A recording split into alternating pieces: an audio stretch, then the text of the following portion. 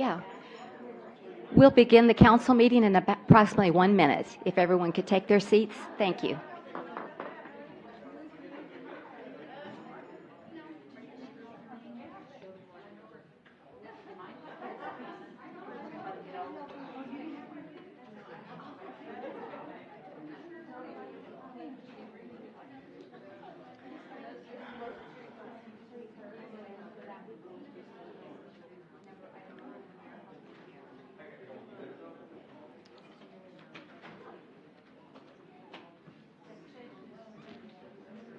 Okay, ready?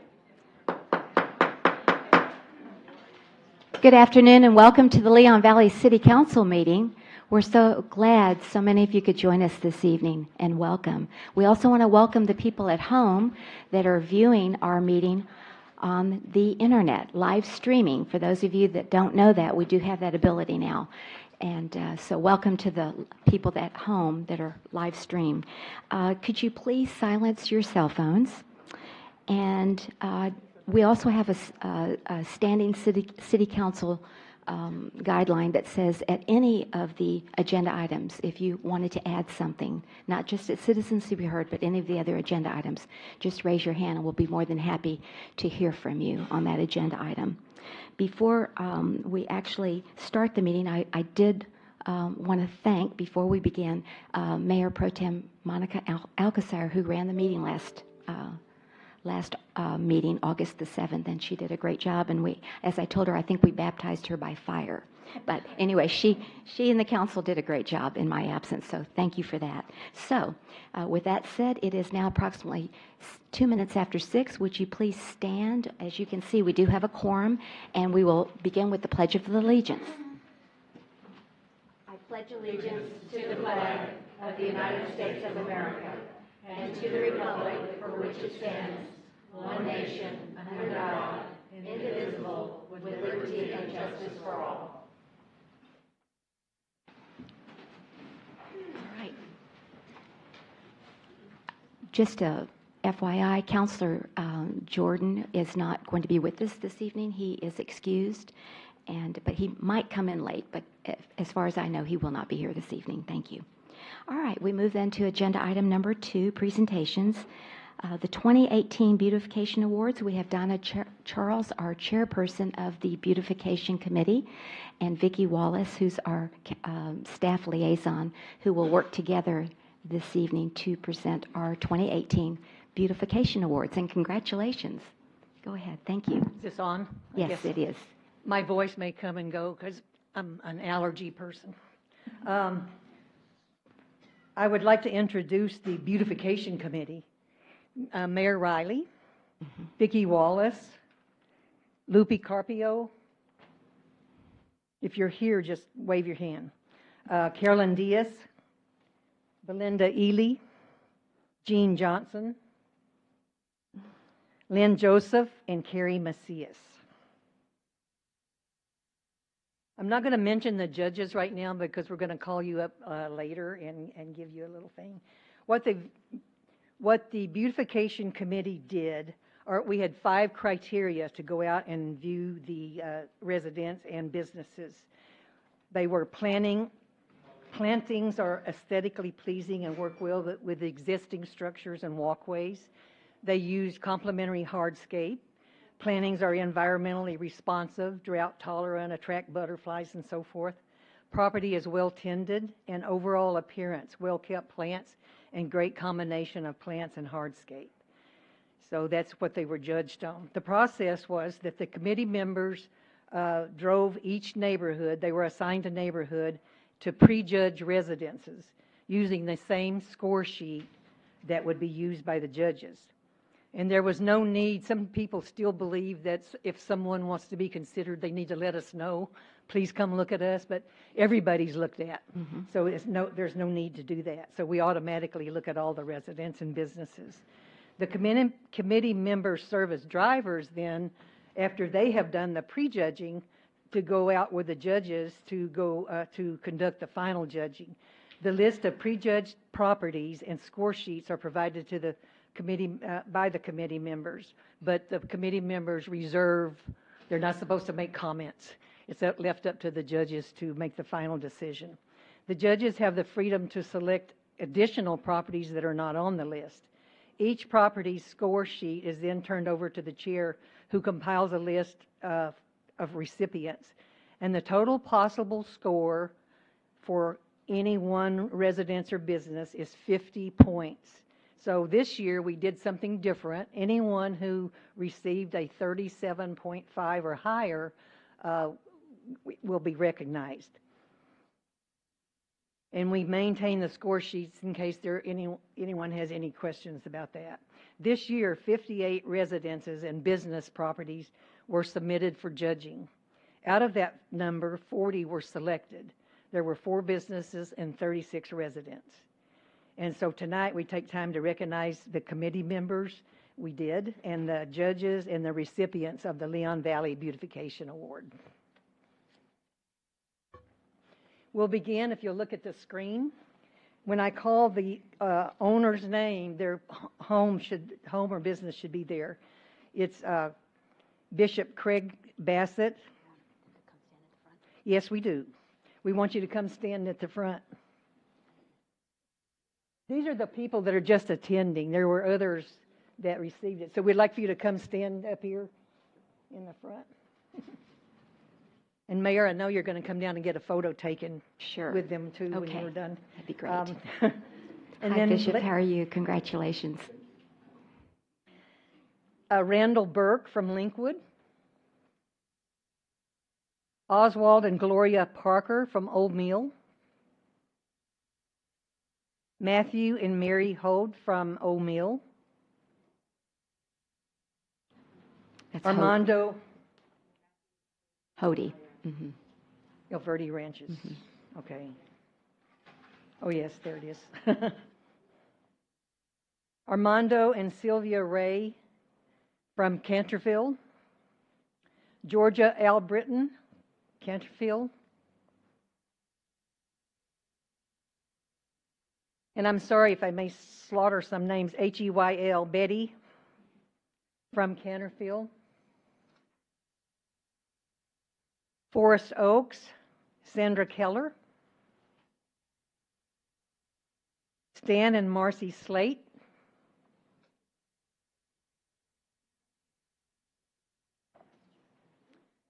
Otis and Rita Burnside.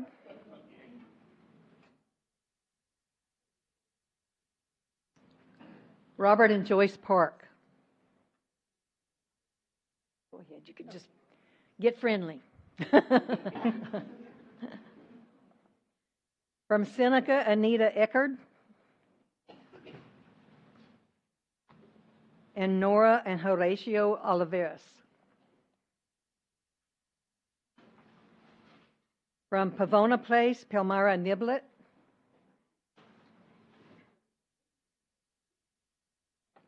And Jose and Carol Cadena.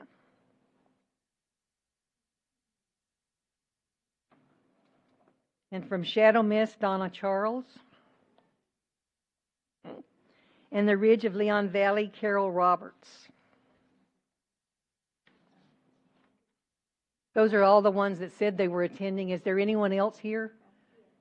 Said we were attending. Terry and Marion Person from Old Mill. Oh, come on up.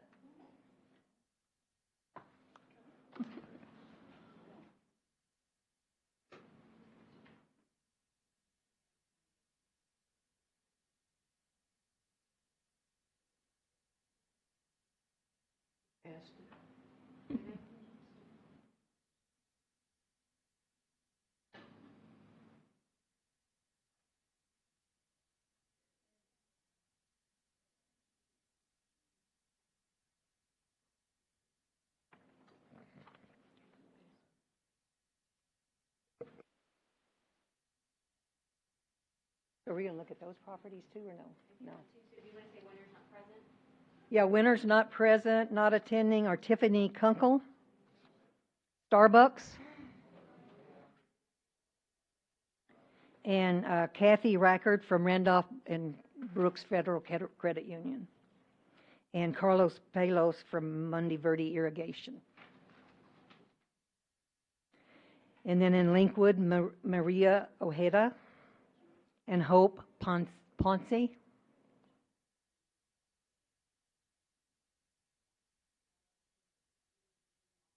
Yes. Robbie and Beverly Henwood, Carlos and Albert Mojica, Thelma Barrios, Mia Robin, Ala Kalongan. So great. Yes, let's give them all a great. If y'all all bunch up together, you can have your photo taken with the mayor. Make it friendly. I just want to thank each and every one of you for setting the standard for Leon Valley. Many years ago, we said, we've got code enforcement, so we have the enforcement, but let's have the encouragement side of our community, and that is to beautify the native, and you can see all the native blooms in most of the yard. So thank you for all your hard work. I know it's hard work getting out there and setting the standard for all of our neighborhoods. So thank you so much for your efforts. We do appreciate it. Sorry, because you're live streaming. Oh, I'm live streaming. Okay, I just hello. This is our live stream up there. So we all want to wave to the live streamers up there. There we go. Anyway, so thank you all very much for setting the standard for our community. We greatly appreciate it. What we're going to do is keep moving. Yes, and keep we're moving. gonna all bunch up here with your signs.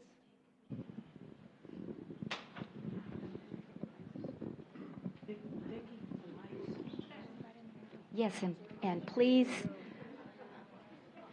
put your sign in your yard, and if something happens to it, let us know. We hope nothing happens to it, but if something happens to it, let us know, and we will make sure that we replace it. Okay?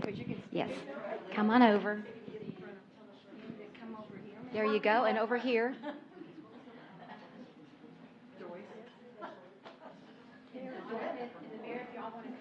Where would you like? Behind or in front or? Oh, okay. No, I don't.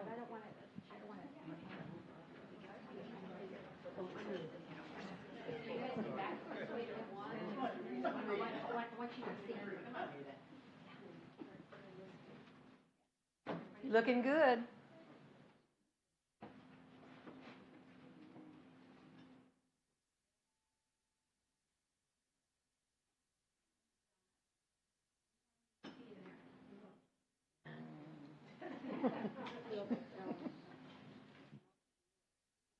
I don't want my sign because I dug up the yard already.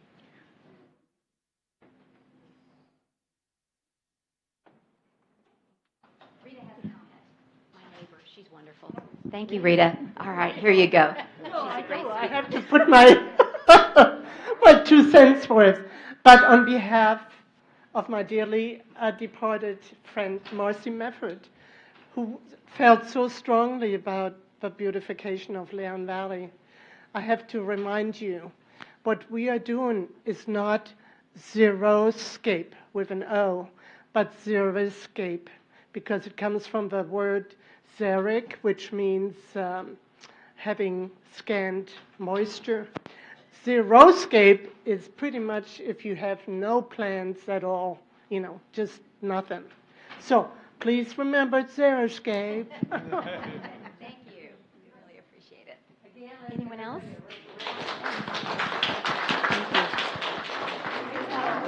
One back in 2008, so this is a good program. Yeah, oh, thank you. Thank you. I know we have some, right. Thank you all very much. We appreciate it. And we are going to now honor our judges who helped judge these awards. And I'm going to turn back the program over to Donna Charles. Thank you, Ms. Charles. We are so fortunate to have judges from the Oak Hills Garden Club and the Bear County Master Gardeners. If it weren't for them, we couldn't get this job done. So those who helped us this year were Irene Baldridge, and if the judges will come up front when I call your name too. Irene Baldridge. I know she's here. What did I say? Oh, Forest Oaks Garden Club. That's what I meant. I'm talking about my church. Melinda Dawson.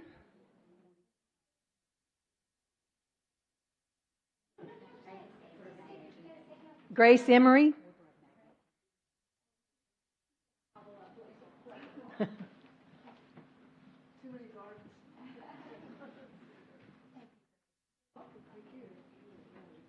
Sharon Hendricks. And Sandra Keller.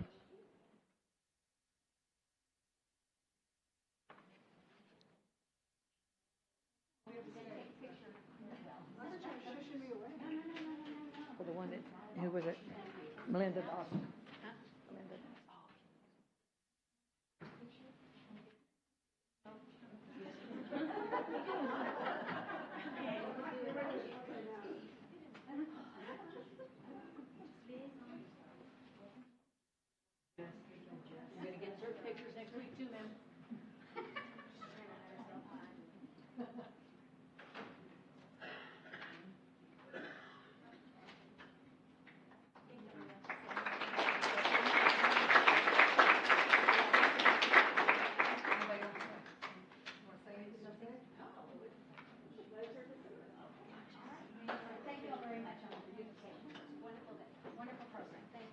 So again, thanks to everyone. And if anybody wants to volunteer on the beautification committee, we can always use more help.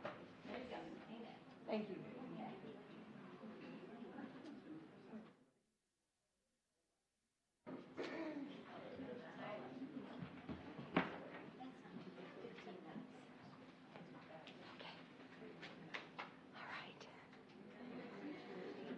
All right. Oh, am I? Okay. We will then now move on to agenda item number 2.2. We have a monthly financial report from July 2018, and we have Ashley Wayman, our Assistant Finance Director, here to present. Before you begin, we want to say thank you again to all of you that are leaving who received an award, and we'd encourage anyone who'd like to stay. We'd love for you to stay as well. Take care, and thank you again for all your hard work.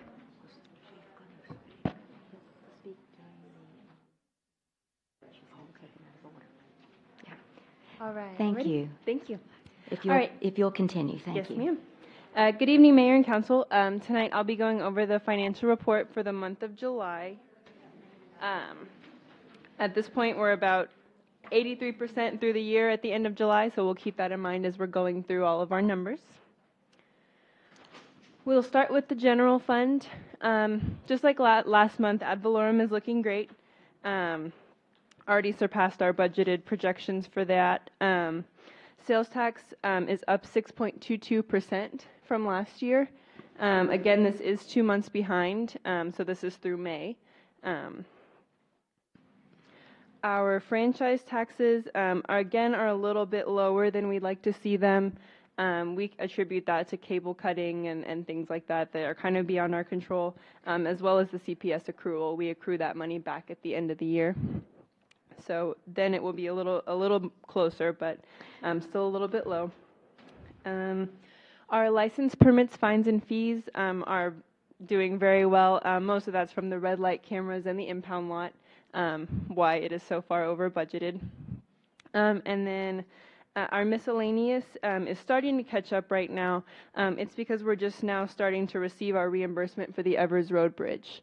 So as those are now coming in, it's going to catch up very quickly. Can I ask you a question about the franchise fees? I've noticed that Google is coming in to the neighborhood next door to Leon Valley. Okay. Are they coming into Leon Valley, and if so, will they be paying a franchise fee? I have not heard from Google. I don't know. They would be. If they come Okay. in, they will be, All right. correct. We Okay. don't know if they are. All right, because you see all the signs in the neighborhood next door to our city, so I was curious about that. So Right. that could impact it, not this fiscal year probably, but next fiscal Probably, year. right. Okay, Yes, thank ma'am. you. Yes. Yes, sir. I do have one question in regards to the sales tax. Okay. About, even though you say this is 2 months behind, about what do we get each month on sales tax? So we could just kind of project and see what that number would be like today. Just rough, it doesn't have to be exact, just rough. Roughly, I want to say 300-ish. So we can add, so that would be 300 right there? We've probably already received. We've already received probably for the next month of sales tax. Mm-hmm, sales tax only. Sales tax we get about 300,000, but I've seen it as low as 261,000. It depends, and if it's a quarterly payment, then it'll go up. Ms. Wallace, can you use the mic? Thank you. I'd say around 300,000. I have seen it at 261,000. I think is the lowest that I've ever seen it, but yeah. Okay, so really that would bring that, once that number, The 1,781,000 is the sales tax. so that number should go, just roughly should be over 220,000 right now? Give or take. I mean, Okay. the way, if we're trending right now, the way we're trending, it could be higher because it's like 6.2% above. So if it continues to trend up, it could be even better than that. Okay, thank you. Thank you. Yes, Dr. Edwards has a Yes, sir. comment. Yes, I've heard it mentioned a few times that the franchise taxes are decreased because of people discontinuing cable services and so forth. Is there any actual data to tie it to that? It's just kind of a trend we've been seeing, and I guess when you speak to these companies as to why, why we're getting less taxes, they're just saying less people are using cable. I mean, I know I'm a Netflix only user, so I understand that, that move. But as far as actual data, I'm sure we could try to get some if they have any. Okay. We could ask for that. Okay. Yes. Add this very quickly is whenever I got the first one for the quarter for AT&T, it was down considerably. So I called and I said, "What's up with that?" And their response was they have a lot, and again, Spectrum, I'm not seeing the decrease that I'm seeing in AT&T, but they said people are cutting the cable. They're just not using it like they used to. They use Hulu, Netflix, and so on and so forth.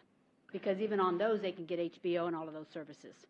So AT&T is being affected, They're but the ones, yes, not sir. Spectrum. Spectrum, not as much as AT&T.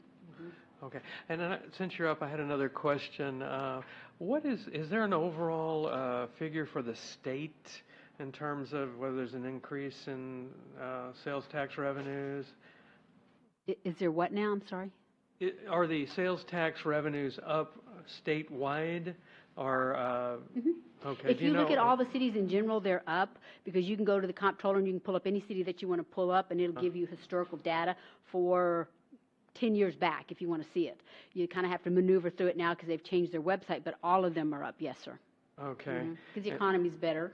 Okay, and so is Leon Valley about on par with the rises that are seen in other locales? Yes, sir.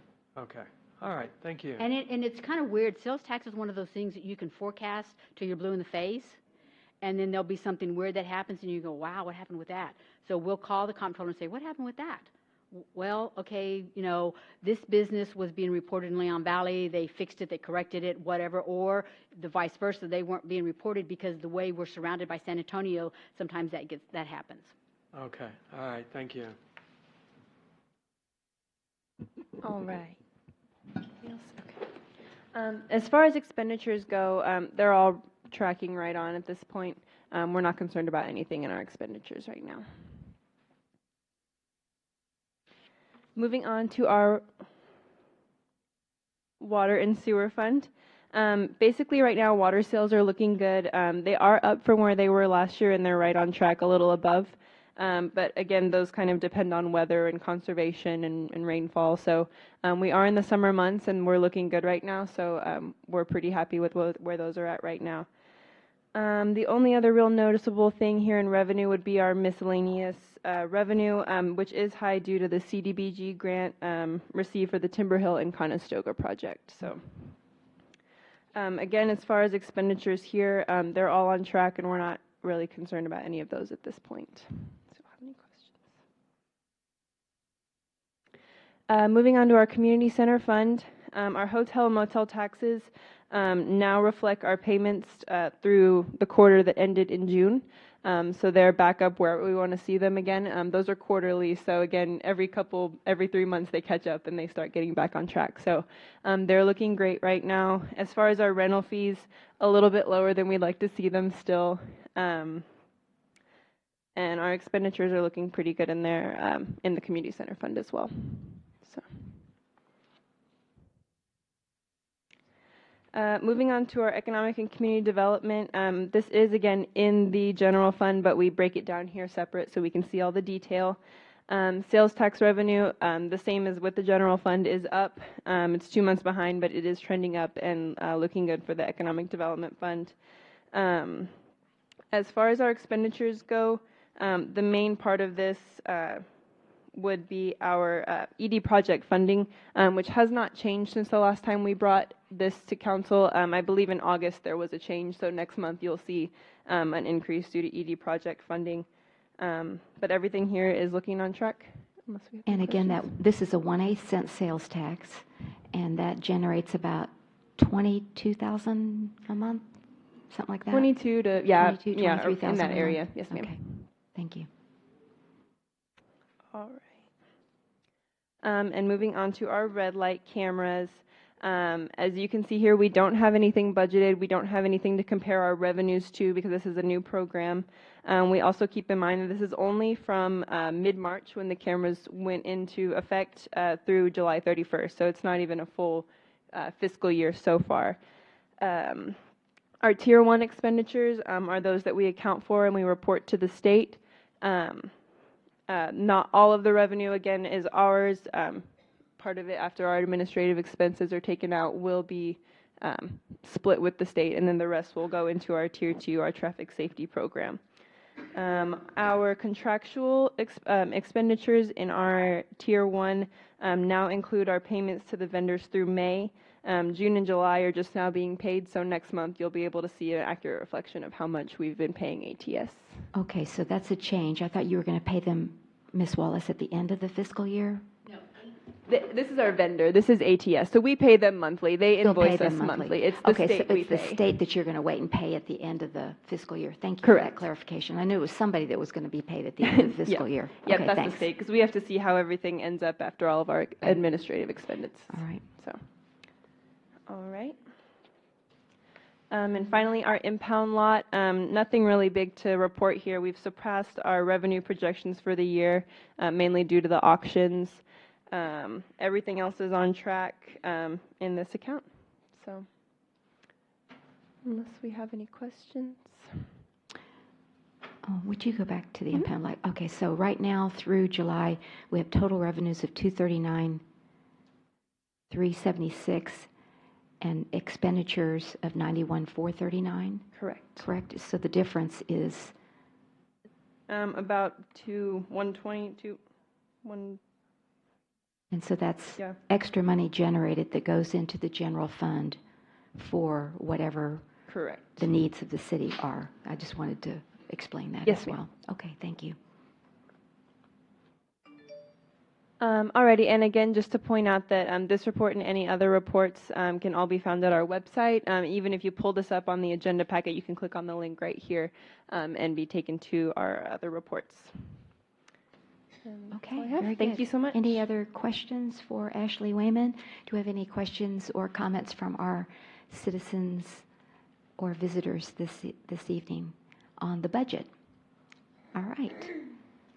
Hearing none, then we will move to agenda item number 2.3, Board of Adjustment Annual Report. We have Brandon Mellon, our Planning and Zoning Director, here this evening to present. Good evening and welcome. Good evening, Mayor and Council. Thank you. I know that typically the chairperson for the respective board or commission usually makes the presentation, but we're in between chairs right now. Okay. And as you'll recall, we've recently made several new appointments.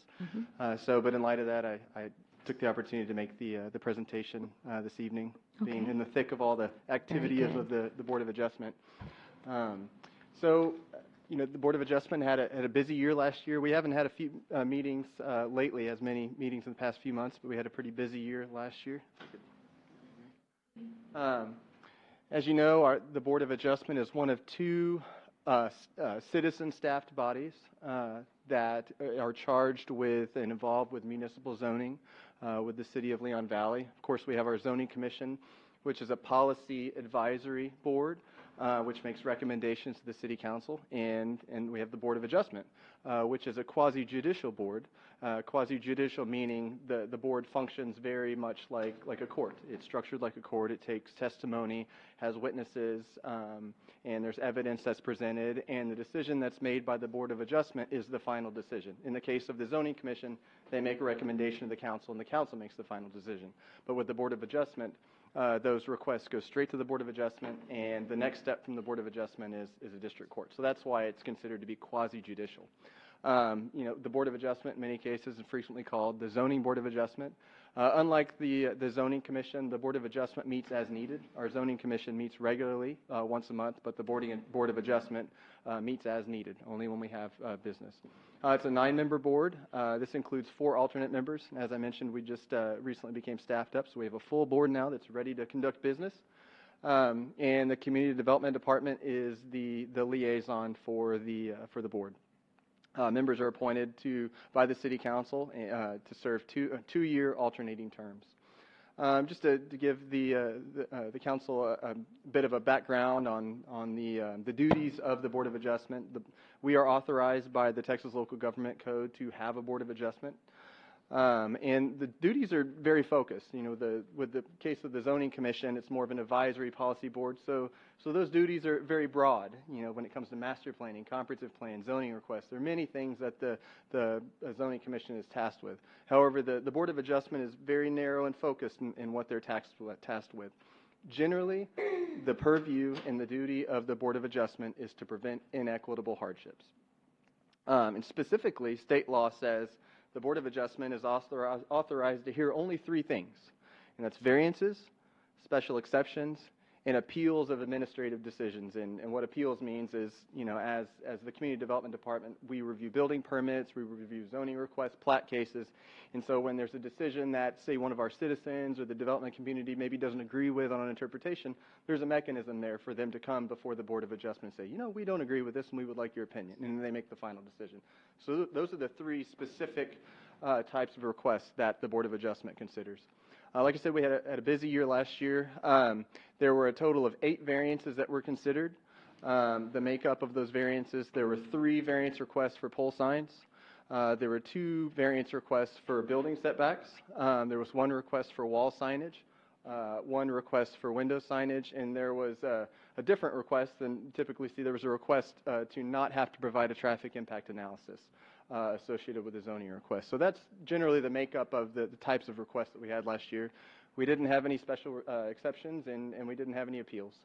So that's generally a rundown on the duties of the Board of Adjustment, how our code authorizes it and regulates that it is composed, and the nature of the business we conducted. I'd be happy to take any questions. Okay, thank you very much. Any questions for our Planning and Zoning Director, Yes, Brad ma'am. Mellon? Yes, Councilor I just had a Alcazar. question, since you said it was a final decision, and then you said you have appeals down there. Yes, Can you ma'am. actually appeal a final decision? Yes, ma'am. Not final? The appeal is not to any other citizen or any other city body or governing body. So if someone takes a request to the Board of Adjustment and they're not happy with that final decision, they would appeal it to the district court. So the appeal Okay, so happens it's outside of the That's city. not really an appeal, is it? That's a lawsuit. Oh. That's a lawsuit, right? So it's Yeah. not an appeal Right. you can't appeal to the board? No, ma'am. Well, Final. so maybe the phrasing, an appeal in terms of the way our code regards it, an appeal would be, say, an appeal to the decision of the Community Development Director. That would be the appeal the way the Texas Local Government Code classifies it. But in terms of, say, an applicant is not happy with the final decision of the Board of Adjustment, then that could be considered an appeal, or, as you pointed out, Mayor, technically it's a lawsuit. Right. All right. Very good. Because then from a lawsuit, you can appeal that Yes, to the ma'am. next court up. So it's a little, so I thank you for pointing that out, because that was a little confusing. All right. Anyone else? Okay. Well, thank you so much. Do appreciate it. Ma'am, thank you. Yes. And we will move then to the agenda item number 3, City Manager's Report. Ms. Kinsler, good afternoon and welcome. Thank you, Mayor Riley. With your permission, I'd like to do the manager's report from the podium Yes, this evening. please. Thank you.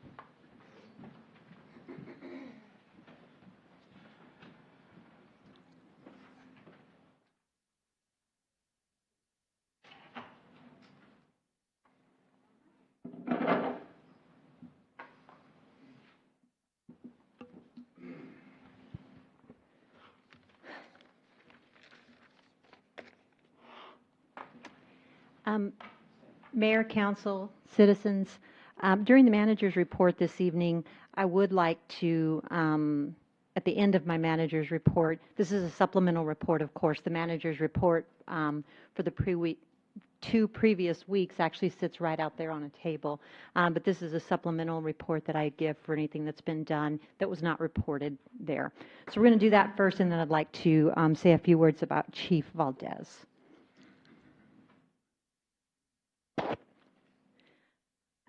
These two things are literally hot off the press from this afternoon. We got word this afternoon that construction begins this month at 7615 Bandera Road between the Grady's Restaurant and the Leon Creek Greenway. Although this is not in Leon Valley, that's literally right outside of our boundary. And that's the construction of that 296-unit apartment community that's going on those 33 acres over there. Mm-hmm. Construction is scheduled to be completed by December of 2019, so we can expect construction for at least 16 months. And we all know how that goes. The rain days and everything always end up moving it up. There is a link so that you can keep up to date on the construction, and I plan on putting that on Nextdoor for the citizens. It'll show the site plan, and it'll show the development plan and what process they are in the construction. So we'll make sure that that link gets posted. And the other thing we received hot off the press today is that Councilor Anna Sandoval's office received notice today that in the City of San Antonio's proposed FY18 and 19 City of San Antonio budget, it is going to include $600,000 for a line item for a corridor study of Bandera Road. And the corridor study is going to study about 6.5 linear miles. The study of the corridor plan in generally will include an area within a half a mile around Bandera Road from Loop 410 to 1604.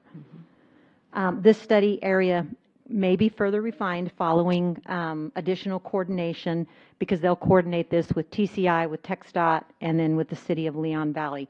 But we've only had 2 meetings with our Bandera work group that we created. The City of Leon Valley already had started the process and got a study done from UTSA. Now the City of San Antonio is stepping in, and they're going to do their part. Mm-hmm. And so today I thought was a big win for only winning twice. For only meeting twice. Right. So I want to pat all of us. That was great news. On the back. It was really good news. Yeah. Wanted to let you know that the stoplight at the corner would be of Hebner and Evers, the one that we got the owner of the DPS building to pay $100,000 for. Right. The construction continued to get delayed and delayed and delayed on that project. And so we did a demand letter for liquidated damages to Easy Bell Construction and made them pay for all the days that they were late. I just asked Vicki, because my memory was 47,000, hers was between 46 and 49. So I don't want to give you an exact number, but I want you to know that the citizens didn't have to pay for that light. And so we had come to you for a budget adjustment thinking that citizens were going to have to pay for part of it. They don't.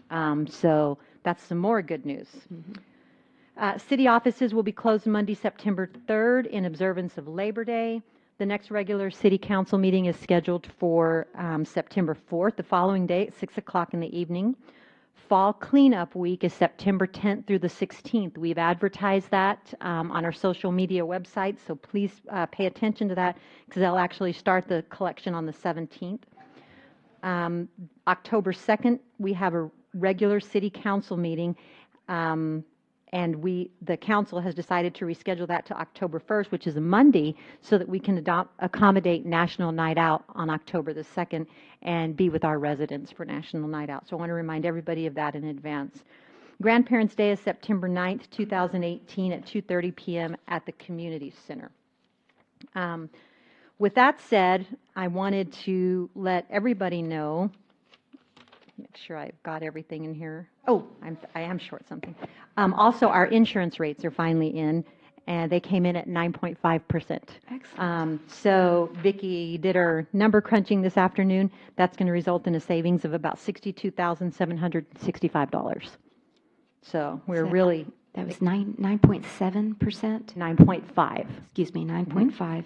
And this is for our medical insurance. Yes, ma'am, that's rate. correct. And as you know, during the budget, I think even the budget presentation tonight, because we just got these in, will say we don't know, but the fact of the matter is we do now know that it will, we may get something better than that, but we Right. know we've got a 9.5 at best. And you know, we had at worst. budgeted 18% or 17%? 17%. 17%. Mhm. Okay, Yes. so that was a saving of 60,000? $62,765. Okay, very good. Thank you. I'll make a note of it. Just one correction, it's medical, dental, and life. Right. It's Oh, Crystal. thank Go you. here. Hello. So it's all three. It's Okay, group medical, insurance. dental, and life. Yeah, it's Yeah, the it's whole group- package. correct. Okay, very good. So at this time, I'd like to call Chief Valdez and his beautiful wife Yolanda and Joaquin and Diego up to the front for us. Come on, guys. You can do it. Oops, paw down.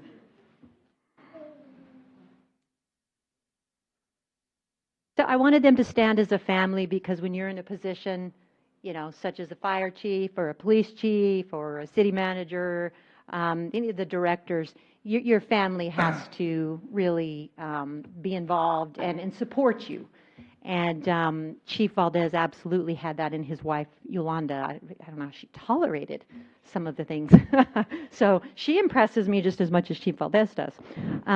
But Chief Valdez has been offered a new position with a suburban city that should have a population of about 100,000 people in the next few years. And that is the city of Converse, where he will be responsible for opening at least 4 new fire stations that we know of. And so we are going to allow Chief Valdez to resign and move on to Converse. He tells me they're going to remain residents of Leon Valley, certainly for this year. So we still have them as residents, which we're thrilled. Chief Valdez says as much as he can, he plans on continuing to be active in the things, the extracurricular things that we do in the community. And so we're happy about that. But I just want to go over some of the accomplishments of Chief Valdez's just while we have him here during the city manager's report. One thing that Chief Valdez did in his tenure here was he assisted this community in increasing or improving our CRS rating. And what does that do? That lowers the insurance on your homes. So you have Chief Valdez to thank for that. The other thing that right after I got here that he was a ball of fire running around trying to get me up to speed and let me know what was going on and get me on board, and that was mandatory detention upstream. Look at this creek right here. Look at the widening of this creek.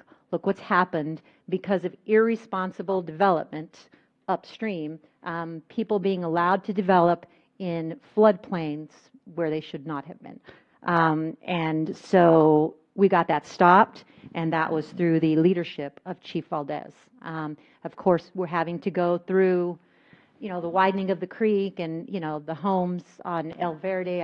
I hate to look at those pads, but Chief Valdez took the lead in stopping that very poor practice and in helping us in making certain that there was mandatory detention upstream so that we could do everything, you know, from our end to alleviate any more damages that had already occurred in Leon Valley. The other thing that Chief Valdez's leadership is responsible for is your FireWise community. Another thing is he was instrumental in the building, as were much of this team, in the building of this fire station and in getting many of pieces of the furniture and the things inside donated so there was no cost to the taxpayer. Numerous grants we see coming in and out of that fire department through the leadership of Chief Valdez. He's also assisted with the ambulance supplemental payment program where our collection rates have increased as a result of him changing the process over there.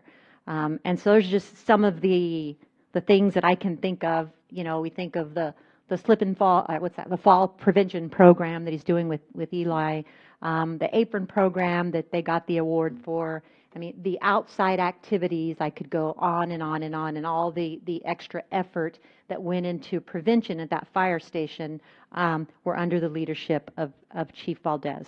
And so we are going to miss him dearly, but I also, and I know that the council and you all probably feel this way as well, this is a big opportunity for Chief Valdez to go and manage a station that'll be 4 to 5 times bigger, a city's population that'll be 5 times larger than this city's. So it's an upward career movement for him, and that's a really, really good thing for he and his family, and congratulations on that. With that said, Chief.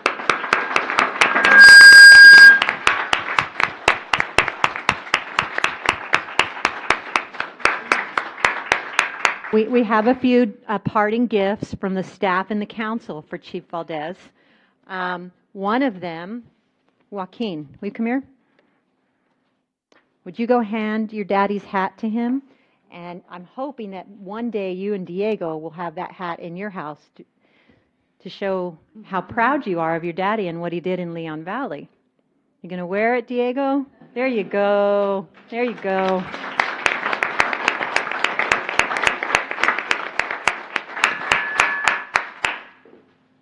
The other thing that we have, which has been purchased, this is not given by the taxpayer, and the records have been turned over as they're supposed to be.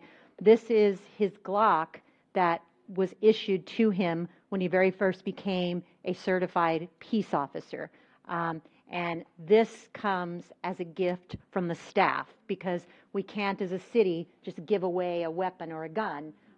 So we purchased this for him so that he can take it home and hand it down to one of his boys or have it in his home one day. And so the paperwork has been done, and this Glock is now yours, Chief.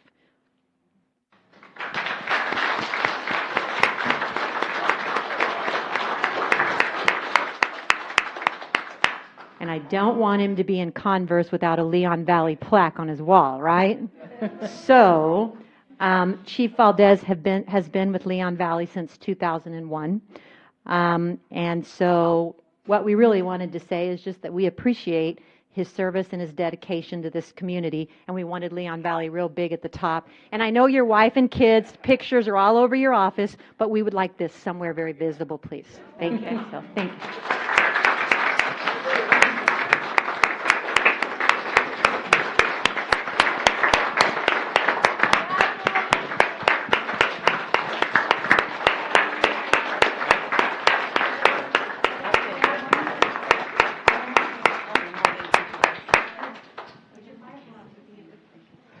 So, even though police and firefighters are first responders, and you would think that in all agencies they work hand in hand, quite often that's not true. Probably more often than not, it's not true. I'll tell you that the very first face I saw when I walked through this door for my interview was Chief Valdez. He had a smile on his face, those big eyes looking at me, and I didn't know if he was looking at me in bewilderment or what, but as he asked the questions and I saw the smile on his face, I don't know if I was answering right or wrong, but he was smiling. He put me at ease even though I wasn't even here yet. I wasn't even selected yet. And in my very first day, he's one of the first people that showed up to greet me. And throughout my first few months, when it was really a trying time for me, just left the military, just left San Antonio Police Department, and so it was a whole new world for me. And this man made it easy for me. And I'll tell you, the relationship that our police department and fire department has, some of it prior to me, some of it since, in the relationship that we built, is tremendous. You guys in Leon Valley, our citizens and our staff and our council and mayor, please know that we work hand in hand. There's not anything that we won't do for them that they won't do for us. And I say that because it happened because of this man. And so from the police department, thank you very much for everything you've done, not only for me, but for all of us. I have a little memento, and as you can see on the front, it's got a really pretty fire department thing and a little plaques here. It says, thank you for your leadership and friendship for the Leon Valley Police Department.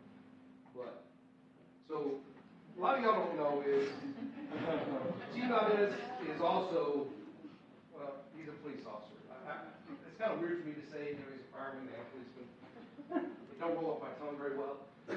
But I used to be able to say, first of all, you're not a real policeman because I'm a master police officer. And he was a basic when I got here. He was a basic police officer. He's been a police officer for a long time. And he had the ability, if you just take the classes, to be a master police officer. He got tired of him and me ragging on him, and he, in a very short period of time, kind of miraculously, sometimes I wonder how he got it, but anyway, he became a master police officer. So then the only thing I really had on him was, well, you're not a real police officer, you've never made an arrest. You can't see a police officer. It's like being a military, you've never gone and deployed, right? You've never done that, so you're still not a police officer. But one day, one fateful day, the captain and the chief were riding around, and you see him, you see the smile on his face already? You see that? And so, this story of his first arrest has grown very large. Sometimes larger than reality. Well, most of the time larger than reality. But it is something that puts a smile on his face. So even though I can't show you all this, I'd like you to open the box. And this is our memento to remember us by. And everybody else. And this, please go ahead and open it. No. It's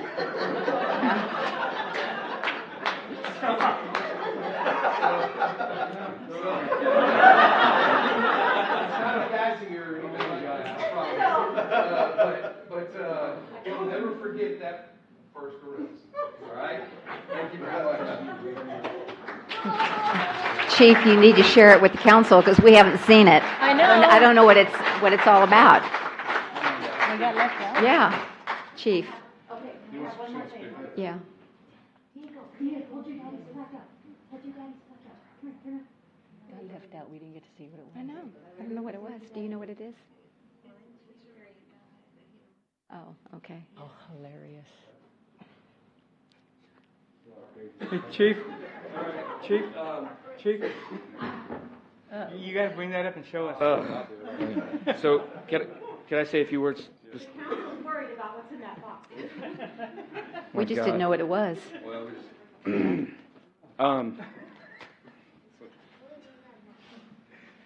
Go ahead. thank you for that. Just a quick note: when you want to arrest somebody, all you need is an authoritative voice. You were an assistant. I shouted him into a submission. So I prepared a statement because sometimes this is hard to get through for me because I love you all. I love the city.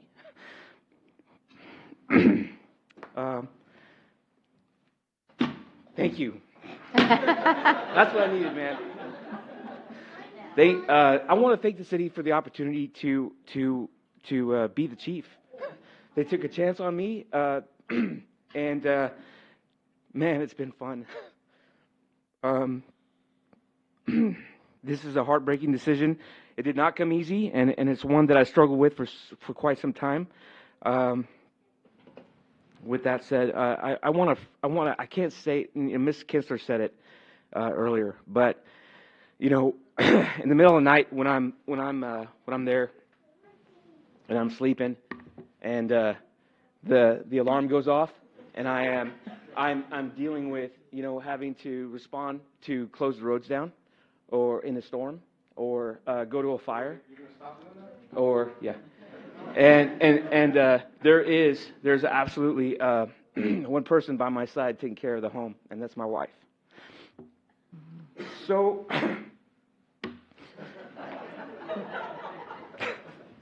that's good, man.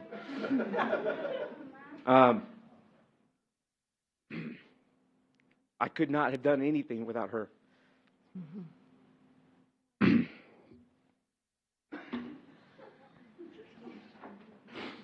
I want everybody to know how much I appreciate Ms. Kinsler. She's worked to develop me as a professional. I'd work for her anytime. I've been blessed to serve with her and to learn from her. over the last 3 years, 3 and 4 years or so. I think the world of her. I can't even find the words, to be honest with you.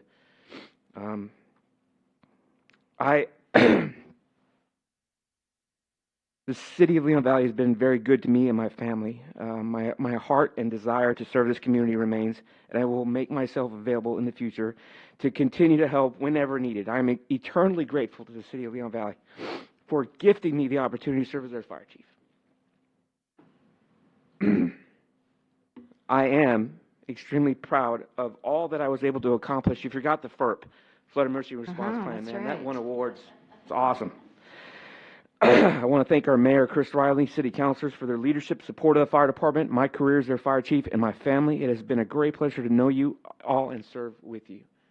You put up with me, and I had a learning curve, and I appreciate you all for just giving me the opportunity to be here. You know, that's just, thank you. I've especially enjoyed serving with such a great team of professionals. The city has no idea. I'm a citizen, okay? and as right now, I'm just a citizen, okay? And as a citizen, you are all lucky to have these people serving you. Behind the scenes, they do some amazing work. Joe and Ruben, these guys are here late, early, 4 o'clock in the morning. They're doing things on the weekends. I mean, they don't do 40-hour weeks here, folks. They just don't.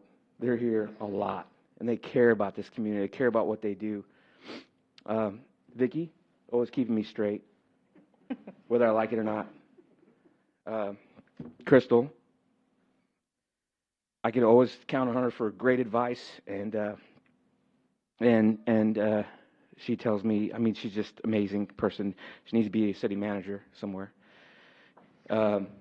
Sandra, same. I've learned a lot from her.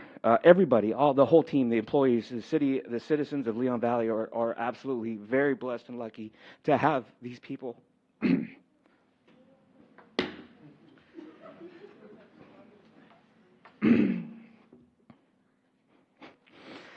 I want to thank my assistant fire chief, Blake Wade.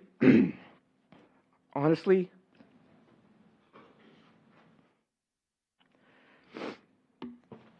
he's one of the best firefighters I've ever seen.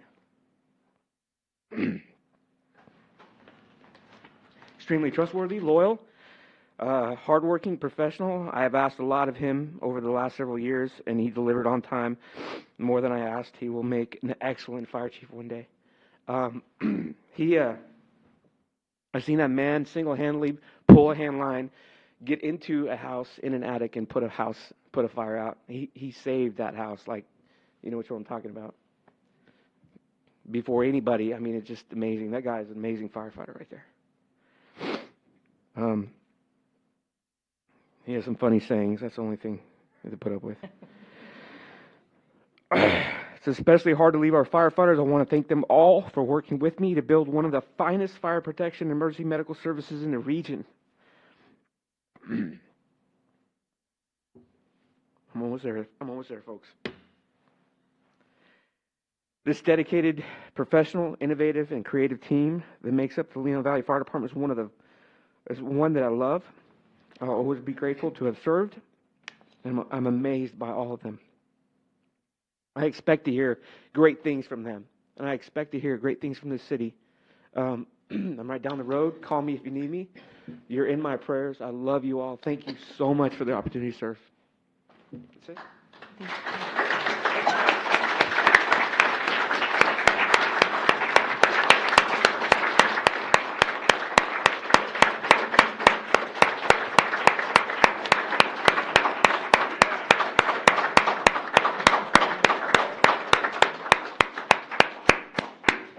I still think we should refuse to accept your resignation.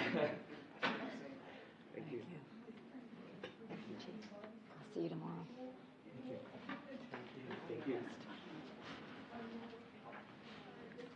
Oh my God.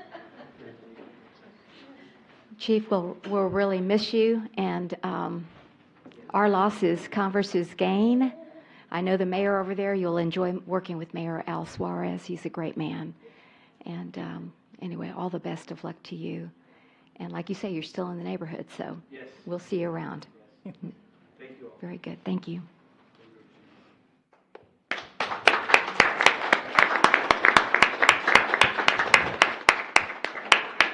So in conclusion, I wanted to let everybody know we're working on a very smooth transition, and I have hired an interim fire chief. And Chief Ojeda, would you please stand up? Chief Ojeda, if you recognize that name, retired from the San Antonio Fire Department as their chief. And so he is going to be working with us during the transition. He's been working with Chief Valdez and Chief Wade this week so that we ensure a smooth transition for our citizenry. And I needed somebody in the interim because we're going to cast a national net. This council has made certain that retirement and salaries and benefits are now becoming competitive with other suburban cities. So I feel like we need to cast a big net and advertise nationally and statewide because this is a good place to be. And so we'll see what we get, but that's a lengthy process. And Chief Ojeda, I said, can you start Monday? And he said, I will be there. And so we're very grateful for him. He absolutely has the knowledge and the skills that we need to assist in running that fire station in Chief Valdez's absence. Chief Valdez has already told Chief Ojeda he's just a phone call away, and that is always professional courtesy. Just this week, I got a call from 2 jobs ago, and so that happens. And so I'm sure we'll be calling on Chief Valdez from time to time, but we're trying to do the transition this week, and so far it's going very smooth. And we're really lucky to have somebody of this caliber to come into Leon Valley. He retired, and I commented, hey, do you want to unretire?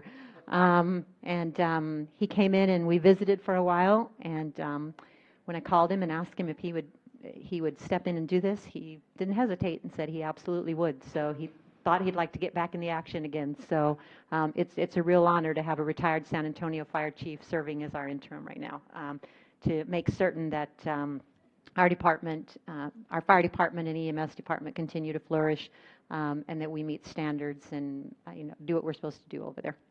So I'd like you to join me in welcoming interim fire chief Ojeda.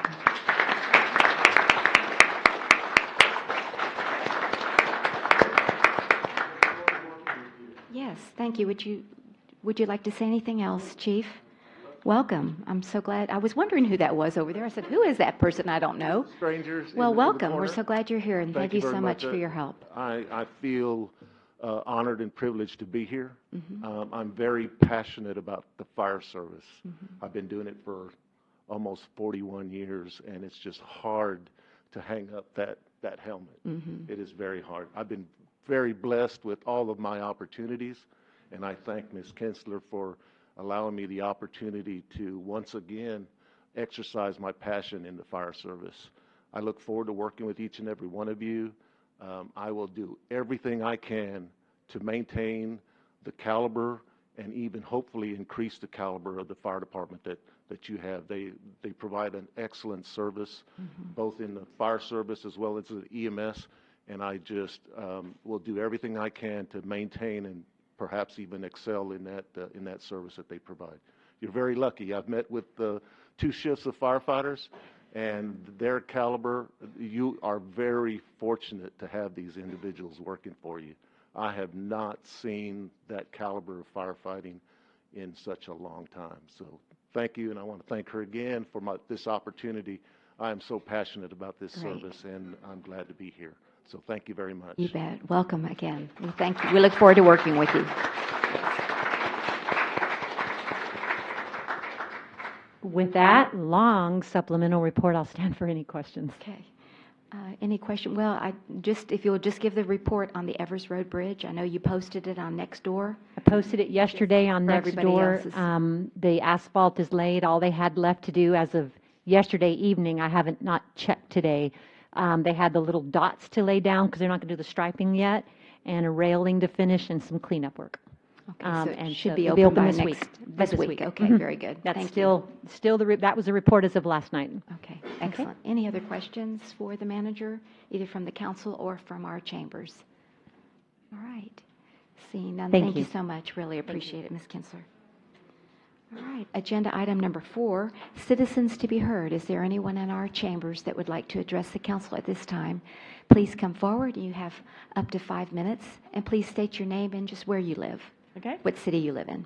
I am Debbie Bassett. I live in Monte Robles, Okay. the neighborhood around Marshall High School. We would like to have our speed limit raised. The whole neighborhood is 20 miles an hour. Not only in school zones, it's the whole entire neighborhood. And it just kind of seems like it should be a little bit faster, maybe 25, when it's not school zones. Okay. Very good. All right, thank you. Ms. Bassett, do appreciate it. And we'll so note that. I'm not sure what the process of that is, but we'll look into it and get back with you. Mayor, Ms. Bassett, I will pass this on to the Public Works Department and see what we need to do to get that done, okay? If you don't mind giving the city secretary your phone numbers, I can call you. Thank you. All right, great. Anyone else? Okay, seeing no one else, then we'll move to announcements by the mayor and council members. Councilor Edwards, do you have any announcements this evening? Yes, I will be out of the city on September 4th, and I intend to try to avail myself of the technology we possess now to be able to Skype or FaceTime or whatever it's I need to called. note, we don't own that technology. We borrowed it for that one day. So we would need to come to council with some sort of policy change or. And a budget revision. And a budget adjustment of some sort. But there wouldn't be enough time between now and September to do that. Okay.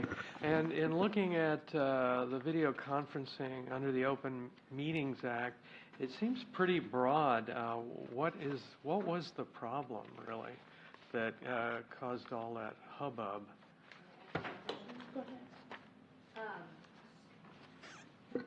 So I emailed you all the guidelines as far as so what it is under the Information Resources Department, you have to have the council to be able to see you and the audience be able to see you. And the monitor screens had to be over 27 inches. But since we live stream, the live stream people have to be able to see your demeanor and your behavior. And so, I mean, yes, they're very broad, but there's also very specifics in those guidelines. One issue that I noticed was that although I don't mind being on camera or whatever technology is used, it really says that I only need to be visible when I'm making a comment. I have to go back and look at that. Couldn't go in and out anyway. Yeah, and then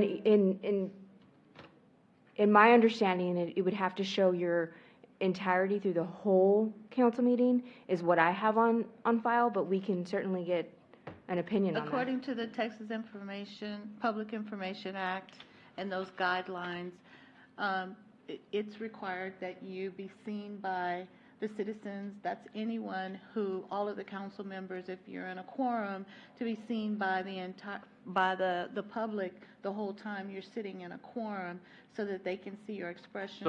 So this is wrong here, number 6. Each participant's face in video conferencing call while speaking must be clearly visible and audible. I don't know what you're reading from, Dr. Edwards. This was provided to me. By me.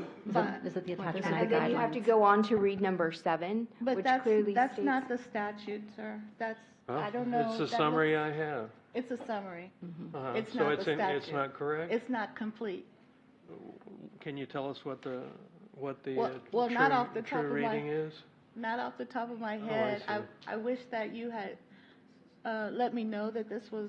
Mayor, this is becoming a discussion. exactly. May I We were just just suggest talking that about Dr. Edwards send an email and we can Sure, resend and then those we'll attachments put again. something on the agenda to consider that when you're available. How about that? Or I can just talk with you and converse with you Well, outside of council. I want to make this public. One other issue.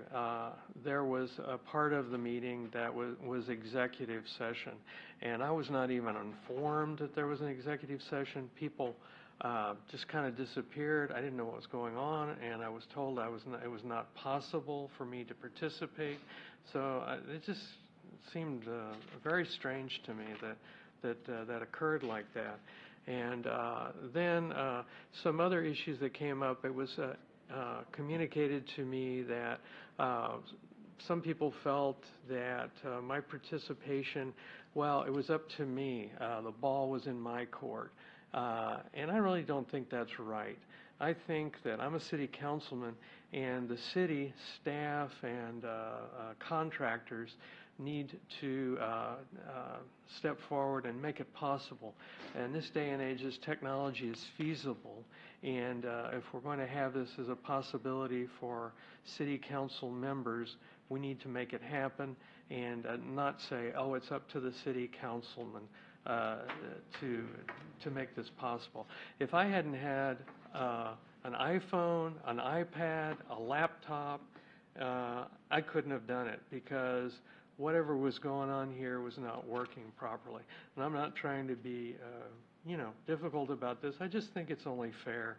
It's going to affect other members of the city council. So that's all I want to say. Okay, and we will work with you on that as well. I know that's an important issue for you. And staff would need a policy, I mean, council has Yes, to develop a definitely. We'll policy put of it on whether or for, not we're we'll going put it to on allow for a it. future agenda. It's for also that. probably important to mention that these rules weren't in effect until the end of November.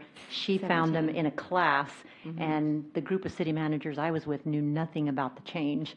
And so the change, unfortunately, once you know it's the law, you know.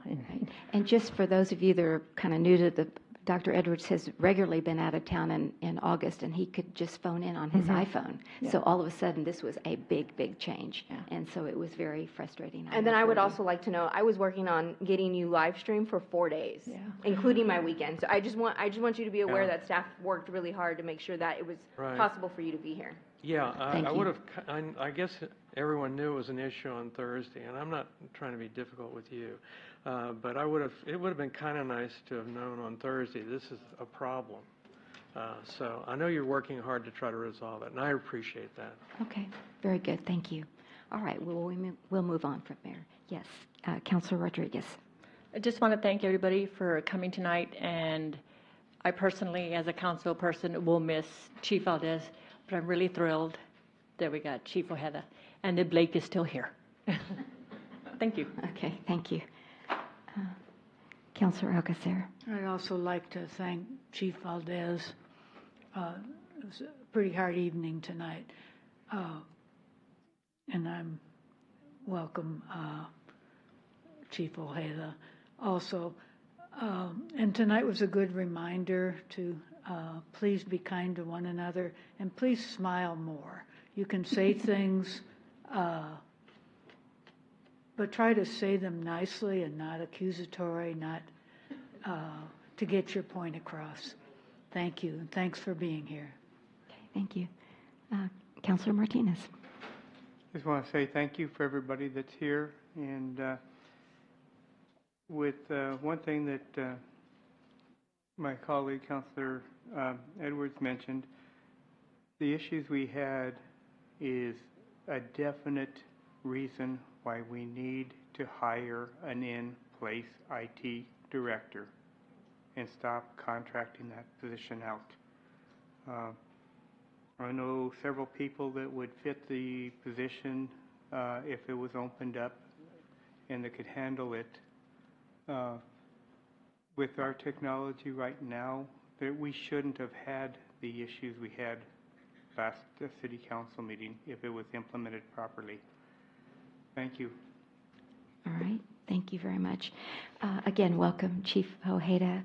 We will look forward to working with you, and all of our best to Chief Valdez and his family as he pursues a new and bigger challenge in his life. I just wanted to say that our former mayor, Marcy Meffert, died on August the 3rd, and her funeral was this past Saturday, and it was really a celebration of her life. And it was a great community event, I thought. I know Councilor Rodriguez and I were there, and she did a lot for our community, and I wanted to express our sincere condolences to her family on her passing. And may her soul rest in peace. If you go to the Leon Valley Library, she's had a lot of, their family's had a lot of loss in this last year. Her son died, and her daughter died, and her grandson died before she died, and this was prior to her husband dying. But if you go into the library, you'll see a beautiful mural on the wall. Our artist is our local librarian, Sherry Watson, and it's absolutely gorgeous, and that's in his memory. And so I'm hoping that maybe we can continue, with that mural with some future donations in her honor as well. So I also want to just say good luck to all of the kids that are going back to school. That's next Monday, the 27th of August. So please be safe. Evers Road will be open, and so it'll be back to this hecticity on Evers Road that we haven't seen for about 9 months now. And we don't come back until after Labor Day, so happy Labor Day. And on September 4th, we will install our municipal judges, and so I hope that many of you could be there. And we'll also have a report on our water. We've had a water reanalysis, and the consultant that we've been working with will give that presentation on September the 4th. So just what's coming up on the 4th of September. But again, thank you all for being here, and we'll continue to do the city's business. Moving to agenda item number 6, consent agenda. We've got one special meeting to approve. May I have a motion and a second, please? I move that we approve item 6.1 as written. I'll second. Okay, we have a motion by Councilor Alcacer and a second by Councilor Rodriguez to approve consent agenda item number 6.1. All those in favor say aye. Aye. Any opposed? The motion does pass. Moving then to agenda item number 7. These are ordinances. These are our second reads. For those of you that may have just come to our council meeting, we, according to our home rule charter, we have to have 2 reads to pass an ordinance. So under ordinance number 7, we have 7 ordinances that are going to have their second read, and we will be able to vote tonight on that. So 7.1, Ms. Pasolay, if you'll please read the ordinance.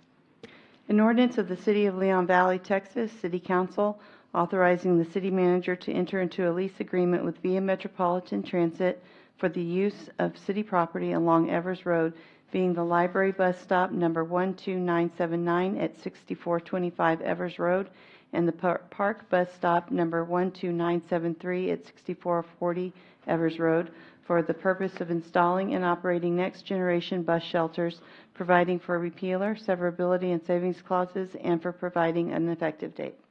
Thank you. Yes, ma'am. Good evening. Good evening. Dave Thank you, Demeline Mayor from and Public Council. Works. Do you have any updated information from the last meeting? I don't have any information to share. If this is approved, we will bring back to you more of the kind of the design element of these bus stops. So we'll be sure and keep you all informed as we move forward. Okay. But I don't have anything else to add. Right. Any additional questions from the council on this agenda item? Okay. All right. So I move that we approve ordinance 7.1 as presented. Seconded. All right. We have a motion by Councilor Alcacer and a second by Councilor Martinez to approve ordinance 7.1 as presented. Any further discussion? All those in favor say aye. Aye. Any opposed? The motion does carry. Moving then to ordinance number 7.2. Ms. Pasolay, if you'll please read the ordinance. An ordinance authorizing and allowing under the Act governing the Texas Municipal Retirement System updated service credits in said system on an annual basis for service performed by qualifying members of such system who at the effective date of the allowance are in the employment of the City of Leon Valley, providing for increased prior and current service annuities and retirees and beneficiaries of deceased retirees of the city, to increase the rate of deposits to the Texas Municipal Retirement System by the employees of the city. the establishing, and establishing an effective date for the ordinance. All right, thank you. Ms. Caldera, good evening and welcome. Good evening, Mayor Are there and Council. any updates on this There's ordinance? no updates. It's pretty standard. When you increase the rate, you got to reauthorize your whole plan at one time, as I mentioned at the last council meeting. Okay. So there's no updates at this time. All right, and are Unless there council has any questions. any further questions? Yes, Councilor Martinez. I just have one question in reference to the reauthorization, and it mentioned a past. Can someone say that they can, any monies they've put into, they want that increased to 7%? No, sir. So what it's saying is that you're, in the past, City Council voted to have TMRS. And so as a governing body, you have decided that the City of Leon Valley is going to participate in the Texas Municipal Retirement System.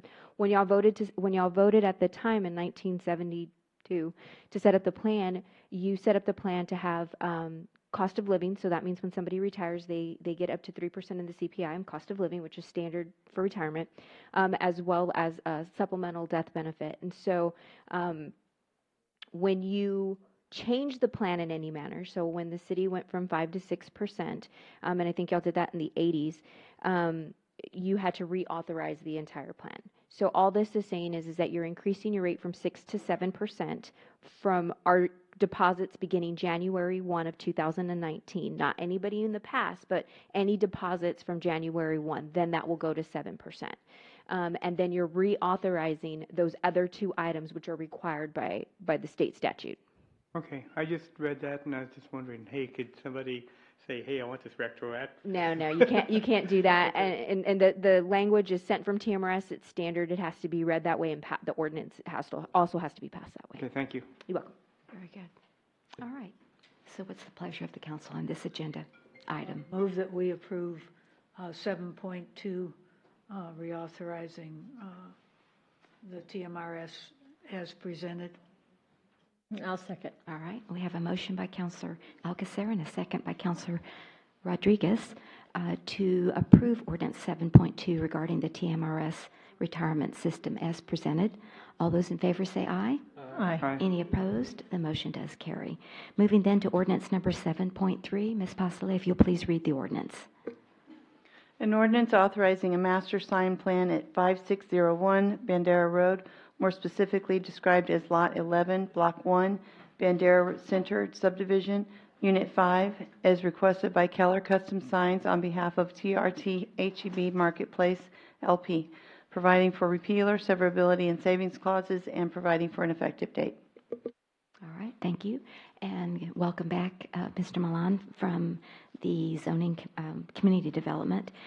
Is there any update on this particular request? No, ma'am. There have been I no know changes we have to the this request. representative here tonight. Did he have anything to add?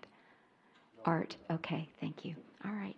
Thank you. Any questions from the council or from our citizens who are participating this evening? Okay. And I'd like to make a motion, we accept 7.3 as presented. All right. We have a motion by Councilor Martinez and a second by Councilor Edwards to approve ordinance number 7.3 as presented. All those in favor say aye. Aye. Any opposed? The motion does carry. Moving then to ordinance number 7.4. Ms. Pasle, if you'll please read the ordinance. An ordinance of the City of Leon Valley, Texas, City Council granting a specific use permit for guest house at Lot 5, Block A, Monte Robles Park Subdivision, Leon Valley, Bexar County, Texas, generally located on the west side of Thunderbird Drive, approximately 620 feet west of Chaparral Lane, providing for repealer, severability, and savings clauses, and for providing an effective date. Right. Welcome back. Yes, ma'am. Mr. Milan, are there any updates on this? No, ma'am. No Okay. changes. Any further questions, comments from our council or from our participants in our chamber? Okay. Seeing none, what would be the pleasure of the council? I move that we approve item 4, 7.4 as presented. All right. I'll second. We have a motion by Councilor Alcacer and a second by Councilor Rodriguez to approve ordinance number 7.4 as presented. All those in favor say aye. Aye. Any opposed? The motion does carry. Moving then to ordinance number 7.5. Ms. Pasle, if you'll please read that ordinance. An ordinance of the City of Leon Valley, Texas, City Council creating a signed code update advisory committee, appointing members to the committee, providing appointment of a committee chair, and providing for an authority to create working rules within the committee. Okay, thank you. Any questions or updates for Mr. Milan? I had one. What's the process after this? Once we approve the sign committee, will we do a letter and go ahead and set a date and time, or how do I believe the next step would be tonight, y'all would approve the committee, and then we were taking applications, so I think we would have to have a next step of the council officially appointing individuals that have applied to be on the committee, and then from there, once appointed, first meeting, we would develop rules and procedures. We'd set a date for the first meeting and develop rules and procedures, and go on from there. Thank you. Yes, All ma'am. right. So may I have a motion to approve this ordinance, Make the please? motion, we approve 7.5 as presented. I'll second. We have a motion by Councilor Martinez and a second by Councilor Alcasair to approve ordinance number 7.5 as presented. All those in favor say aye. Aye. Any opposed? The motion does carry. Thank you. Moving then to ordinance number 7.6. Ms. Postle, if you'll please read the ordinance. An ordinance of the City of Leon Valley, Texas, City Council amending the City of Leon Valley Code of Ordinances, Chapter 12, Traffic and Vehicles, Article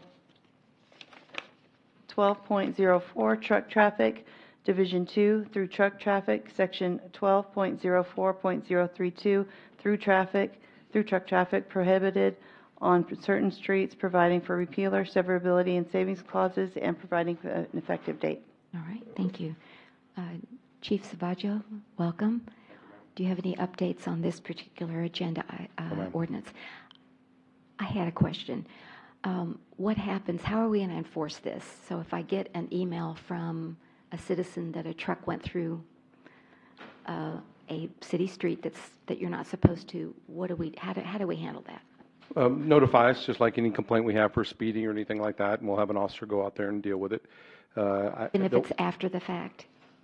Yeah, well, after the fact, we have to witness it. We Okay, can't I know. write a citation after the fact. But what we can do, and the biggest complaints that we get is from certain businesses that do this, and that we know where they reside. And so we will do, once it's passed and goes into effect, we will go pay a visit to those individuals, and we'll make sure they understand the law, and to make sure that they understand that we will be enforcing the law, and hopefully they'll abide by the law. Right now, they've been abiding by the law because it wasn't against the law. So now that we make these changes, anybody that does that now will be violating the law, and we can write them a citation for it. Okay, great. I just need to have some direction there, so thank you. Yes, Councilor Alcacer. The signs have to go up first, though, because otherwise they wouldn't know, or they... Correct, except if I go notify them, they have notification. And so we will be working with Public Works to purchase the signs, to get the signs put up. But in the meantime, the biggest complaints we get are from one group and one company, and we'll be visiting those individuals, making sure they understand. Okay, and Evers Road is exempt. We pulled Evers off, ma'am, Right. even though it's been on there since 1972. Yes, Councilor Martinez. Because on this presentation, Evers Road is on here. It should be scratched. It should have a mark through it. Doesn't. Okay. We'll have to look at it because the original one did. We'll take a look at it. Evers should be excluded from it if you want to pull it up. It did have a mark through it. Well, let's go ahead and look at it so we can...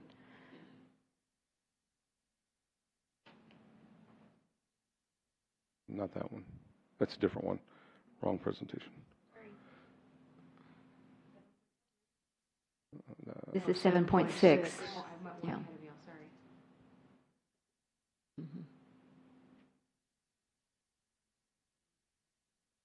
That's right there.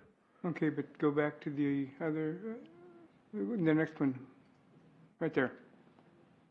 Okay, that was the original presentation. I added the red as the changes, and so I thought we marked through it as well, but definitely, go down the next one, 2 down, please. No, the next one down, please.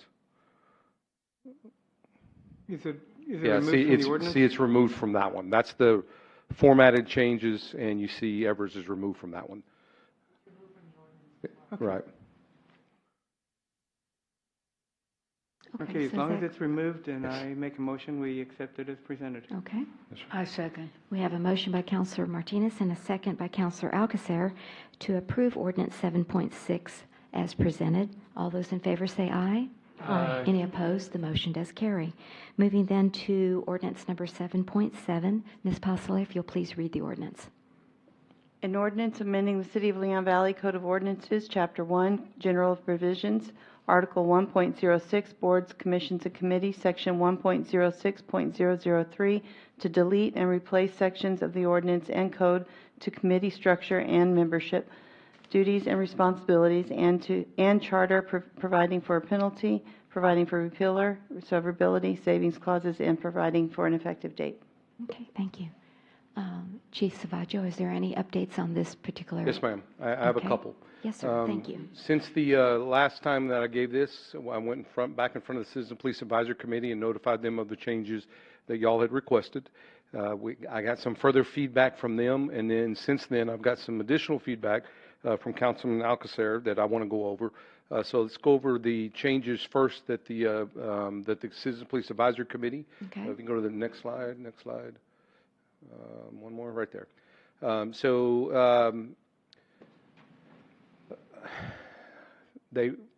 They asked that committee member may be removed from the committee by a majority vote of the committee and a majority vote of the council. That was one of the requests that they agreed and y'all agreed to.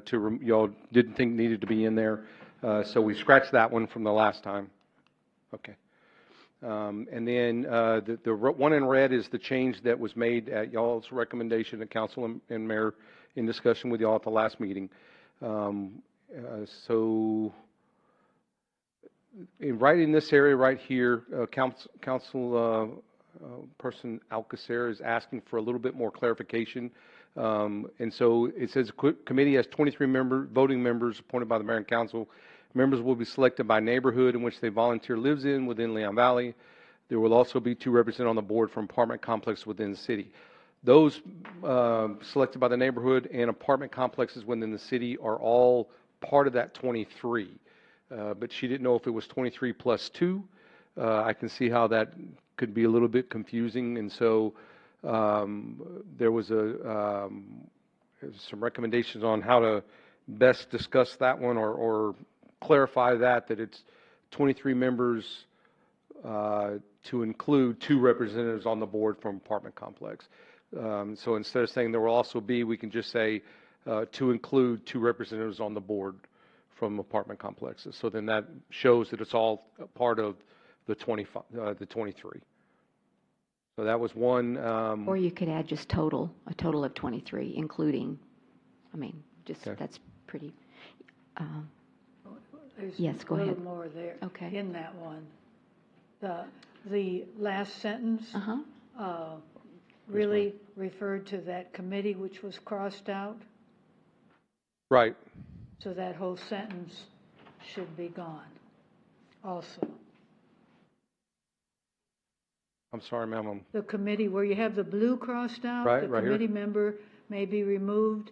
Right. That following sentence referred to that special committee? No, ma'am. That's just the regular committee board members. There's got a chairperson, vice chairperson, secretary, and originally it said up to 2 council people. And the only thing we're changing there is 1 city council liaison with non-voting member. Okay, but the city council person was not supposed to be a member at all. They're just a liaison. Right, and that's what it says, and 1 city council liaison, non-voting member. But you have will consist of, I guess maybe As part of the committee. changing that will consist of, will include a chairperson, a vice chair, and secretary. But Okay, and then period. Right, be also a city, 1 city council liaison. So I we think can- you have it referred later. So Right. It may not be necessary there. So we could split it up into 2 sentences. Committee will consist of a chairperson, vice chairperson, and secretary, period. There will also be 1 city council liaison, non-voting member appointed by mayor and council. Right, I think it's later, Chief, but I guess I'm doing grammatical semantics. the committee will consist of, when you limit it to that, it's sounding like that's all the committee is. So, Oh, I see what you're saying.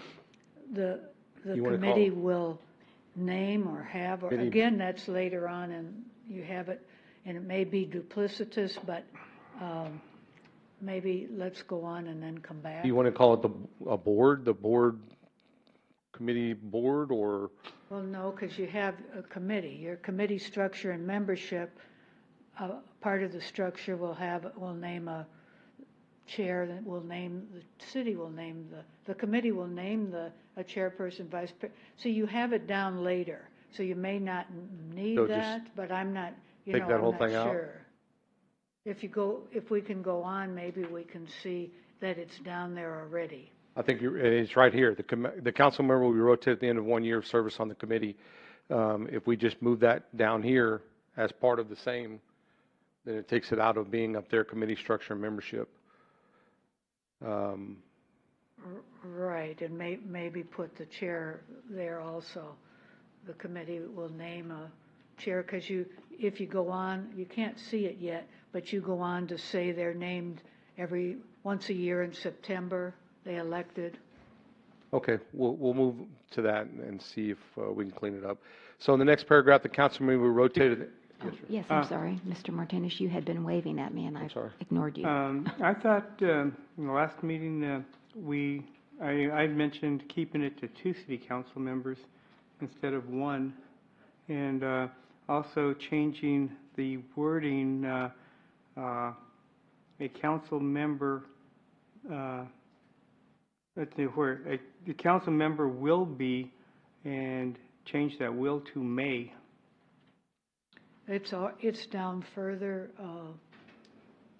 Councilmember Martinez, he needs to go down to the next part, and we did take a consensus, and we said 1 council person, is my recall, but it occurs down there in the next part, where if you have to go on, Chief, to the next part. I know, but this limits, a council member will be rotated.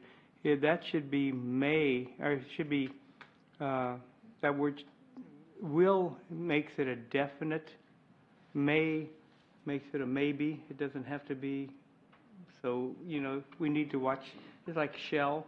Right, but in he contract law. hasn't come to that part yet. I know it continues further. Yeah, well, that's what I'm trying to get him, let him get to that part and then. But, I thought we talked about making 2 council members and then change that to a may. I'm sorry, sir, I didn't get that from the meeting. I left thinking it was 1, and then the may was fixed by saying the second part of that sentence, where a council member may be extended on the committee, only if there are no other council members available or designed to serve on the committee. So it still comes up to, if nobody else wants to serve, then can be reappointed. Whoever that person is can be reappointed. Right, we'd already talked about the fact there'd only been 1 council member for 9 months or more, and there wasn't really 2 needed. So, but you can always attend. Correct. And actually, we even discussed taking the whole council appointee out and just having anybody show up, but,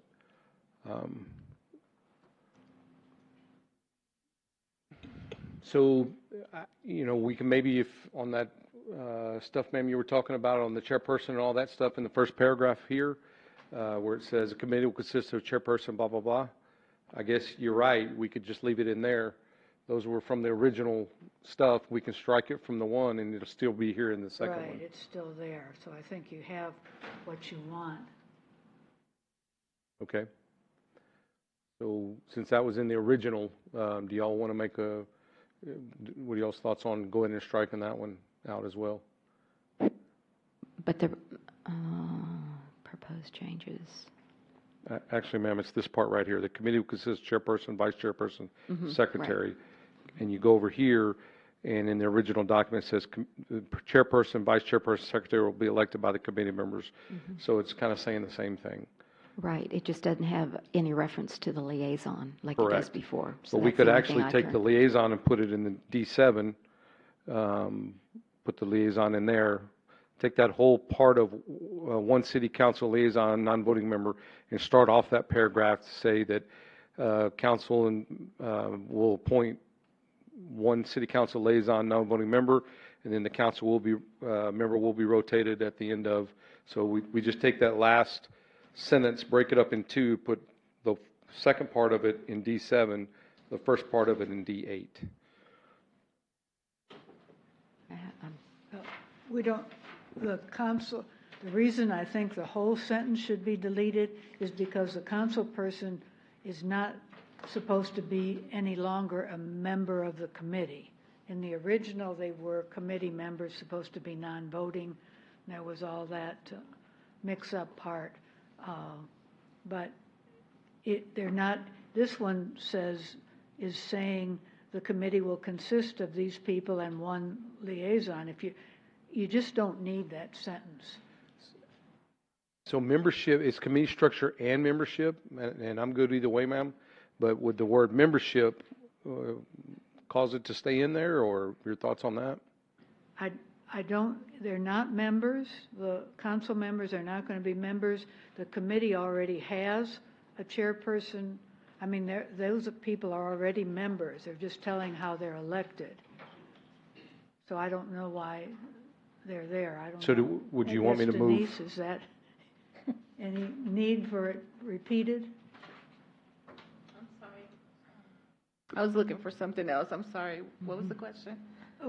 Well, it seems to be redundant that we have in the structure and membership, which again is committee structure and membership, so it's really the same title almost, which I'm not sure is why it's like that, but and maybe that's what needs to be changed, but anyway.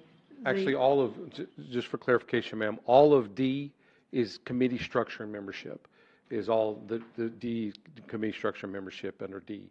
So it's D8, it's just a subparagraph, D8, D7, and then D1. Right, So. okay, well, with that clarification, then yes, the sentence needs to go, and because you have it in D7, what you intend to say about the council person, and then D8 about the election. And I'm good with that, ma'am.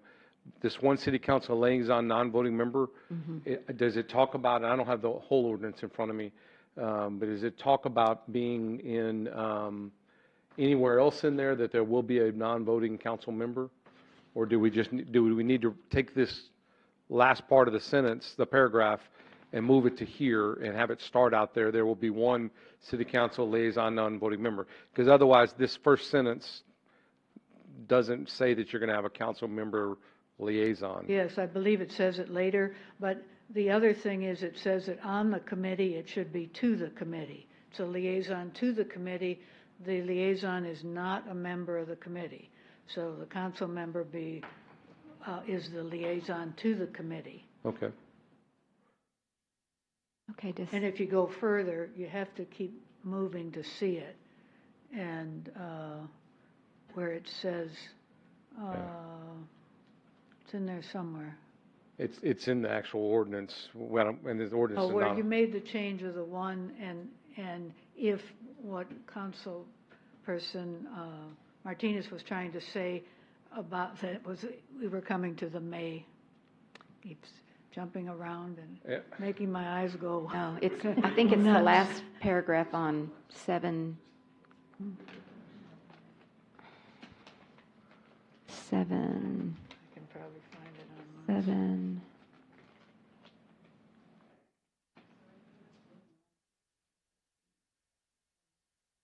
7. Seven.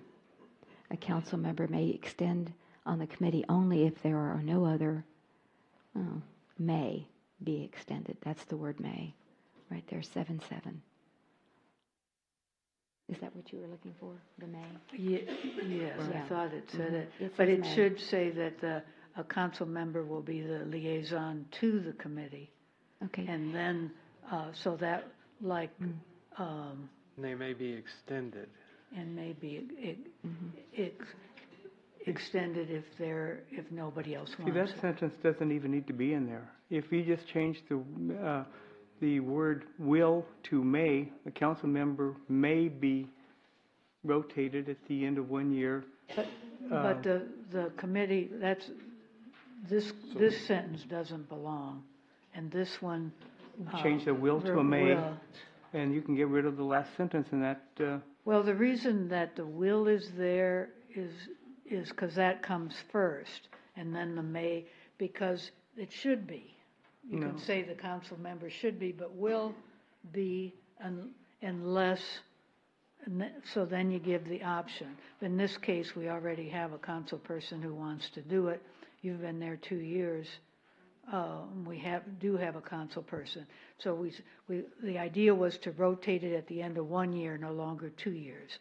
And the second part was then to say, if nobody else wanted to serve or could serve, then you may extend, it may extend because we don't even need a council person on it. I still say the council member may be, and you can get rid of the last sentence completely. There's no reason for that last sentence to be in there if you just change the will to a may. Well, I mean, we're getting into the gritty here. I just don't know how we should. This is one item that I think we need to, in fact, I'm going to make a motion. We table this at this, or take an action on this at this meeting and send it back to make these change, till we change it back to staff and council. We can put our input into staff and resolve these issues and then bring it back at the next council meeting. So. All right. I'll let them make the motion, or? Well, there's a motion. motion. I need this. Yes, I made a motion. We table it. He had a motion to table. Do we have a second? Yeah. Just, there seems to be a lot of back and forth about what we should say here. So. Second. All right. We have a motion by Councilor Martinez and a second by Councilor Edwards to table this changes so that the council can. Is it the council, or do you want the CPAC? Council and staff can Council work and on staff these, work together and then bring it back. Yeah, further clean it up. discussion? Yes. Further discussion. Mm-hmm. Problem, and the reason this is originally up here is the ordinance, the original ordinance did not have anything about having elections. It had the initial election would happen within X amount of days of the committee being formed. There's nothing else in there on elections. September, we have to have elections. The president has stepped down, the chairperson has stepped down in September, and we are going to be at a point where we need to have elections. And that's truly what this was about. At the same time, we were going to clean up a few other things that was noticed in here that was deficient. So. But when is that meeting? It's not until like September 18th or something. So we have a September 4th. So we have plenty of time. So we have plenty of time. So we definitely need to, at the next one, get it done for the next meeting. I think so. There's so much back and forth. I tend to agree. Let's get it right the next time and make sure everybody gets there. I mean, if that's the pleasure of the council. So before we well, if you're going to vote, further discussion, yes, just so ahead. everybody can hear it. Ms. Alcacer had in here, and it's not up here. It's in it's in the ordinance that you have in front of you, where it says, if you look at D1, it says on the ordinance, not up here, a quorum exists when 50% of the assigned members are present. That was one of the things they wanted added in there. The Citizen Police Advisory Committee. Don't look at the PowerPoint. Look at the actual ordinance. It's in your book here. And I agree with her. She says it should say 50% plus one of the appointed members. We just didn't have the 1 plus 1 in there. Okay. Wait, that's in the ordinance and not in That's this on PowerPoint?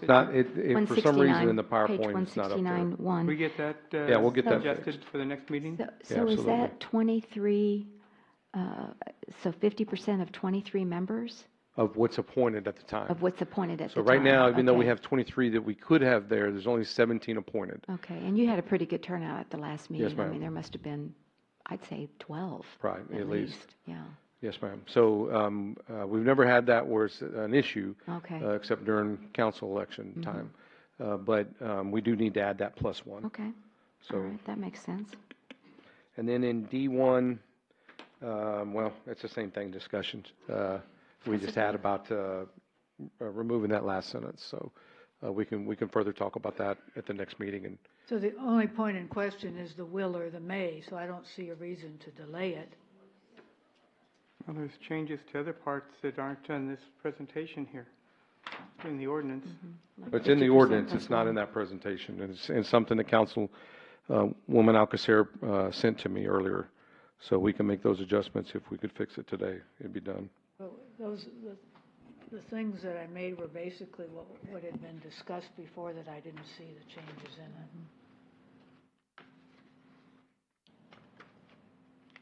Okay.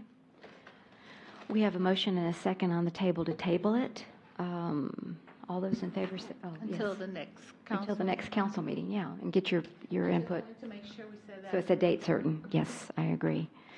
All those in favor say aye. Aye. Any opposed? The motion does carry. Okay, all right. Was that? Okay. No, So I we'll. was going to vote against it. So was I. Okay. All right. The mayor, were they voting against? Against. Well, I didn't hear any aye or nays. So, okay. You know. Are you going to, did y'all vote? Well, I didn't hear them vote. That's what I'm saying. So I said, all those in favor say aye. Aye. Any opposed? Nothing. So that's why I thought it was a majority. So, you know, I wasn't here for the discussion. I apologize because I was on vacation. So, yeah. I'm so. sorry, I'm sorry, Mayor, did the council members vote or abstain from the vote? Because we need it for the record. I know you didn't hear them, I didn't but hear 'em. either let us know what your vote is so that we can record it, or abstain. All right. I Let's vote take- no. I vote no. Okay. So Mayor, you would Yeah, have to and, break and the tie. thing is, I wasn't here for that last discussion, so it's kind of confusing for me. So I'd like to get a clean copy of what we all can agree on, because it's confusing for me. So I'm going to vote to table it to the 4th of September, because we will be able to hopefully come to a consensus, get a clean copy in preparation for your meeting in September. So that's my vote. So, all right. I'm sorry, Mayor and Council, just for the record, when we make these code changes, would you prefer that the ordinance be marked up like that, or would you prefer a clean ordinance? How would you prefer it? Because sometimes they are I think we ought to have up. both. You know, one that's marked up, but then a clean one that we can read through. That's what I like, but that's. I prefer the marked up one because it's easy to read and easy to tell the changes. Well, we can only put one in Acela, so. Oh, one in Excel. Okay, well then if that's the case, I'd rather have the marked up one, because I want the changes. Yeah, I thought we could have two. I'd like to see the changes. Okay. Definitely. Okay. Thank you. Thank you. I appreciate that. Okay, then moving on to regular, let's see, where are we? I'm sorry, we're 7.7, is that correct? That was 7.7. Okay, very good, thank you. I knew that, okay. Then moving on to regular agenda 8.1, discussion and possible action on a resolution of the City of Leon Valley City Council appointing Councilor Catherine Rodriguez to a one-year term on the Leon Valley Police Department Citizens Police Advisory Committee. Just a point of order or a question, don't we have to move that one also, so it's no point in reading it, since that was to take place after the prior ordinance? Okay, that's a good point. So do we have to automatically move it, or move to move it? It was, the purpose of this one, 8.1. Yes. Was in its order because it had to follow the 7.7. And if we can't do 7.7, then we also can't do 8.1. Okay, is that correct, Ms.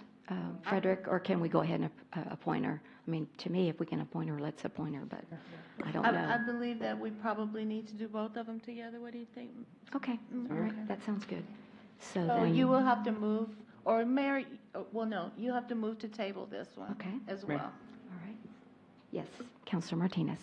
I don't think we have to move it. I think we can go ahead and pass it because the current ordinance allows for 2 city council members on the committee. So we can go ahead and appoint her tonight to the committee and be done with it. Okay. So under the current code, it requires 2, so you're just appointing 1 tonight. Is that the consensus of the council? Yes. Would you like to move forward on just don't- doing one? I don't mind that. I or- just think it confuses because we have one council person who wants 2 people on, and I believe at the last meeting, the rest of the council said they only wanted 1. And so if we appoint 1, it just confuses it to me. But it doesn't matter either way. It's up to you, Mayor. Okay. What's the pleasure of the council? Does somebody want to do a motion, either to table or to appoint? I'm going to leave it up to I the make a council. motion, we move forward and appoint Catherine as presented. Well, we'd have to read it and Uh, everything. that's- I already read it. Okay. Yeah, it's just a first read. I mean, there's not a first or second read. It's just a resolution, so I read it. Does this one require 2? No. No, this is, yeah, this is a resolution. Then I make a motion, we approve it as read. All right. And do we have a second? Second. All right.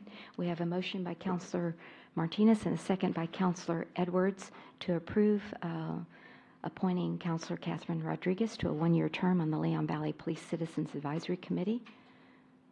Should we take a roll call vote? I just, all those in favor say aye. Aye. Any opposed? It passes unanimously. Okay, great. Thank you. All right. And so then what would happen, just, can I talk this through back to the 7.7? So Yes, ma'am. when we consider that on the 4th and it changes it to 1, then it would be Ms. Rodriguez, right? Yes. And not Mr. That's correct. Okay, very good. I just wanted to clarify that. Okay, very good. Moving then to regular agenda item 8.2. We have conduct a public hearing on fiscal year 2019 budgets and associated capital acquisition plans. And Kelly Kinsler, our city manager, is here to present it for, was that about the 3rd or 4th time? I think it's in thinking your, 4th or 5th. You can, it goes through your mind. I understand that. Well, welcome back. Thank you. And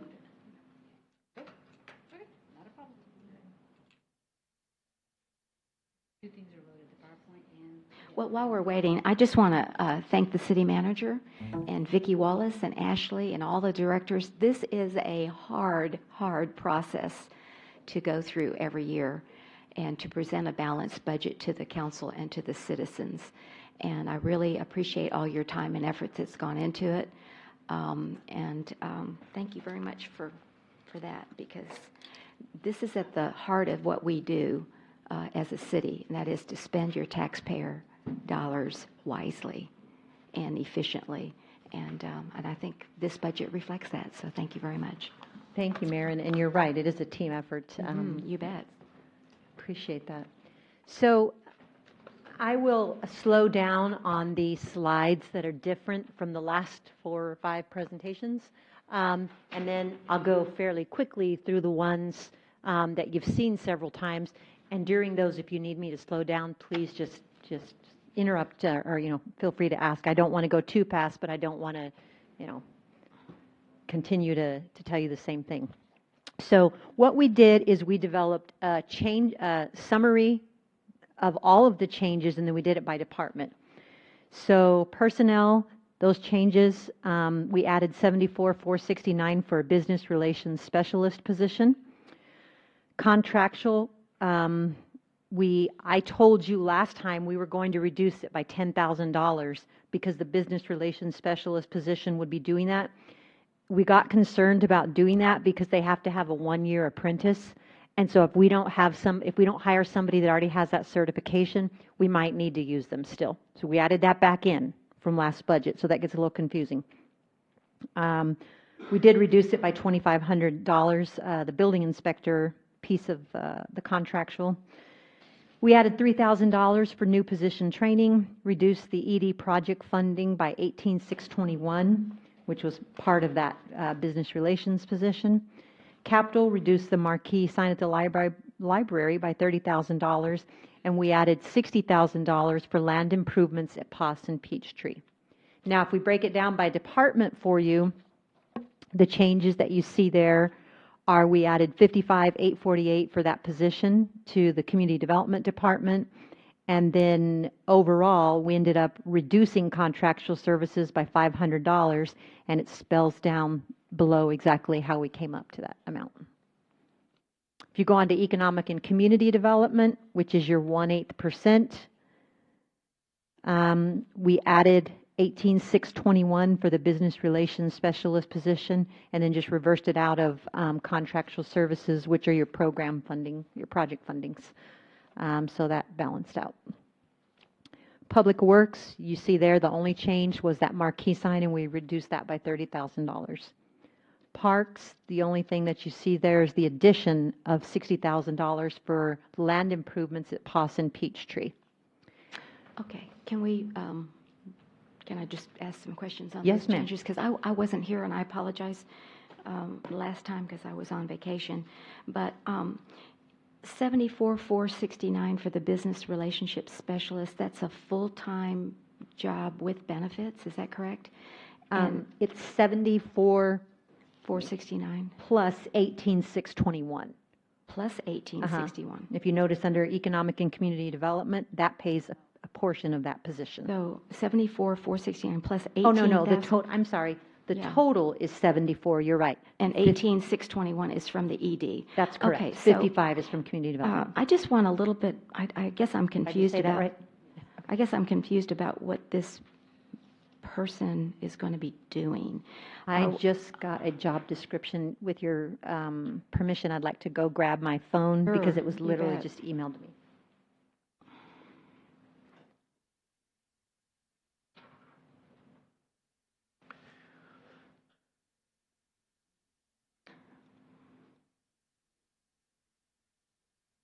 Here it is. So the job summary is assist the business community in obtaining and maintaining compliance with codes and ordinances of the City of Leon Valley, which includes a zoning code. Coordinate the city's business audit program, which includes ongoing inspections of businesses within the city limits to ensure proper sales tax licensing and certificates of occupancy. Serves as the city's sanitarian, which includes the inspection of the city's food establishments, daycares, amusement centers, and schools as necessary. Provide technical assistances to the business community in pursuit of furthering the city's economic development policy. Ability to become licensed as a Texas Commissioned Peace Officer with 1 year beginning of the date of employment. Ability to become licensed as a registered sanitarian by the state of Texas within 1 year. Ensure that department operations are performed in concert with all applicable laws, ordinances, and policies from the state and federal government. Perform site visits, which may involve standing and walking over construction sites. May serve as a long-term project manager, projects, and organize interdepartmental groups to accomplish long-term goals and ensure compliance with the city codes and ordinances. Make appropriate judgments based on established policies. Perform a variety of field and office work in support of the city's code and local businesses. Review requests for COs for compliance with the city zoning code. Prepares highly technical inspection reports that may include photo samples and other exhibits to document inspectional findings using word processing database and other computer software. Participates in available education programs and training for economic development. Passes knowledge of the theory and practical application of disciplines to include but not limited to, this is the health food part, biology, microbiology, epidemiology, statistics, nutrition, food toxicology. You want me to keep going? No. Is the health still relevant when you said we still had to put a health inspector back in? Yeah, the reason we're leaving it in there, Mayor, is because we found out that the person would, even though they can get their temporary license in a very short amount of time, they need to be under an apprentice for a year. And so if we don't hire somebody that already has that, we will need our health inspector to be the apprentice during that time. Okay. And how does this position differ from what Todd Morgan did? It's very similar to what Todd Morgan's doing. This position finishes the audit, the rest of the audit, and then it begins transforming the position, I guess you would say, instead of reactive to proactive once the audit is done. And then, of course, the other thing that's going to really speed up, in my opinion, the proactive part of it is going to be the software, if approved this evening, because they can do it from the field instead of having to come back and forth. And I forget the name, My Permits Now. So that's going to help as well. Also, I thought we had an audit team that worked together to do a lot of this stuff, like Fire Marshal Burnside, didn't he go out and do? Absolutely. This is just the piece of it that's done by community development.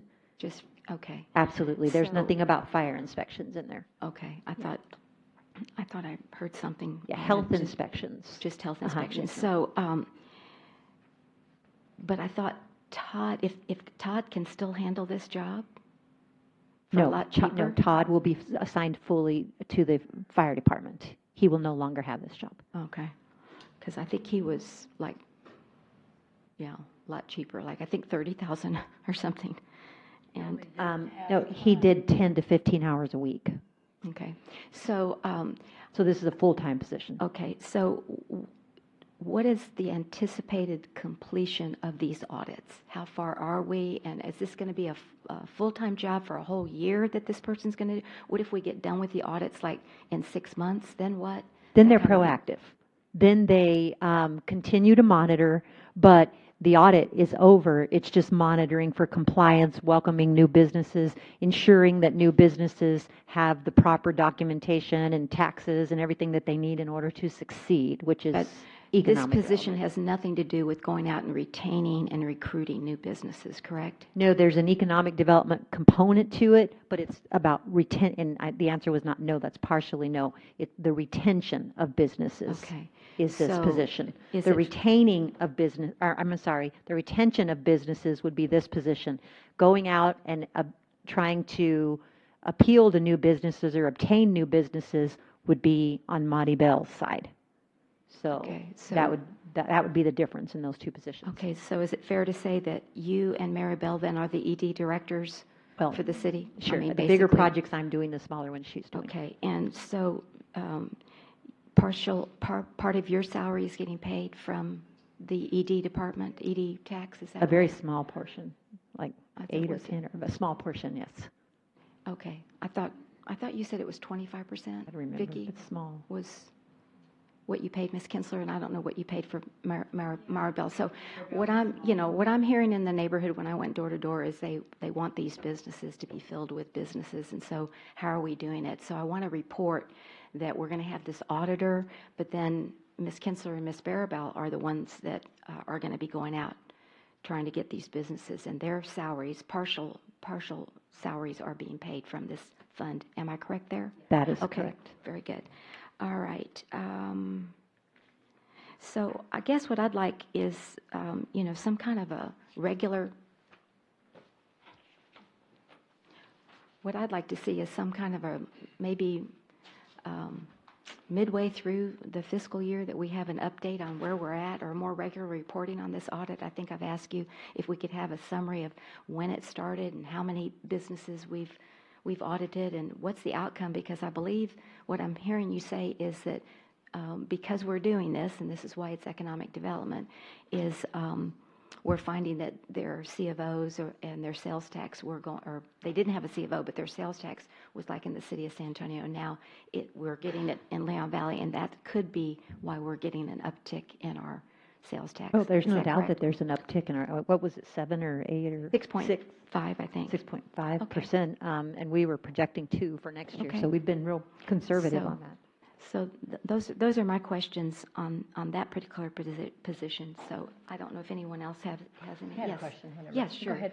Go ahead, Councilor I was just Rodriguez. curious, is this going to have to be a degreed position or non-degreed? Yes, this position will require a degree. And the reason is because it requires a degree in order for the health inspector to obtain their license. So Could that's it, the reason. I was curious, could it be someone in progress or anticipating going to school in order to get that full-time, that degree? I think I don't have Brandon here. So I don't have the answer, but I believe what he told me was they had to have a degree. Okay. That's my memory. What field, what would the degree be in? He didn't tell me. All he said was that they needed a degree. They needed a 4-year bachelor's degree in order to qualify to take the health inspector test.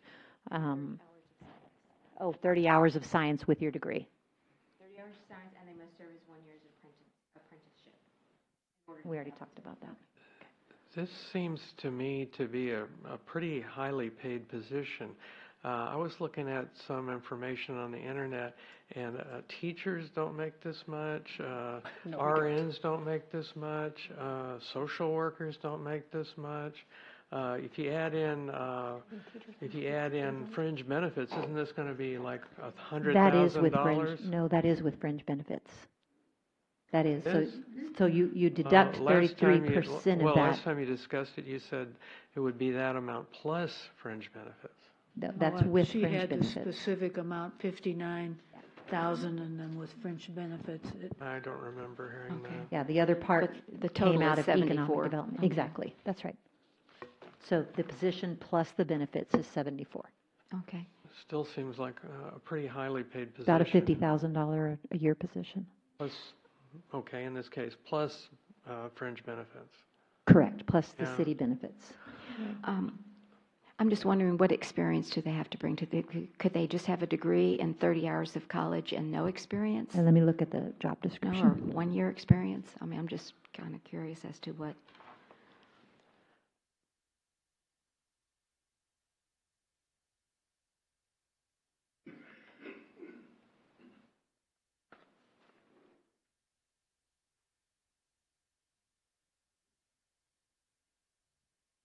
So you have to have bachelor's degree, 4 years of college resulting in a bachelor's degree, 1 to 5 years experience in code enforcement, health and sanitation. Supervision work requires managing and monitoring work performance of a division, including evaluating program work objectives and effectiveness, establishing broad organizational goals, and realigning work and staffing assignments for the department. Human skills, communication and discussions may result in decisions regarding policy development and implementation. Interaction with others outside of the organization requires exercising participative management skills that support team efforts and quality processes. Freedom to act receives limited directions. Technical skills, advanced skills and knowledge. Work requires advanced skills and knowledge in approaches and systems which affect the design and implementation of major programs or processes organization-wide. Independent judgment and decision-making abilities are necessary to apply technical skills effectively. And then there's just the reading, writing, math stuff. Certification and other requirements. Have to have your driver's license, of course. Yeah. Remain eligible to Okay. drive. I think that's good. And you have to be a certified economic development professional within 2 years of your hire date. Okay. Is this a position that is in other communities? It's a position that we created based on the audit team. Other communities call positions like this different things. You're not really consistent across the boards. But as you saw, just last month, our community was recognized for our audit team. And so our audit team is different. And so we got the audit team together to try to figure out what we could do to satisfy the council people who wanted economic development and the council people who wanted the continuation of the audit. And it's costing us because we're having to pay time and a half to Mr. Morgan for 10 to 15 hours a week. And then he doesn't have enough time, so he's grabbing Maribel or someone else to help. And so what we decided as a team, I had everybody come in together as a team. We decided probably the best thing to satisfy the team and the council so, that we could continue this process would be this position. That's what we came up with. But of course, that's just staff's idea in an attempt to try to appease what the council wants. You can do whatever you want to with this position or not have it at all. This is a policy decision. This is just a place marker and an idea. Well, I guess the way I was thinking about it was if we're just continuing the audit, then would Todd be willing to continue? Do you know, it'd be a lot cheaper than bringing in somebody, you know, that's what I was still, trying. absolutely, but you end up with the same problem still. The audit's taking longer because you don't have the number of hours, and you don't have anybody out there being proactive with your businesses. And that's what I was hearing that from some of the council members that you wanted. So this was our effort to try to appease everybody. Yeah, so when you say proactive with the businesses, just going and knocking on doors and saying, how can we help you? Absolutely. Okay. Absolutely. See, whereas I'm hearing in the neighborhood, it's how do we get businesses in those vacant buildings? So that's that's a different, and that's not really this position. That that's position right. is retention. You know, you got everything on track. Your CO there. Do you have? Are your taxes paid? Do you need any help learning how to pay your taxes? Your payroll taxes. You know, what can we do to ensure your success so that you stay? Okay. Are you having any trouble, you know, landlord, tenant type stuff that maybe we can, you know, point you in a direction of? It's that type of person versus the, you know, we're looking at a new development on Grissom that I've been working on, which is a big project that this position would not have much to do with except the, you know, the inspection part of it and helping with it. Okay, very good. Yes, Councilor Martinez. Let me start by saying I like the idea of a business retention specialist that will take the negative enforcement of codes away and make it more proactive. I don't really care for the negative. It seems like they were deliberately going after and making our business community hurt. And, you know, I didn't like some of the hard-handed enforcement actions that were happening. So I really like that portion of the program. What Dr. Edwards said is, well, and the mayor was talking, 15 hours of Todd's overtime equals to 22 and a half hours of straight time. So we're, just by eliminating him, we've already funded half of this person. Okay. Yeah, that's what you're saying. And at $55,000 a year, that works out to $27.50 an hour. You know, just I know this is a rule of thumb, but if you pay somebody $20 an hour, you can figure he's making $40,000 a year. It's roughly, there's a few dollars in there, but you can double whatever your hourly to come up with a yearly salary. Now, one thing I don't like is, I don't know what the reasoning for that person to be a police officer. I can't see that position having to be a licensed police officer. And the other thing is, I really don't care for that position to be in economic development. To me, the skill sets and the job duties are completely different. In one absence, you're talking about somebody and you're speaking double in my way of thinking. You're talking about somebody that's going to be doing the audit program. They're going to be, there's a lot of moving parts. They're going to be doing health inspections. There's a lot of other things. So when is that person going to have time to effectively be an economic development director? The economic development director that we've both heard and going around the city and stuff is, we want somebody to be a cheerleader.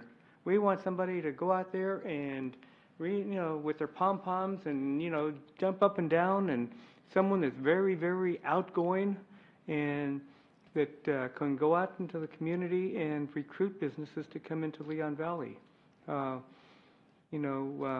To me, those two positions are like night and day. We need to have an economic development director, and the way I look at it,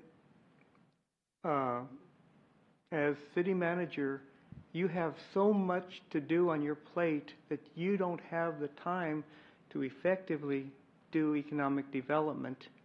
That's just, there's only so many hours in the day, and you can only be pulled so many different ways. And you do have to have a life at some point of it. So, I really think that we need a separate economic development director. Now, we don't have to, we're a small community. We only have $220,000 available each year in economic development. We're not like... Excuse me, sir, correction? And community development, yeah, it's both. And community, Okay, it's only community half of development. that. Yeah. We are not like Live Oak that has a cash cow. We don't need a person at $74,000, $75,000 a year in economic development. If we could find somebody in the $40,000 to $50,000 range, somebody that's come in and do that, $50,000 is, to me it seems like it's a fair pay for the size of our city and the responsibilities that economic development director is going to have should be more than enough. Okay. Thank you. All right, yes. Councilor Arcusir. I appreciate your comments, but we've been through all this before. We've had economic development directors, several of them, in fact. They have not been successful in the city. When this program began, the ONIT program, it did change everything. And contrary to what the way you're portraying it, many businesses have been very happy that this has happened because it's brought them into the community. It hasn't taken things away. It's really put things forward. We were trying to do this position, which I thought we had tentatively agreed to for a one-year basis to complete the audit, to help make the transition. We'd already projected the ED director to be well over $100,000. They had been paid much more than this. The base salary here was the $55,848. I think it's a whole different world out there than some of us maybe have experienced before, but everything has gone up, and to get somebody to want to do this and all the things that they have to do, we'll have one part completed. They will be a rah-rah and support. I mean, I don't know that anybody really knows why the cleaners moved, because we didn't have anybody doing retention. So I very much support having a transition year to see if we can get this on it completed, keep things going and moving, so we don't have the people come in that disappear because they never should have been here and begin with. They didn't have the certificates of occupancy, they didn't have their health inspections, they didn't have building inspections. Those are the problems. It's not really the enforcement. The enforcement uncovered those problems, and it was, if you don't have a strict enforcement, you're not going to have a very well-run city to begin with. And that's what I think what has happened is our city has become much better because of the ONIT program. It's why other cities are looking at that. And I think we ought to remain with the business relations specialists, let them be there for a year, and then next year we see if it transitions to an ED person, maybe this person will be that qualified to be able to be a regular ED person. Maybe we'll still need to continue this a transition period, but we need to see. We just can't jump into something before everything is cleaned up. Thank you. Thank you. Let me hear from Councilor Rodriguez or Councilor Edwards on this. Well, I walking around the community a few months ago, there are a lot of big complaints from the citizens. Well, this strip mall's empty, this restaurant's closed. I know there were reasons for some of that, but I think there really was always the expectation that as we evolve from Economic Development Corporation into this advisory committee, that the advisory committee would have a much bigger role in trying to, develop new businesses coming into the community. It's good. It's important to retain, make sure people pay their taxes and have their certificates. That's very important. But we did try to get an economic development director, and Ms. Alcocer was instrumental in recruiting one of the people that was named to that position. Now that didn't work out, but that doesn't. Excuse me, sir, I have no clue what you're talking about. I was instrumental? Yes, you were. I brought an ED director? No, you were in favor of one that was named to the position. I didn't know either one of them prior to I didn't say you knew them, but you were in favor of one. I'm sorry, sir, I wasn't around when that happened. Yes, you were, yes. Okay, let's not go back and forth. Let's just, keep to the topic.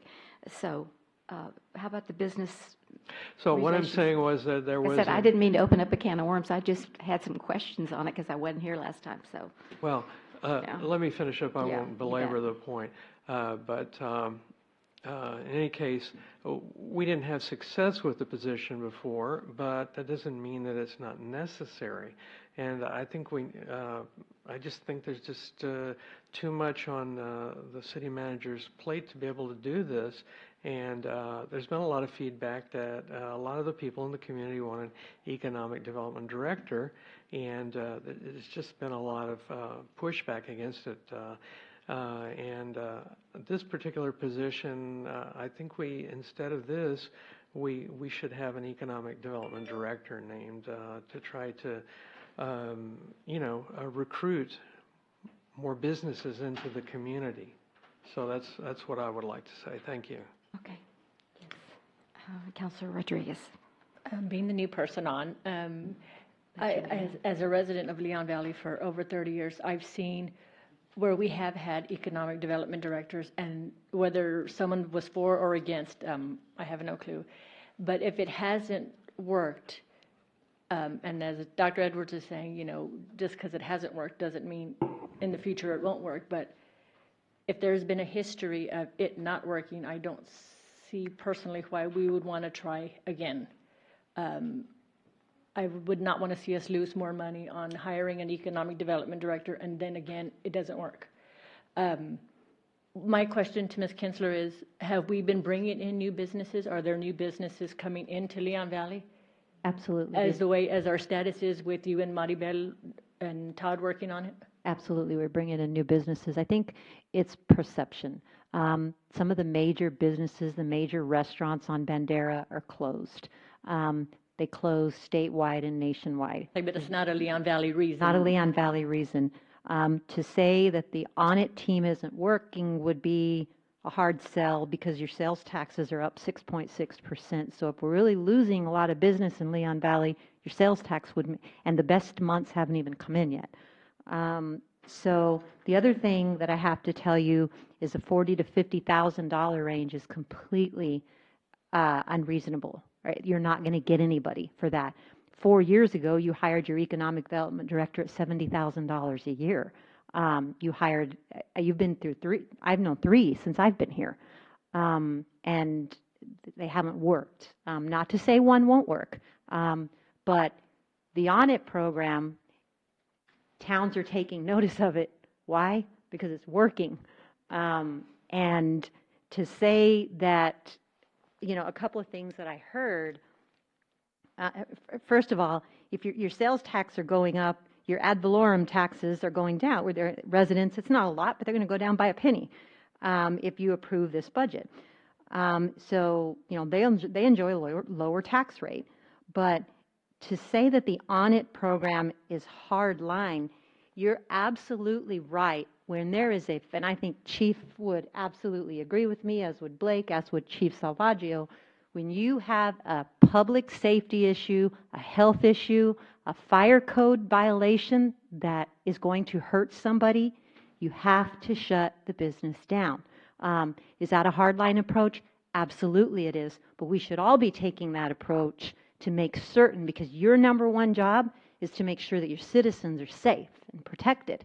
And that's what this team is trying to do. That's the number one goal. When somebody is cooking in a restaurant with a barbecue pit as they're inside, we have no choice but to shut them down. Somebody's going to get hurt. When there are electrical wires hanging down and water leaking out of torn wires, you've seen the pictures.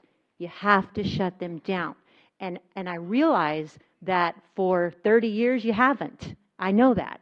And I realize that this team takes a little bit of a beating for going out there actually doing real code enforcement and real economic and community development for the first time in a long time.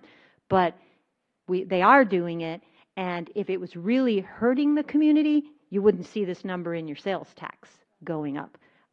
You've had 3 or 4 economic development directors try to get the Lax Furniture open. It's going to be open in a few months. And I have worked on that for 2 to 3 years. And that's successful. That's going to be a furniture store again. We've kept other businesses at bay to try to make sure that's a really good place for a furniture store because of the loading and the parking and the building setup. So I am a believer in the audit team. The reason we proposed this position is because I thought was trying to come up with a happy medium that might appease all of council. Otherwise, I wouldn't even have put in for this position. I was just trying to do what you wanted. You're the policymaker, you're the decision maker. So it can be an economic development position, it can be a business relations specialist position, it can go away altogether, we can continue to pay overtime. That's your decision. I'm just trying to give you an option. Kelly, can I finish The my other thought? thing- I hadn't yes. finished my thought. Yeah. And I think, Dr. Edwards is talking about, and you mentioned perception. I think as a citizen, before I became council, I didn't get the insight or the 411 on how things work. Now on this side, I think perception is important because now we get to know what's really going on with the strip centers that Chief Salvaggio closed, or those very friendly businesses. So I think that's might be part of the problem, is that the everyday Joe citizen doesn't know everything now that we know, so that probably portrays kind of a negative thing. But I've sat in on plenty of the audit meetings, and I've seen the very hard work that everybody's doing, so my compliments. That's all. Thank you. Let me hear from David Jordan. Welcome. Glad you're here. Thank you very much. I'm glad to be here. Okay.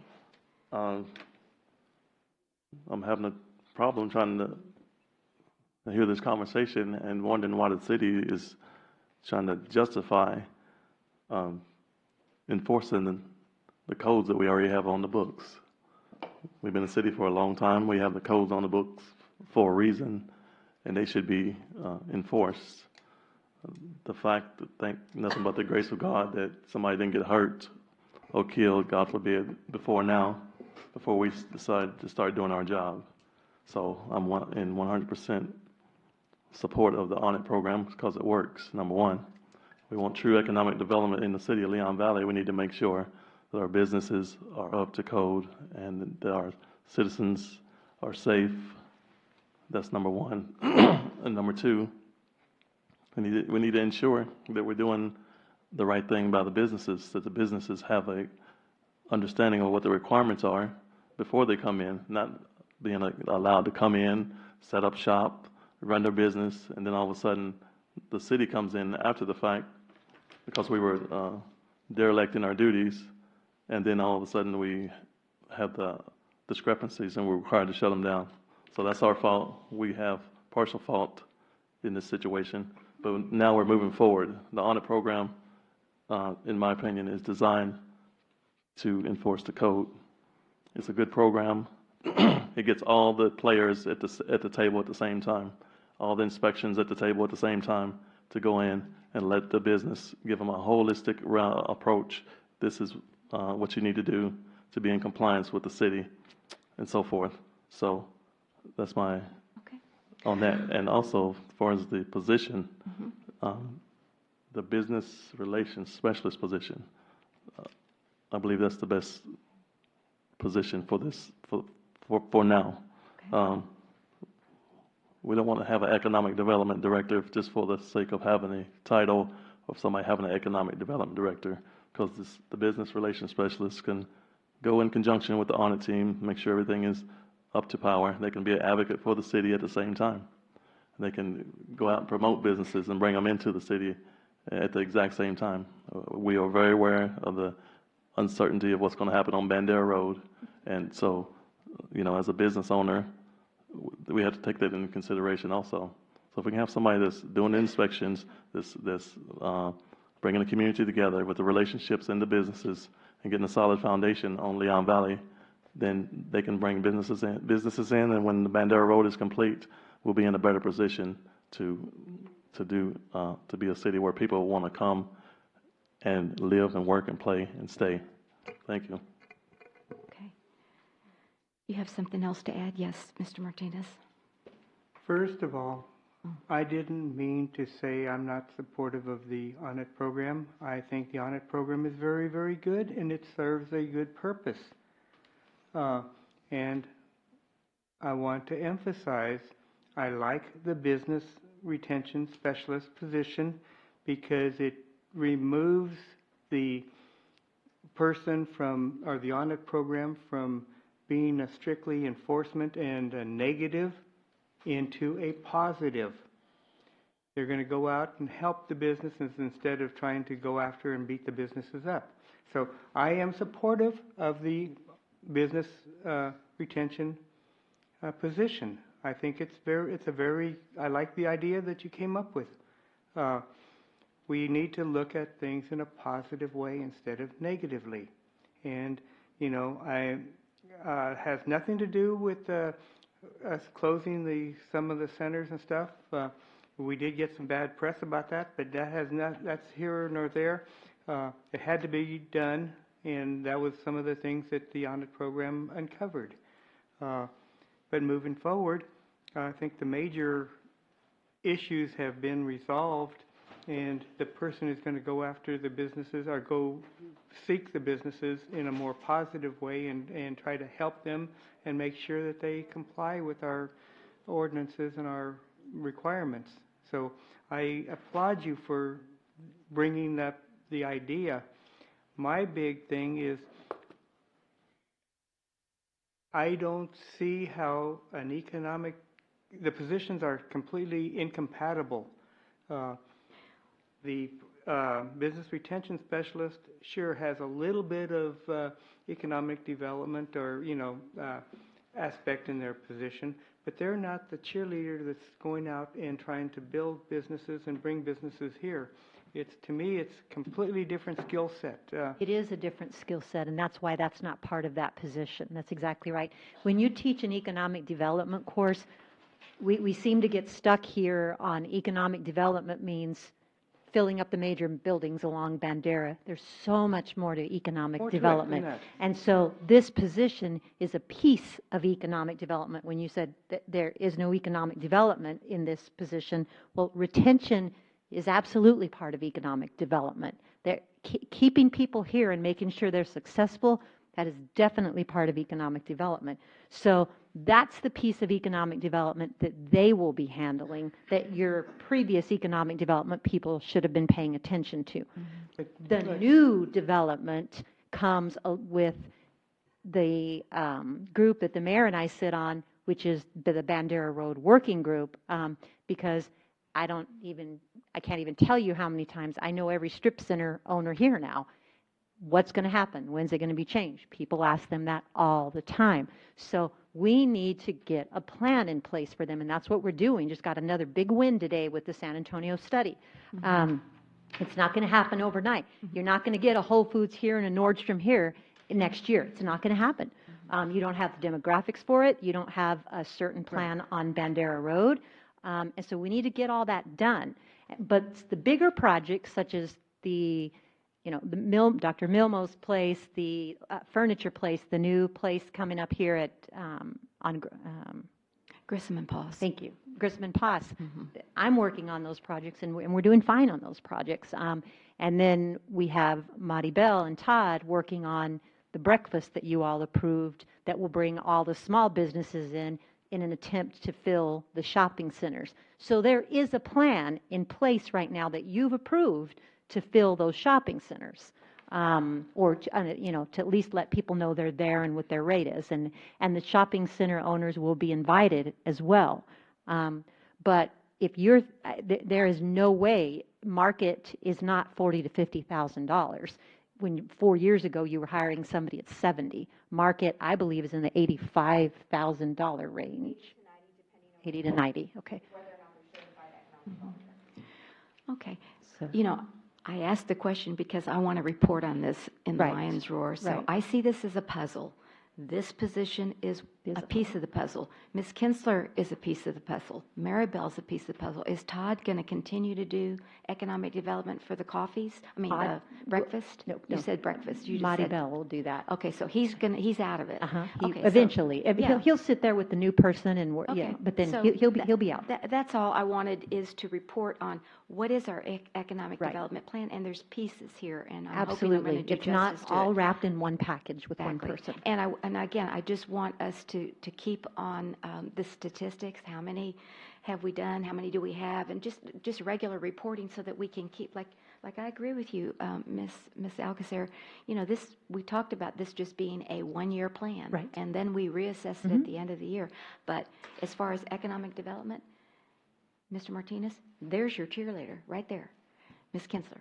Okay, and Ms. Maribel. They're the one that's doing the work of the it's just the whole package, and that's what I'd like to communicate to the citizens. So anyway, that's okay. Then I'm going to... Just met with a restaurant you got, owner you to got fill one one more. of the So vacant that's what I'm restaurants. hearing, and that's what I'm going to, unless there's something else. I just want to say, I think you have to do both things. You have to do the audit program, and you have to go out and recruit, and that's the only thing I'm suggesting. And I just thought of the lady who was the economic development director for the old corporation. That was Miss Anthony. And I think there was a pretty big consensus to hire her. I'm sorry it didn't work out, but that doesn't mean that somebody could be in that role at some point. Okay. I just had one other questions on that change because I wasn't here. $60,000, is that all right? Can I move on to another topic? $60,000 for land improvements at Poss and Peach Tree? That's a place reserver that we discussed at the last meeting, right. And I'm because sorry, I we didn't- brought that to the town hall meeting, asking the So- citizens what they want, and they gave us a variety of ideas, the benches, the xeriscaping, all that kind of stuff, and we have not done anything. So this is with just that. a placeholder. We don't have a plan yet, but we'll probably it's a put it back placeholder. on the town hall meeting for follow-up. Well, we got it. We got information from the town hall meeting. I don't know if you want to do it town hall again, coffee, or how y'all want to do it, but Thank you. we need to get more I just had input. that question because that was not in the original budget, the 60. That's you must have correct. just That's why we added have it as a change. Yeah. That's Okay. right. And it's Very just a good. placeholder. Okay. So we thank you. remember that we told the community we would do that, and we Sure. Okay. I just wanted to ask about that. Thank you. Okay, so overview in your general fund. 1366 in capital reserve, $1 million in emergency for a total of 2366. Overview, the emergency fund represents 1 month of operating income. If you combine both of those funds, you have 2.6 months of operating income. As presented tonight, the FY19 budget is balanced. Revenue highlights, your operating revenues, you have 11,428,061 as our projection. Remember, this year your property values are higher, and as I told you last time, we have a better idea of our appeals, and with about a margin of error of about 5%, plus or minus. And the very first presentation, the first sub-bullet point, we had told you that we thought the tax rate would go down about a penny and a half. It looks like it's going to go down just over a penny. Revenue highlights, market value for Leon Valley started at $1.133,029,744, which was determined by Bexar County. That's not something that the city of Leon Valley does. And then you see the certification below. You see the appeals lost as of the certification were 33,143,908. That's about a $4.5 million more that was lost than the appeals in FY18. Revenue highlights. You see the maintenance and operation there on the side, the interest and sinking fund after that, which gives you your total. If you look under FY19 proposed, that becomes your tax rate, the 0.545877. And I just showed you on the slide before, it's just over a penny lower than it was last year. Official tax rate calculations, effective, there's zero difference. We are staying at our effective rate, which is, your effective rate is what it cost you to run your city. Kelly, Yes. Can we just expand on the effective rate? I always thought the effective rate was what we operated the city last year. Even though it's increased, we're still getting the same dollars to operate it this year. Is that fair to say? Sounds correct to me. Is that fair to say? I think it's right. Yep. Okay. And the rollback rate is when you have to have an election, and it's an 8% increase over your base rate, your effective rate, correct? That's the calculated That's the maximum rate calculated allowed by law. And of course, that's the rate that we've been fighting with the legislature last legislative session, because they want to reduce that 8% to 4% or lower. And I'm sure we're going to have, and we survived it last legislative session, but it's starting again in January. I'm sure it's going to be front and center again, don't you think? I go to a meeting Thursday in Austin, and that's what it's about. So, yes, I do think so. I can just say, I mean, I've been here many, many years. I can't tell you the last time we adopted the effective tax rate. It's been a long time. And to reduce our rate by almost a penny is just more excellent. than a penny. More than a penny. It's just excellent. So I know our citizens are going to be pleased with the work that you all have done. So thank you. Thank you, Mayor. So projected revenue increases and decreases. We're projecting a 2% increase over last year in sales tax. Mixed drink, of course, you know, we do our projections conservatively. Mixed drink tax, 3% decrease. Economic development sales tax, 2% increase. And ad valorem's about a 10.6% increase. New projected revenues this year that you see, impound lot fees, auctions, red light camera fines, and red light camera late fees. Expenditure highlights, operating expenditures of $11.2 million. That's an increase of 1.160, almost 1.161 from the year before. And there's two reasons for that, the new programs, the red light cameras and the impound lot. Capital expenditures are at $944.34. That's a decrease of $2.5 million, and that's because we completed the Evers Road Bridge.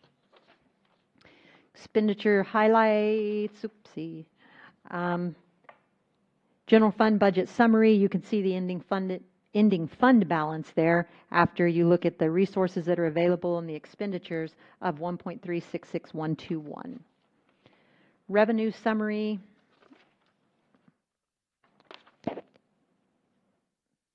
I didn't remove some of my sheets here. I know, I was sitting here. Their general fund revenue summary. Franchise fees decreased. Ashley talked about that earlier, about the cable cutting, getting rid of Time Warner. AT&T's down. And then the big old increase you see there in license fees and permits. That's your red light camera and impound lot. And then the huge decrease you see at the bottom under other grants, $1.189 million. That's because the Evers Road Bridge is completed. General government expenditures, these are the business office, manager, finance council. You see a decrease in personnel services of 91.4. That's because some of the admin fees are going to be paid out of red light camera now, and then moved IT to contractual. We do have a contract. I wanted to make sure Mr. Martinez in particular was aware of this. We have unlimited hours with Barcom. So if they're here 40 or 80 hours a week, we pay them the same amount. And we went with the highest contract, which was around the $60,000 area for that reason. Eventually, we would like to reduce that, but for right now, it's unlimited. They come whenever we need them. They were here, in fact, those 4 days, and they were here that night of the council meeting when Dr. Edwards was on the Skype thing. Then we moved IT to contractual services down here, which is why you see an increase of 55.5. General government, the only capital item is $12,634 for that big copier scanner in the mailroom. Police expenditures, this is general fund only. You see that increase of $230,240 in personnel services, decrease of $12,300 in supplies, an increase of $8,400. We added Paws Ranch in there because animal control is under police now. And then you see an increase of $20,000 in capital. And if you go to the next slide, we'll talk all about capital. They're looking at $50,000. None of this capital comes from the general fund.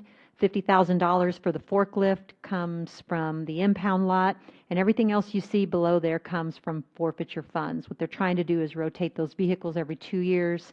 Again, no general fund used for any of that stuff. Major items under police, under impound lot, we are adding $63,400 for a full-time position. It's become too much, and we told you that this was probably going to happen once it grew. What's our total now? 2.5 positions? No, just two. Just two. Okay, so we did have a half position, 1.5, right? Right, and so this will be to okay, two. very good. Thank you. Yes, ma'am. Mayor? Yes, I'm sorry. I do have one question in reference to, go back to the police, okay, 68,833 for in-car camera systems. Item 8.9 in our deal tonight is about the Office of the Governor grant for in-car cameras. If we're going to get a grant, why is it duplicate? Oh, I hadn't. I knew we were applying for that grant, but I want to make certain that it's the same So that thing. might save some money. I don't know. But I'll just use it for other police things. Honestly, it doesn't matter because forfeiture funds are just going to sit there. We can't do anything with forfeiture. We have to come in here and get approval. But we'll get you an answer. If it's okay, we'll just keep going and then we'll come back to that slide. Is that okay? The amounts are basically the same. Yeah, exactly. And I remember when he put that in there and said they were applying for a grant, and I'm pretty sure it is the same thing and that can come out, but I don't want to tell you wrong. So I'd like for him to come in and just verify that that is correct. That was a good. Yeah, it was a good catch. Observation. Yeah. Yeah, I agree. Okay, red light camera tier 1. Tier 1 is administrative stuff. And you can see under red light camera tier 1, $324,000 increase. We moved some of the positions, the admin positions, out of the general fund into red light camera. If you look under contractual services, that increased. That $654,390 is your ATS contract. I want to just make sure that we're all on the same page here. We talked about this last time, Mayor, but now that we have you and Dr. Edwards here in the same place, this does not include the last 2 cameras because we don't have approval for them yet from the police advisory or from you all. And so we're not making any assumptions, but that number right there will end up changing. Okay. Okay? Chief, just wanted to make sure on this slide right here that that in-car camera system, is that the same thing? It's that grant? It's the same camera system, but I don't have the grant. So if we get the grant, we won't spend. Okay, that was the question. That was the question. If I don't get the grant, I need the money to. Sure, replace gotcha. it. Okay. All right, but you'll just have, we approve it, then you'll have the 68,000 back in the forfeiture fund for additional. I won't spend it. Yeah, gotcha. Okay. Okay, tier 2. Tier 2 is the leftover 50%. We can spend that on traffic officers, traffic-related expenses. And so what you see in there is an increase of $147,648. That's additional traffic officers. Capital items there, $41,300 for in-car camera systems for those officers, $40,000 for one police traffic vehicle, and interim chief, $50,000 for a top-of-the-line Jaws of Life. That's a traffic safety item that we can pay for. So Kelly, how many police officers are we adding? Just 1 to the 2 that we already added this year? So 1. For 3 total? For 3 total? Total of 3, Chief? 3 new officers from the red light camera? Safety fund tier 2? Actually, it's 4, ma'am. It's 3 4? now. 1 is a supervisor, though. Oh. Sergeant Odialis, and now you'll have 3 patrol officers doing Okay. And then where, can you go back to the red light camera? Where is the money that we have to send to the state? I'm just wanting. It's not here. It's not there? What's going to happen is we're going to, at year end, we gonna bring over 2 million, but we've only budgeted the 1.7, so it's not even there, so it's not into the picture at all. So at year end, we basically just take it out of there and pay to the state. You take it out of where? It is a liability when we get Okay. to year end. And it's because- not shown on the books at all, No, because it's a liability? Because it's Just like booked the as a court liability. fines are always a liability. Okay, all So right. we're booking it as a liability because we're not paying it to the So end then, of October. so then will we transfer it back into the general fund to pay it out, or you just pay it out directly? Liability account, you pay it right out of that. I'm sorry? You pay it. Yeah. Pay it out of the liability account. Okay, so we're never going to. You don't even see it. You're just going to come but tell us how much, but we're not going to see it on this budget presentation. It'll be in your report. Yeah, right, but not, okay, that was my question. Okay, thank you. Kelly, I have one Yeah, question. excuse me. Are we maximizing the tier 1 costs as much as possible? We Or- sat down and we tried. We really did. We looked at every position and said, how much? I mean, we're paying a portion of finance, a portion of the really good question, a portion of the clerks, a portion of me, the admin, the personnel. Yes, we are. Okay, I want to see as much in tier 1 you're, as we can. You're dead on. That's right. We all want to see that, but you're right. But also, Chief, I was at the Police Advisory Committee meeting last week, and you were saying just initially the running of it's working. That's what I was glad to hear.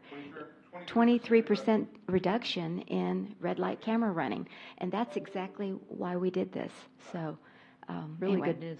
That's good news, and I know you're bringing back a full report, but I just thought I'd throw that in. Okay, go on. Right there. So major items under police, you're under your red light camera funds. That's your ATS contract. If we approve those other 2 intersections, that's going to increase. And then 66003 for the additional traffic officer in Tier 2 that I just discussed with you. Fire expenditures, you see a fairly large decrease in personnel services. This includes an extra almost $22,000 for the double time that you all approved, the double holiday time, and then the reduction in Kelly days that was authorized by this council last year, plus your 1.5% COLA if approved, the 2% merit, 7% retirement, and that includes a 17% health insurance, which, we haven't even done those numbers yet because we just got that in, so that'll be less. Major items for fire, $40,500 for self-contained breathing apparatuses, $44,000 for the power stretcher system, $52,000 for the breathing air compressor, $25,000 for the emergency power generator. They do not have a backup one there, and $8,000 for a headset radio system. Major items, $50,000 for a safety consultant that we would like to continue to leave in there. Okay, can I Yes. just ask about that, because I wasn't here last time? Did you part-time, full-time, what's the main thrust of a safety consultant for the fire department? Yeah, you wouldn't be a part-time or a full-time because that would be a contracted position. Okay. Somebody that could contract, we could contract trainings and bring them to the fire station. One thing that, I haven't talked to Chief Ojeda about this yet, but one thing that I'd like to do is try to get everybody there blue card certified. If you go and you send them out individually, it costs a lot of money, like So you pay $2,000 to this $3,000 safety a consultant person. and they come into here and do it for everybody. Okay, exactly. so that's what you want to do. It's one Okay, of the I just- things. I But didn't there's know. lots of different trainings that need to be done over there regarding safety and policy. And I would like, our chief to determine what needs to be done, but I'd like to get that done this year. Sure. So we left that in as a place Okay. marker. It may not cost that much. Okay, all right, I just didn't know what the explanation behind it was. Yes, Counselor Jordan, thank you. I was wondering if the chief or somebody from the fire department could answer the status on the second ambulance. I know we had one ambulance that was operational and one that was down. See if Blake can answer that. Councilor Jordan, the second ambulance is in the paint phase right now. The body damage on the ambulance, it's in the paint phase right now. Last I was told, probably by Friday of this week, it'll be back in service. And we have 2 operational units back in service. We have only one operational unit at this time. Right, okay. So I'm not talking about the one that was crashed. I'm talking about we had one that was in service and then one that One of our reserved units that we had placed over in the police department, it was out of service. The air conditioner unit failed on it. It is an obsolete unit. It costs more money to place it back in service. So we contracted with mutual aid companies as we're using now as our second EMS provider. Okay. Is that long-term fix or is it temporary That's a solution? temporary fix at this time until we get the other one out of the body shop, and then we're back up to 2 full-time units, EMS units. Okay, thank you. Yes, sir. Thank you. Public Works. We've already discussed all of this. Capital items, the only thing we did there was reduce the marquee sign by 30. You know what that 20's for. That's the one tree that they're going to pick, the one heritage tree to do the fungicide on, and then the cutting on Forest Grove and Forest View. Community development, nothing changed there. No, I'm sorry, something did change because we added the $10,000 back in that I told you for the health inspector under contractual services. So last time I presented this to you, that was $49,677 under contractual services. This time it's $59,677. So that's what changed there. $12,000 has stayed in the budget for the plotter. Major items, the permitting software, the specialist that we talked about, the allocation is broken down below.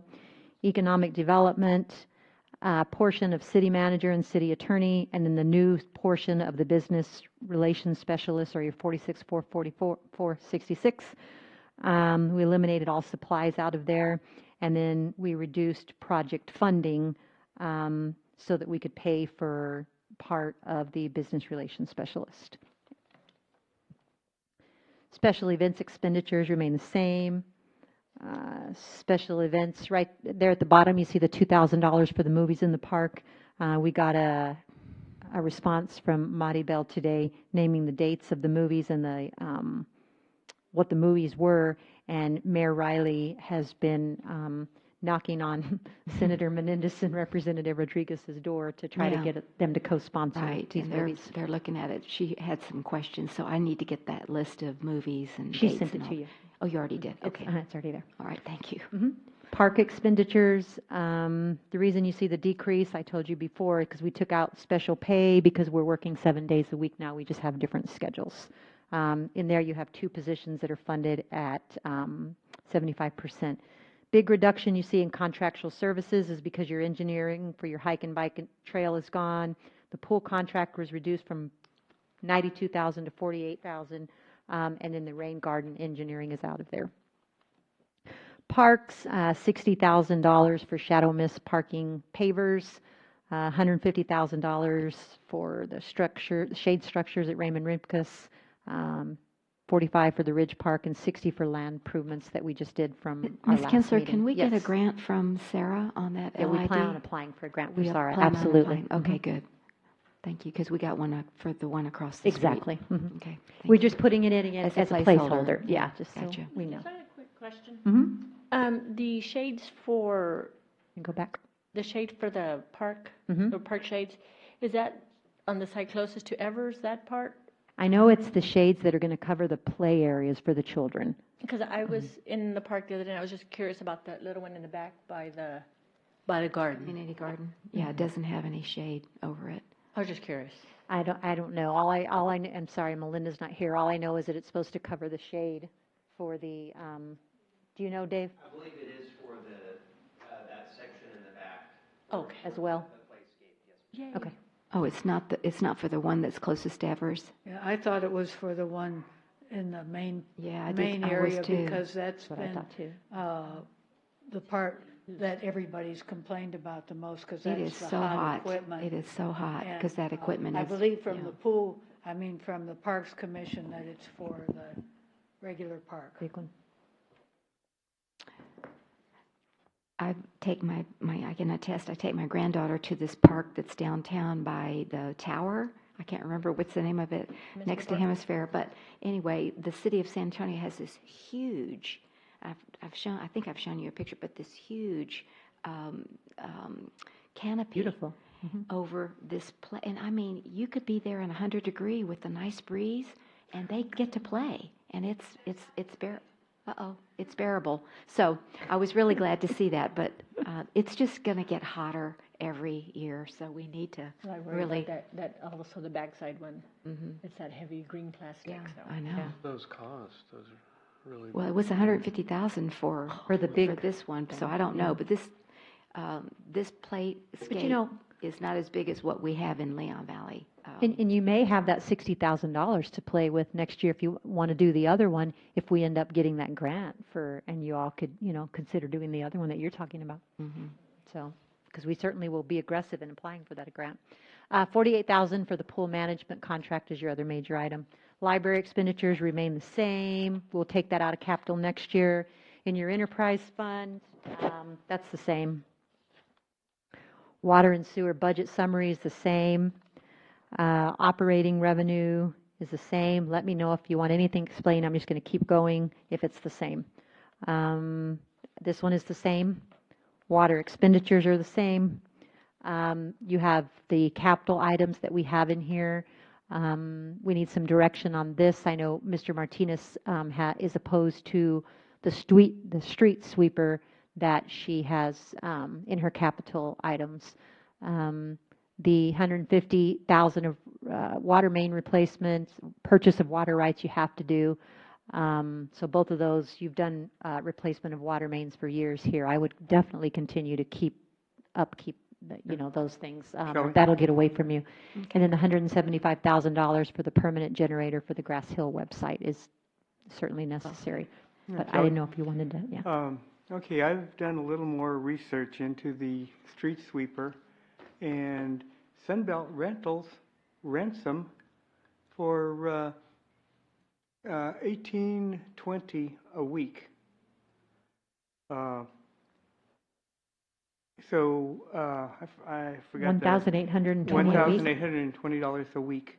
So, and that's for 5 days. Melinda mentioned that she needed them for 3 days. So if you add salary for an employee to run the machine, I figured it out, it comes to about $22,000, $23,000 a year for renting it plus salary. Right now we're paying $34,000 for the contract.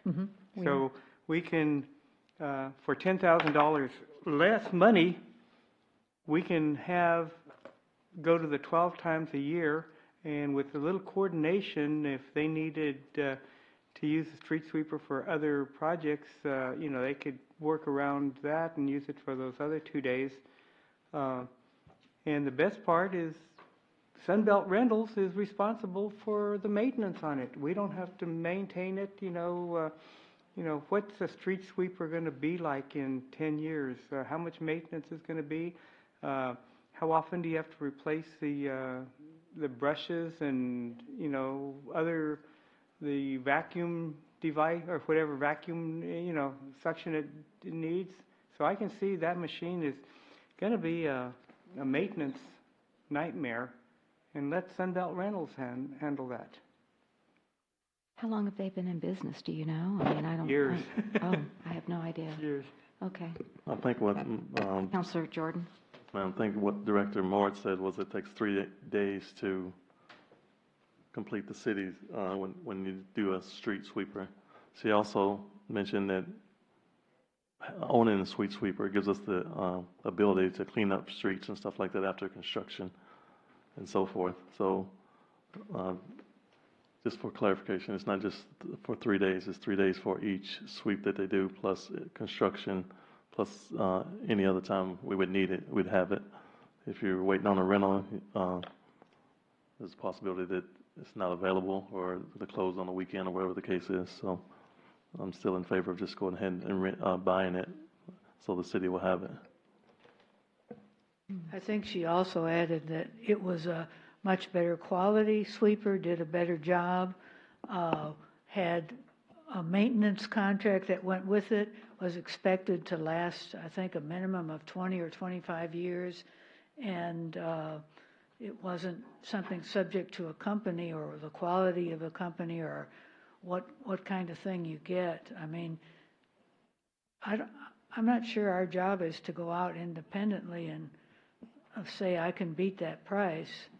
I think we need to look at doing it a different way than always saying, well, I check this and I check that. I mean, we're not here. That's not our role, I don't believe. Just my opinion. I disagree 100%. Our job is to be fiscally conservative and spend the taxpayers' money wisely, and that, I take that as part of our duty. Right. I mean, I don't have the time to do what you did, Mr. Martin. It's just another option, which, I think the council can consider. But yeah, we're stewards of the taxpayer dollars, and so if you can save some money and it works out, but again, Melinda's not here, and this Melinda's is the not end. here. It's a policy decision. One thing I will caution you on is last time we took it and ran with it when Mr. Smith, who I respect very much, but said, hey, this is what we do at Fiesta, Texas, and this is how much the maintenance is, and then they discovered that it wasn't even the same type of street sweeper. So I would want to make sure that this Sunbelt Rentals is the same type and what we need, because that was misinformation. So we just want to make sure that we're getting good information. But whatever the policy decision is, that's this board's decision. I think too, I agree 100%. We have a responsibility to oversee the taxpayer dollars, fiscal responsibility, but we also should be aware of the fact that our directors know that, and they know we're going to question them when they come to the council. So I don't have a problem with questioning what comes before it, but when it comes to the point where every item, all of a sudden you become a resident expert because of a Google search, that's what I have a problem with. Our directors are in a position for a reason. We trust them. They have the expertise, and they do their homework 99.9% of the time before they make recommendations to us. That's been my experience. Well, I don't know. Anything else over here from? I think it's always good to question authority. It's a lot of money, and I don't know. It's kind of like what we're doing with the business retention. We're trying this for this next year. Possibly we could just try renting it for 1 year and see if it works. If not, we can always buy it the next year. I don't know. It's just. I think that's what they've been doing, contracting out, and so you have the equivalent. What I'm talking about is like on another thing I suggested myself about checking with another company on the tractors, and what I had gotten a good deal on was very different than what she needed. What was that company? Kubota. That's right. Oh, the orange. Oh, that's right. Right, the orange, and so I've never. I think that they realize that we're out for the best thing, and when just a recent example that Melinda did for capping the wells, she was getting these quotes of $16,000, $18,000 a well. She kept looking and ended up getting a service that is doing it for the city. And we have to get to a point where we trust the city employees. Yes, we question it and question items, but finding a rental place that does something when we don't even know what we're looking for. We have to compare apples to apples. Well, okay. I don't know. Just move on, I guess. But it's kind of the nth hour of the budget. We have to approve it today, so it's it's very hard. But I don't think it's a question of trust. I just think it's a question of just ask. How about this option? I don't think there's anything wrong with that. Sewer hasn't changed at all. That's really mostly passed through. Every year you budget $150,000 for the replacement of sewer mains. Stormwater expenditures have not changed. Capital items have not changed in stormwater. And we can't get a grant for a bioswell. That was what I was going to ask you about. $130,000 for a bioswell. I have not asked Melinda that. We've not asked her that in any of the budget hearings. It's something that I can certainly ask her. And if we can get one, I would definitely think that Melinda would know about that. But if we can get one, then it would just revert. She Just tried like the to give pavers, one, we've got a but- place saver. but Oh, we're is that not- the one that we're not over the Edwards Aquifer? Yes. Okay, Mhm. recharge Oh, yeah, zone. she That's explained right. that. That's right, that's Yep, right, she thank sure you. did, yeah. Yeah, I'm recalling it now, thank you. Community Center Fund, same. Budget summary is the same. Crime Control, you've already heard that one. It's the same. There's their budget summary. Street maintenance is the same. Can I just ask a question on Yes. street maintenance? I had circled it. The 982, 674, we haven't expended that yet this year, have we? No, we have not. So that could be, what do you call it, forwarded over for next year, right? I mean, we're running out. Don't you have to have everything? Yep, we're advertising for a bid package right now, Mayor, and so that will be awarded probably in the next, I would say, 30 days. With the 2 readings? That's correct. So it might go into the next fiscal year. Okay. Okay, so yeah, because I didn't think we had had anything on street maintenance brought to us this year yet. That package is going to be about anywhere from about 600,000 estimated. Okay, all right. So if we don't spend it, that it's estimated for this year, then it'll just roll over for the next year. Okay. Okay, yeah, thank you. Special revenue, these all stayed the same. Police forfeiture stayed the same. And can I ask about the police forfeiture? Yes, Is there ma'am. any way we could have more of an itemization of that? We gave you an itemization at the beginning of the budget as to how it would be spent. What would you like? I guess it was that little box that you have, you know, where contract, it's just items then, right? We have a list of items? That's is correct. that- We have a list of items and how much they cost way at the beginning of the presentation, Vicki. That was the one that had the. That was the one that you. There you go. There it is, Mayor. And that's not 580,000. No, right? Okay. You're right. That's so correct. is that That's- after we've paid all of this? We're going to have 580 left. No. Mm-mm. That's what the budget is for next year. That's what yeah. And of course, as you know, that budget changes. Okay. I guess it's just always want to see a beginning balance plus and and the an minus. ending balance and what we spent the money on. That's what I'm used to, and so that's why I just saw 580. I'm like, well, wait a minute. And we're Yeah, but I did budgeting see that 580 list. for it. I'm sorry? We're budgeting 580 for it, and the list before is what we would like to take from that 580. So there'll but be a balance. That's correct. Okay, good. Mhm. Thank you. That's right. I just wanted to clarify that from. And we'll make sure that when Vicki and Ashley do their reports that you see Okay, that. very good. Thank you. Okay. Personnel funds a 2% merit increase on an employee's date of hire if they qualify via their evaluation, and it funds longevity pay, $4 every month. And then we kept that, I just want to make sure that this stays in your mind, that you're still not marketable on longevity pay, but we've just about got you marketable on everything else. Well, I'm still surprised that Alamo Heights is at $3. I agree, but don't forget their pay is so much more than Leon Valley's. Oh, So, okay. yeah, you I know, didn't. weigh it out. Personnel, we budgeted the retirement system at 7%, which you just approved a little while ago. And so that difference is almost 200,000, 190,000. We left the sheet in there just to show you how off we were as far as the market on our retirement, but we're fixing that, so go team. Funds of 1.5% cost of living adjustment, and I told you that I literally attempted to survey and speak with every employee. I went to every department to say, look, if I propose this 7% to the council, are you willing to take less than your cost of living? And unanimously, it was absolutely yes. They would rather have it on the retirement side. Have a new CPA, no, I don't have a new a CPI for you. I don't have a new CPA, but I have a new CPI for you, and it went up because we added May and June in there. And so now your CPI is standing at 2.38, and it's going to go up again the next couple of months.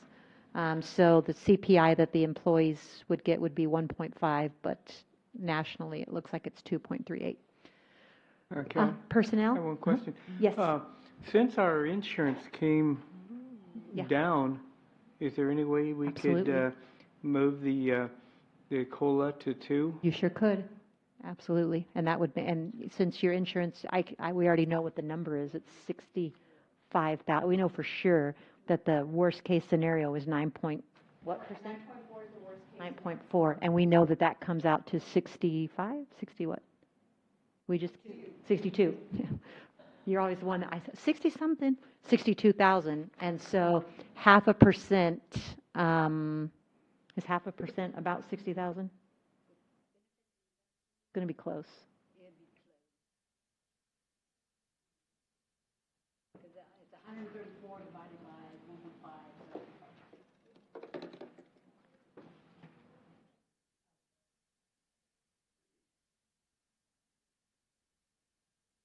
134.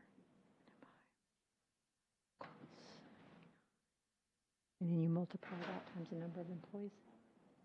Yeah, 8933. Times. Maybe you could do 1.75, just to stay within the amount, the difference, you know. I think you can do 2. My calculations are right. That's the budget officer. Okay, I thought I heard you say 89, and we only had 60. So we could go 1.75? Well, then you're getting, I honestly wouldn't want to do it unless I run numbers. Yeah. Oh. Can we always make a budget adjustment or something? You have, let's do that. there's play in this Yeah. budget anyway. But just so you know, Woodcrest is giving 6%, Kirby's 3, Cibolos 2, Alamo Heights 2, Balcones Heights 3, Live Oak 2, Helotes 3, Chavano Park 3.5, Universal City 3, Selma 2.5. That's for the COLA? Oh, Was 6%? Can we do it like a placeholder at the Windcrest. 2? Windcrest. People are trying to get up to market. Everybody's competing with each other now, so everybody's trying to get up to market. Yeah. I think we can I think that Vicki and I can work it out where a placeholder is a 2. If that's what if you approve it, yeah, we can make it work. If you approve a 2% COLA, we'll run all the numbers, put it in, and if we have to come back for budget adjustment, then we'll come back for budget adjustment. That I sounds don't think we good. will. All right. So this, as I told you at the beginning of the presentation, is an old slide because we now know that worst case scenario, it's going to be 9.5%. Maybe we're going to get something that'll be better. But right now, we know that that's a worst case scenario. You mean it could come in lower? We could get another bid. Oh, you're still looking for bids? I'm still negotiating. Oh. Everyone used to bid on us. United's coming in with the second bid. And Okay. Blue Cross is going to compete with United with the third bid, Okay, or third option. all right. So we'll either take that or it'll get better. Okay, gotcha. Gotcha. All right, thank Okay. you. So that's why I feel like we're safe on the 2%. Mm-hmm. Personnel, you already know this, covers medical. Employees pay for their own vision and dental. The holidays, we've already established, unless you would like to change them. That concludes the budget presentation. With that, I will stand for questions. Although I think there's been quite a few. Well, I think we already asked them. I guess I'll just talk to you about it tomorrow when we meet. It's not really related to the budget, so. Okay. Do we have to vote on that COLA issue, or just?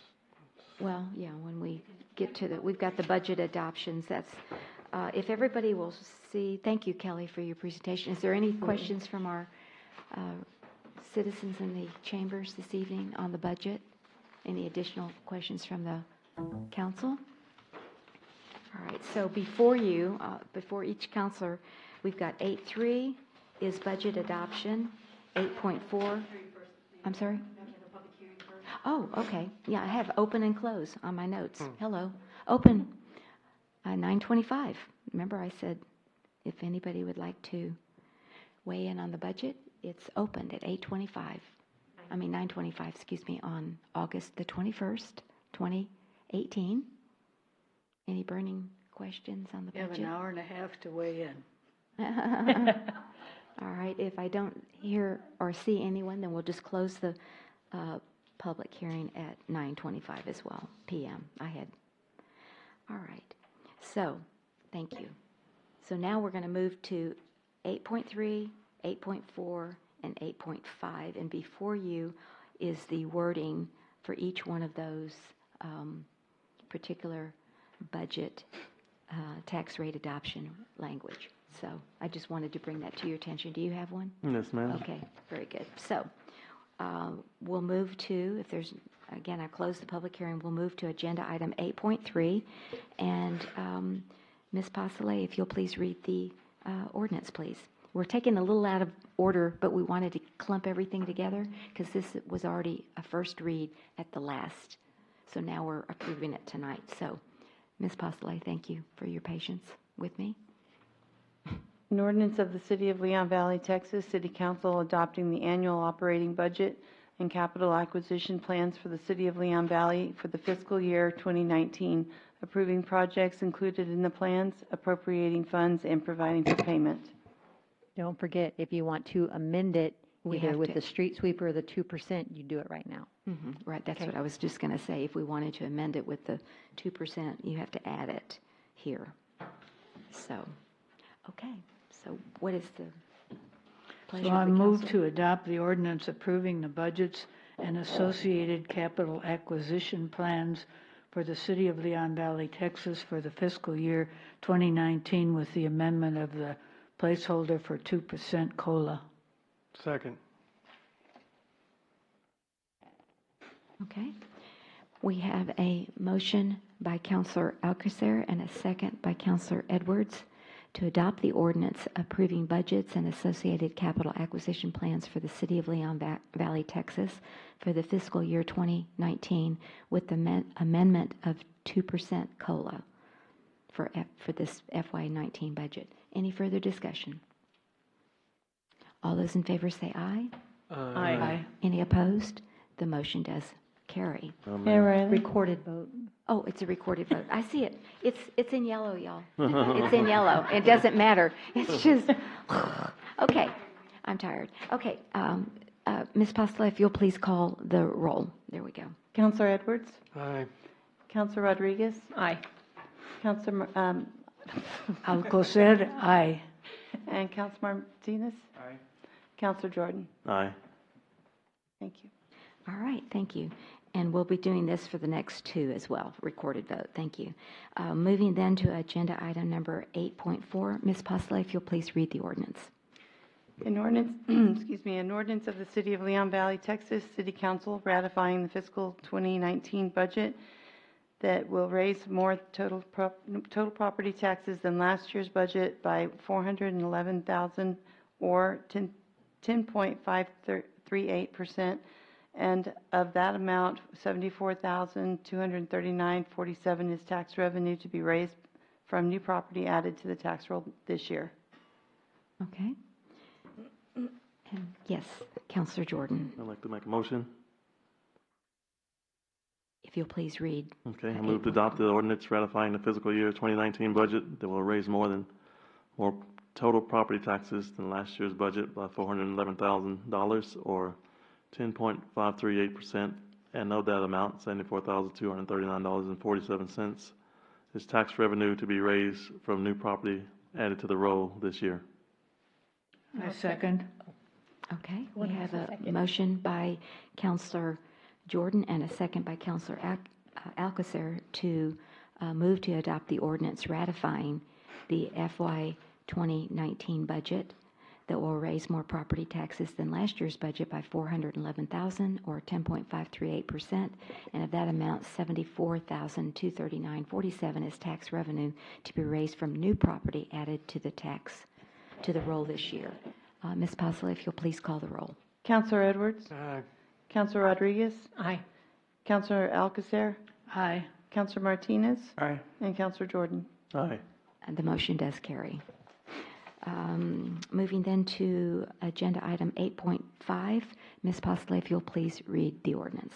An ordinance of the City of Leon Valley, Texas, City Council establishing and adopting for the purpose of taxation the calendar year levying of tax of 0.478277 for maintenance and operations and 0.067600 for the interest and sinking fund for a total tax rate of 0.545877 on all property subject to taxation and situated in the city of Leon Valley, Texas, on the first day of January 2018, establishing the rate of said levy, determining due date, delinquent date, interest rates and delinquencies, and for penalties and delinquencies, and determining and enacting other matters pertinent, necessary, and incident to the subject, and providing a savings clause. Okay, thank you. I appreciate it. And the only thing that I want to say that there Yep. was a change to it. Okay. Councilman Alcazar asked me that if I would put in the ordinance itself, if you're over 65, you get certain other things. You can, to pay your taxes, you can do a 4-payment plan, or you can do a 10-month payment plan. So that's just added to the ordinance, and it's in red in the ordinance that you got, and that's it. Or if you're disabled or. You're disabled, yeah, but it comes on your tax statement. It tells you what the deadlines are, when you have to pay them, and so on and so forth, if you elect any of those, and also the split, which has been there forever. Okay. But we don't need to add that to our actual tax rate adoption. You just wanted to point that out to us. Okay, thank you very much. All right, so yes, Councilor Martinez. Then I move to adopt the 2018 property tax rate of 0.545877, which is 0.010722, lower than last year's tax rate of 0.556599. The maintenance and operation tax rate portion being 0.478277, and the interest and sinking tax rate portion being 0.067600, for a total tax rate of 0.545877. And I'll second. All right, we have a motion by Councilor Martinez and a second by Councilor Rodriguez to adopt the 2018 property tax rate as read. Any further discussion? Recorded vote, please. Councilor Edwards? Aye. Councilor Rodriguez? Aye. Councilor Alcacer? Aye. Councilor Martinez? Aye. And Councilor Jordan? Aye. Motion carries unanimously. All righty. Thank you, Vicki and Ashley and all of the city manager and all the department heads. We're just put this baby to bed. And did y'all realize because we adopted the effective tax rate, we don't have those extra meetings in September? We always had 3 extra meetings in September, the 4th, the 11th, and the 18th. And So isn't it the earliest we've ever the earliest we've adopted done, the tax yeah, rate? exactly, because we've adopted the effective with Amen. no increase. Yeah, so congratulations. I think that's a job well done. I really do. I think it's great. All right, agenda. Okay, goodbye. You get to go to bed now. Thank you. Oh, you are? Okay. All right, let me know tomorrow. I'll be here. Okay, thank you. Moving then to the regular agenda 8.6, a resolution authorizing a memorandum of understanding, MOU, between the City of Leon Valley and the Elijah Group for the use of the Leon Valley Community and Conference Center. We have Maribel Mendoza here this evening to present. Good evening and welcome. Good evening, Mayor and Council.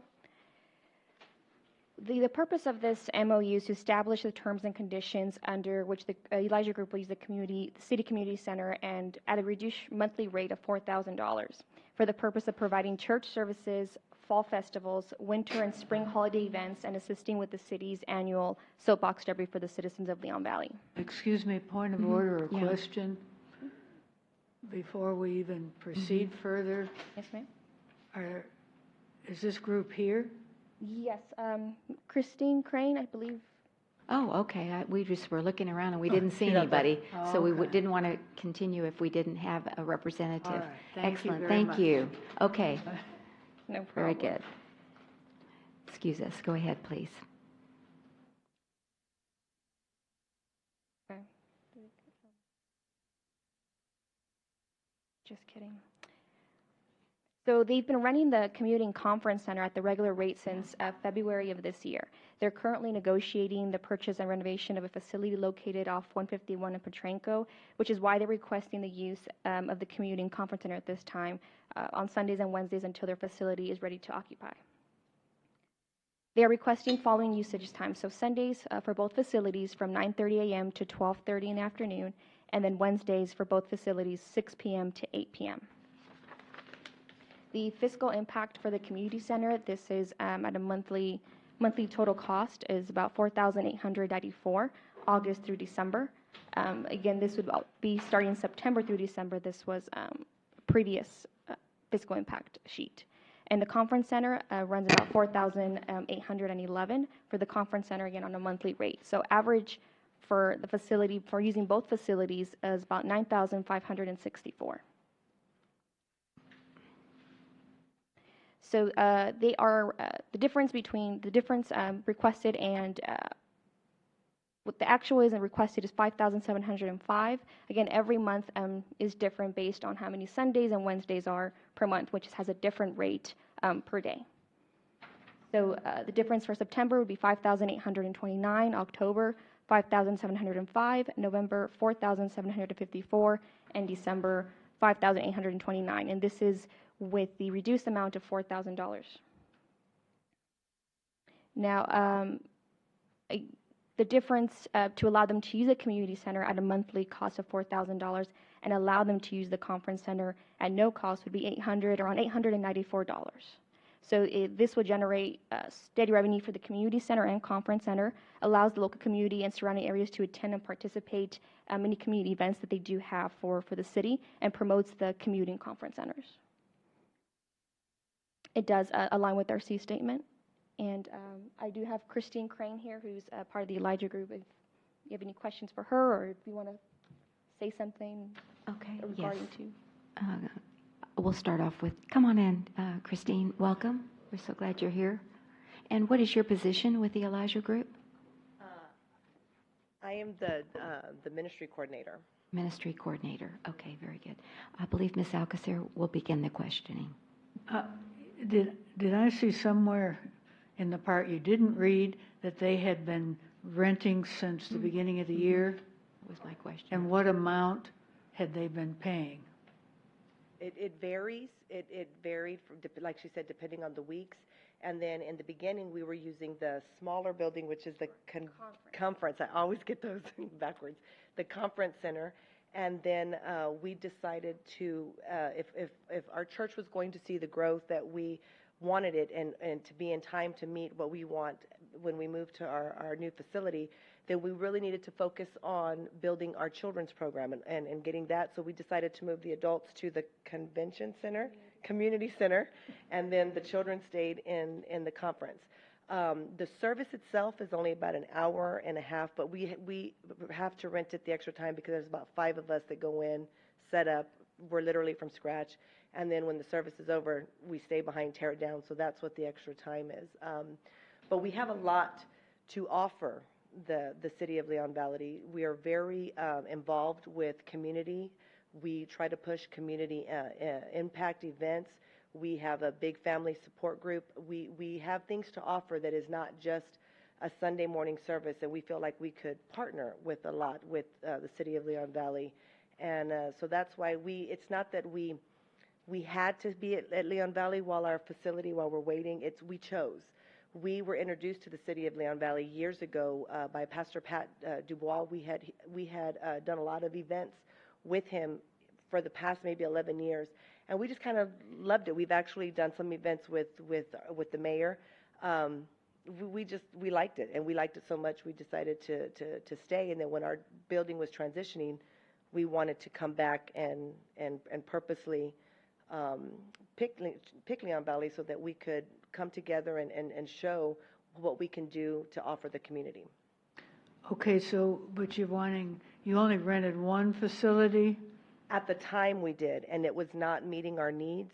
And so presently, are you? Presently, we're renting both. Both. And it's the hours, it's kind of, I make it difficult. This lady is so wonderful to us because I make it difficult because our hours are different. We only need the convention center, conference center. We only need the conference center for like an hour and a half max, whereas we have to get the other one early and set up, and then when the kids dismiss. So that's what we use it for that. Okay, and then your membership is approximately, how many would you say are Leon Valley residents? Leon Valley residents, maybe, right at this time, maybe 5 families. At this time, we grew from 79 to we're a little over 100 now, but we're impact, like the community does not, Leon Valley does not yet know that we're present, and that's why we've been having events to make ourselves known. When we had our 4th of July picnic, we had 50 people from, not people, but just different families, some individuals come. And since then, I'm not considering them members. We've had more than 5 families visit, but that are regular, like that would consider themselves members. That was that number. But since our events, we have people coming almost every week that now they're coming to know we're there. And then outside of that, like one of the things that I noticed being here, on your budget, one of the things that was down, that was under budget, was the rental of the facilities. I know that we can help with that by, the Elijah Group has 3 different DBAs, the Restoration Center, which is the church, TCAL, which is a different entity that is not in Leon Valley, and the Chosen Youth Ministries, which is a lot of, our pastor is also a degreed counselor, and so he does a lot of counseling, a lot of family support, and that we have had numerous Leon Valley residents come in because they're court mandated. And so they choose, because of the address they see on what's online, they choose us, and so we have a big family support. But one of the ways we could help with the budget increase is, in all cities pretty much across the nation, youth sports it's skyrocketing.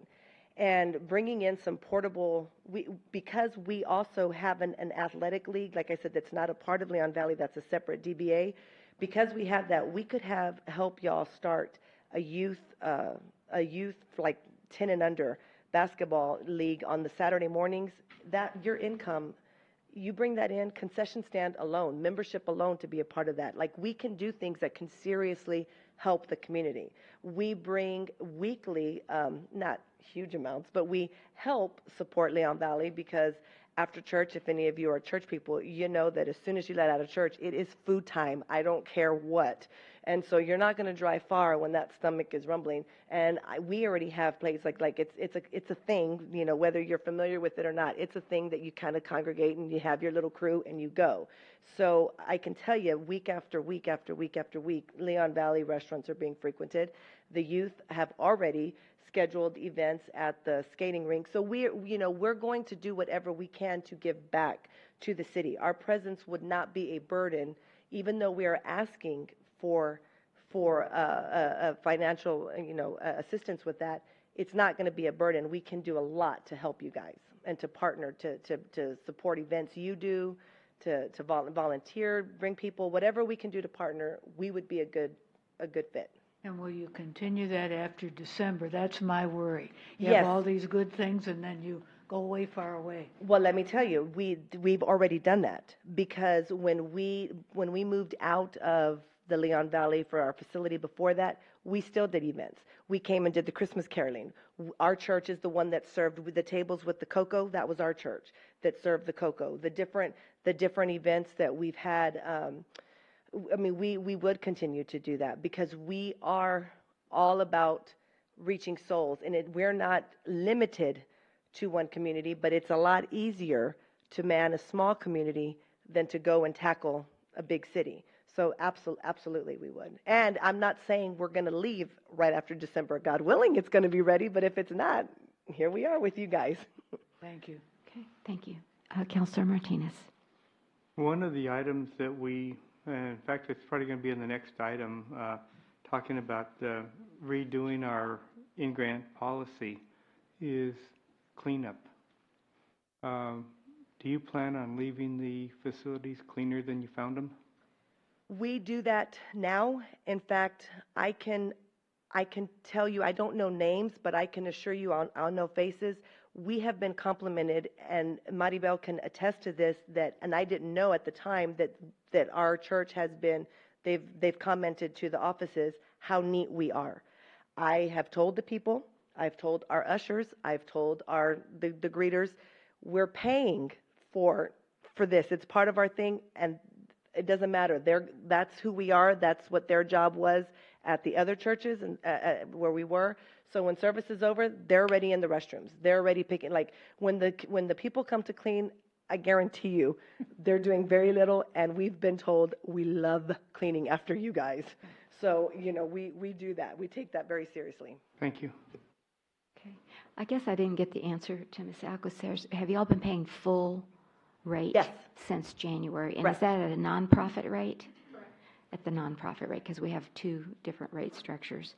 Okay, and you said that you did you participate in the city's soapbox derby, or you're going to participate? I didn't understand we were going to. We've asked, but we weren't really needed at that time. We wanted to know what we could do, like if they needed. And then we were told, and it wasn't in anybody's fault. I know y'all there was a lot going on and different transitions going on, but we were told, okay, we could use y'all for volunteers. We're going to send you a list and you can man these.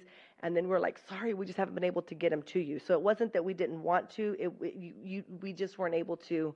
Y'all weren't able to get us what we were needed. But we did have several families attend, just to attend. Sure. Okay, and then Ms. Mendoza, did you do any research on what our income was before this church came in on Sundays and Wednesdays? For Sundays and Wednesdays, we had about, for the community center, we had 2 events. 3 events. I don't know the exact amount of income revenue made. For the conference center, it was 1.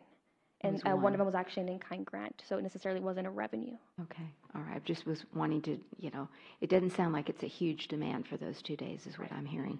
Okay, and then I read the memorandum of understanding, and so it expires December 31st of this year.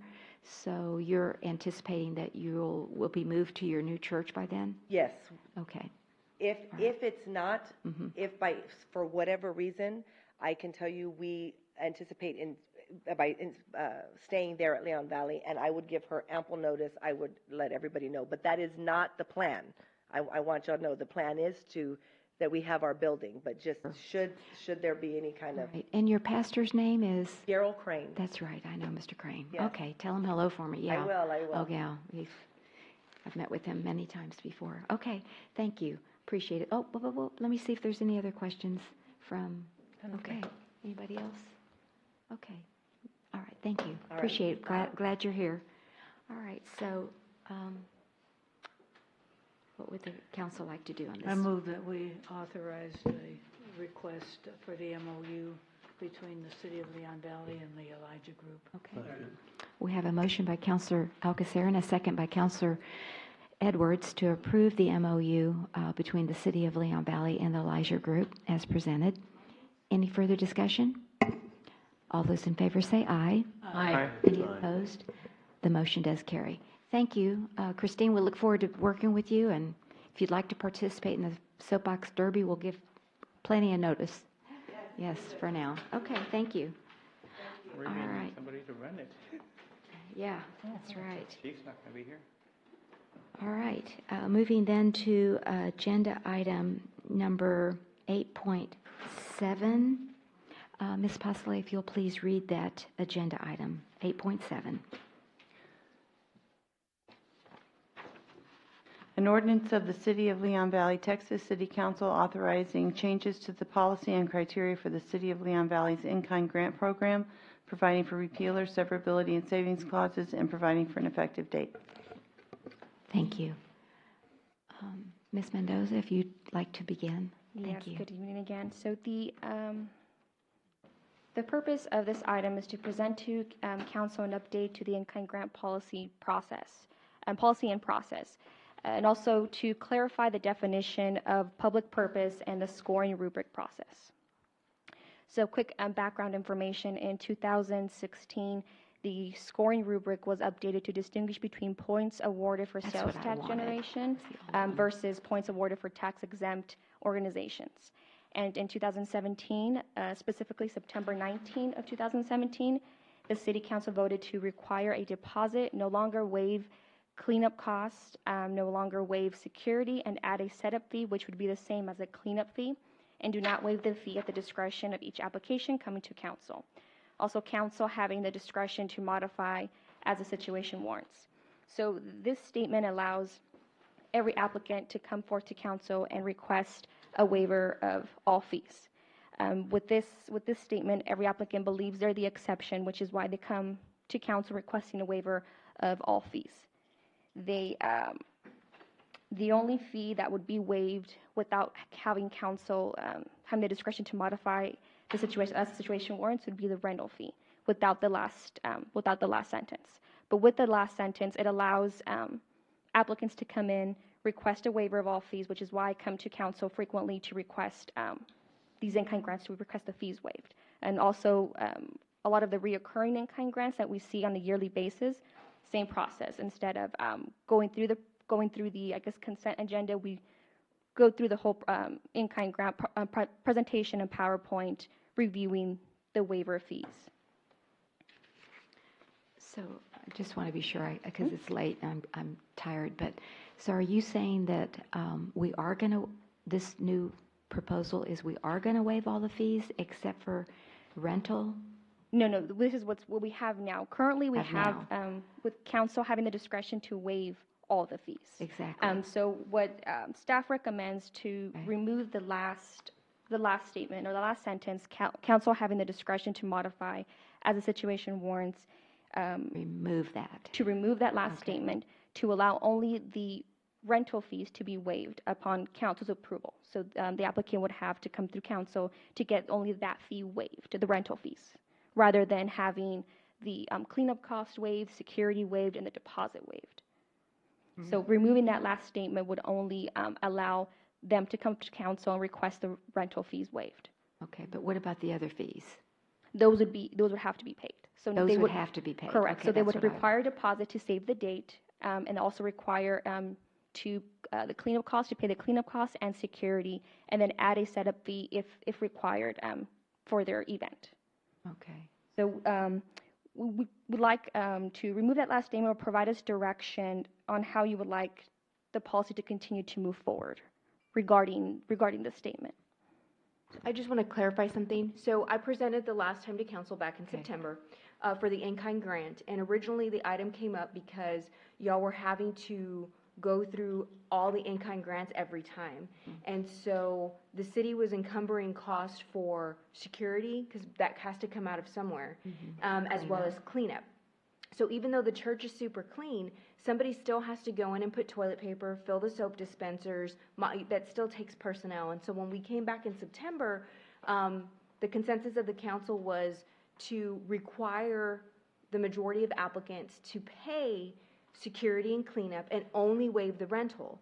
But the disclaimer at the bottom that says council still has the discretion to waive all fees, everybody thinks that they're the special exception. And so that's why we're still having to come back to council for every in-kind grant, because everybody feels that council will give them the discretion, will give them the waiver of all fees. So they don't take our word that y'all will no longer waive security and cleanup, and they want us to continue to bring their application to council. So it's more of a policy decision. If you want to see every in-kind grant and you want to be able to waive all fees, that's fine too. We just don't know what to do, because we're telling them you have to pay security, cleanup, and deposit per the council policy in September. However, council does have the discretion to waive all fees. So everybody says, well, let's just take it to council. So we just need a little bit more clarification from the council as to how you want to handle that portion of the policy. And then she's going to give you an update on the rest of the changes to the policy. Okay. Yes, Councilor. I think we need to remove that. I think that we have all these people. I really haven't seen anybody that's come to council that hasn't had the ability to pay. And I think not necessarily that you pay to play, but you pay to use. They're coming and it's become more of a misuse or an abuse of what is available. And I think we need to take that. We did ourselves in, and as you see by the monthly fees, that they aren't bringing in what they can and should be. And I think we need to remove it and have them pay those certain specific fees, and then the rental fee, if they're entitled to it, and have the special things with these added clarifications. I just don't think it should be 58% and they go. But if they meet everything else, then they don't even need to come to us for waiving the rental fee. I didn't understand the 58%. Yeah, well, the 58%, I did it's Yeah, the next because- part of it. Oh, okay. And it went down from, when I did the 47 or something, yeah. calculations. But anyway, I think it should be maybe if they meet the 75%, then they can have the rental fee waived without coming. But I mean, I just don't think we should be getting all these people who used to pay, have been paying, then come in and say, well, we don't want to pay now because we're good. That's what has been happening to me, everyone that comes in. They have the ability to pay, they can buy the food, they can buy the drinks, they often charge fees, but they don't want to pay the city. So it just seemed kind of unfair that we're getting the short end of the stick, my opinion on that. All right, very good. Who else would like to weigh in? Yes, Councilor Martinez, and I had a comment as well. We still would have the ability to reduce or waive any fees. Now, one thing I didn't like, one of the ones that came before us a couple of months ago, staff waived a fee. I don't think staff should be able to waive any fees. That should be a council decision and not a staff decision. I think during Thought on that, it was you didn't have to do a setup or something, right? 'Cause Correct. It was you were already during there. my work Yeah, hours, so so that it was was correct. a non-applicable fee. Correct. Yes, ma'am. So she didn't really waive it. She just said, "Well, I'm here, and so I'll open But the door for you." Still, whether she's here or not, it still takes her time away from doing something else to go do that. So it's still a fee that's her time. She's not working for free, I don't think. Or she's not going to do that on her lunch hour. Which also applies when in-kind grant requests get waived completely to entirety when it's on a weekend. It would have to come in on a weekend to open up the facility if the security cost was also waived. So then it wouldn't be during my staff hours, but then again, the security cost was waived, so I would have to come in on a Saturday or Sunday, depending on the day of their event, and open the close of the facility, which has happened. Which y'all just did the last time with Walter Garrity's event. Staff's going to have to come in and open up that facility on Saturday. So Correct. We're on the same predicament. We're going to have to leave Grandparents' Day, run over to Walter's event, stay there for the entirety of Walter's event, wait for him to clean up because y'all also waived cleanup fees. So he's going to have to clean up the event. And then, so we have to wait for that and then leave as well. So, I mean, when we do it during staff hours, we call it a non-applicable fee because we are physically here. It's during our hours. We run around the city all the time. We don't waive any fee. We're just saying it's not applicable. And council at the time could have made a motion to remand us to include security if y'all wanted to, but that's why we brought the in-kind grant to y'all. We just didn't include it as part of a fiscal impact to y'all. I mean, I agree that we need to charge for these out-of-pockets, but I guess I'm thinking of, like the Elijah Group, we have a memorandum of understanding. If you have a special relationship with the nonprofit, then, I mean, there has to be some distinction, I think, to waive all of it for Correct. So I the think public about purpose, I guess. The Chamber's event or the Historical Society, but y'all event. have memorandums of understanding. Yeah. Just like Exactly. the Northwest Seniors. Could you use your mic, please? Yeah. Sorry. Right. Just That- like I the think- Northwest Seniors Group, in their contract, it clearly states they have 2 events a year in the community So center. can that we could- incorporate that into Correct. this? That could be so that we facility- could Yes, ma'am. distinguish it, that if you have this special, or you co-sponsor an event with the city or whatever, then we'll waive all fees, but other than that, we'll. So that is, Yeah. y'all already have a policy on that. I'm sorry, it's where?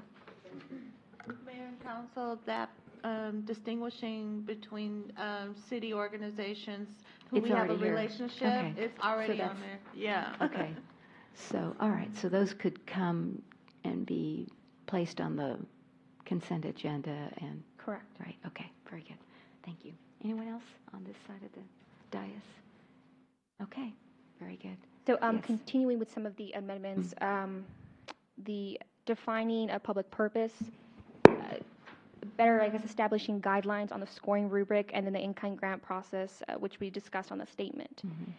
We recommend to add the definition of public purpose, so the applicant knows exactly if the organization or the event serves a public purpose. And just to read it off, Article 3, Section 52 of the Texas Constitution prohibits cities from making gifts of public funds to any individual, association, or corporation.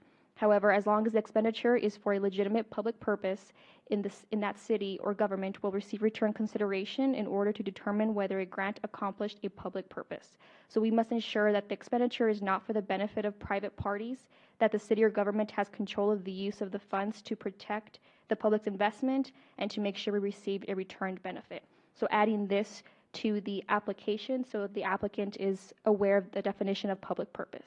Okay, could you explain has control of the use of the funds to protect the public investment? What does that mean? Mayor and council, that just means it doesn't necessarily have to be actual funds. It can be the fact that we're controlling the use of the center, the conference center, what they use it for, and however we will control the assistance that we provide to them to make sure that it is for a public purpose and ensuring that it's open to the public, that it's not for the benefit of a private entity. Yeah, I thought that Christine with the Elijah Group gave you all the reasons of the public benefit, you know, going to eat at our restaurants and bringing in new families. I mean, you know, she really did a great sales job. So I understood that with the public purpose, but I didn't understand that one clause. But thank you. I appreciate the clarification. Okay. And we also want to establish clear guidelines.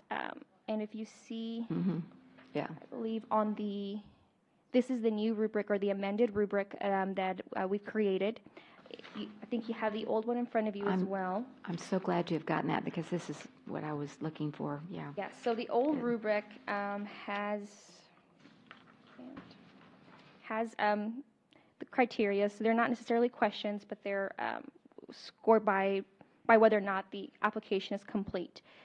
On the old application, or the old, criteria, I removed 3 of them that didn't define what a public purpose was. And that's why those 3 removed. So completing of the application does not define public purpose. And to be quite honest with you, if our committees is already reviewing this, the application should be complete. They should not review an incomplete application, which means this doesn't really apply to a grade or a criteria. The request supports the intent of the grant. Again, doesn't define what a public purpose is. So remove that from the criteria. And then also serves as a public purpose. So again, what is a public purpose? So if a committee member decides, I don't think this serves as a public purpose, then this application itself should be taken off because the whole point of an in-kind grant is to serve a public purpose. So even if they score a 0, one committee member scores a 0 in this criteria serves a public purpose, and the rest of the committee members feel like it does and it has an affirmative recommendation to council, it passes through, although someone says that this does not serve a public purpose, which then is a violation of the definition of what a public purpose is. So those are the 3 criteria that were removed, and this is the new one that we created that states a question and underneath states exactly what it's supposed to do. So as an example, does the request promote the city of Leon Valley? Does it aim to encourage certain activities to take place in Leon Valley? So it defines what that question is entitled to ask, and it's more specific. And all these criterias defines what a public purpose is. So based on this score is whether or not the points are affirmative recommendation or they're not. But those were the 3 items that we removed from the criteria rubric, and I think that's why Councilor Alcazar mentioned the 58% or... Yes, it used to be 67%. Correct. And this reduces it by lowering it to 14, reduces it to only the 58%, where I would put it like at 75, that they have to get 18 out of 24 in order to qualify. Okay, and that's something we can definitely do and make those changes. I don't think we should lower our standards. The other thing is, I really like what you have done in, you really like what you have done in putting, defining them. It's just, I'd like it a little bit more in lay language when it says, does it aim to encourage certain activities to take place in Leon Valley? Can it be or any of, what you're doing is going to, are your activities going to take place in Leon Valley other than this, or something like that? The second one is really a hard one. Does it alter the external perceptions of a city in order to encourage tourism, attract inward migration of residents, or enable business relocation? I mean, good It was going more grief. based on the actual definition of what serves a public purpose. So, I mean, but yes, those are completely good, understand. but let's Right. put it in elemental language where the inward migration. I think it needs to, be more user-friendly. It's kind of nice we're just not in graduate school trying to do these things. But anyway, that I like the whole idea. I would just like them in a lot more simplified. Right. Definitely do that. And then Now- these definitions are also in the application process, which I believe is also attached to the PowerPoint. So the applicant knows how they're being scored or what the criteria is on their score. Yeah, and that's great to know, just in. Okay, so now I think I understand. So you want that total points required for affirmative recommendation not to be 14, but you want it to be like 20, to Well, raise that yeah, to a higher. 18, 75%. 17. Okay, I got you. Now I understand. Yeah, I think our to going so low in the standards, I don't know, was there a purpose in going that low? I was going based on the point system we had.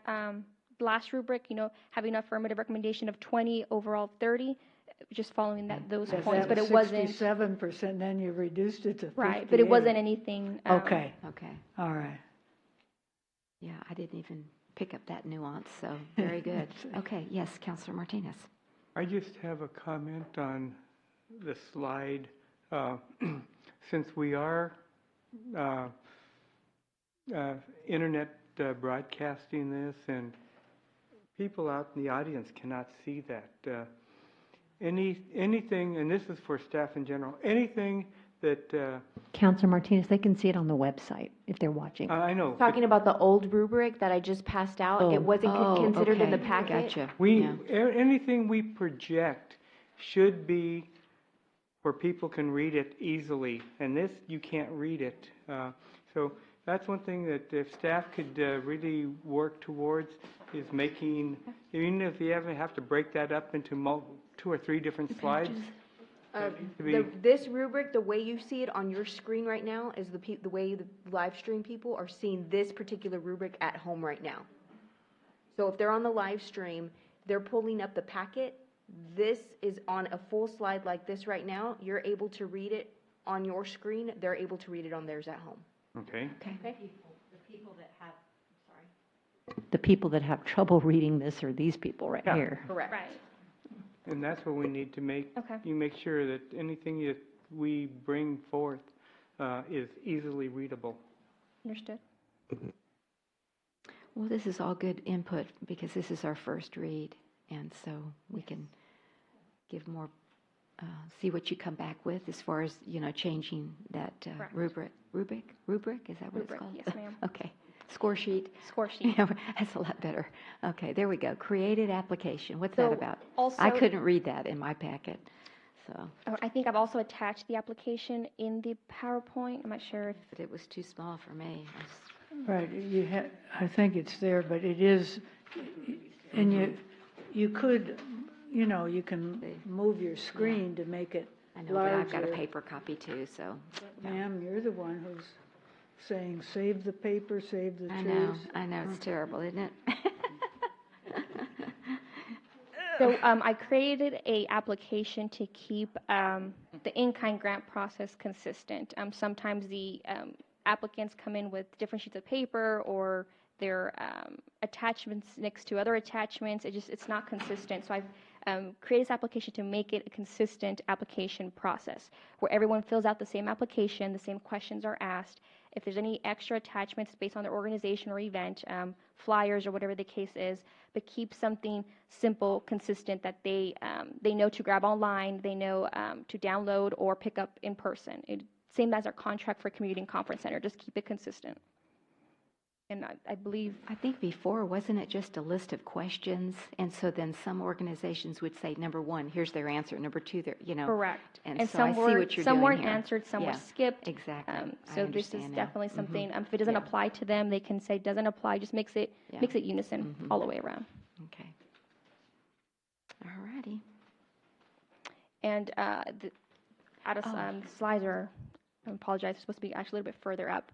But the community center fees, this is what we're looking at when all the fees are waived for the community centers, $1,626.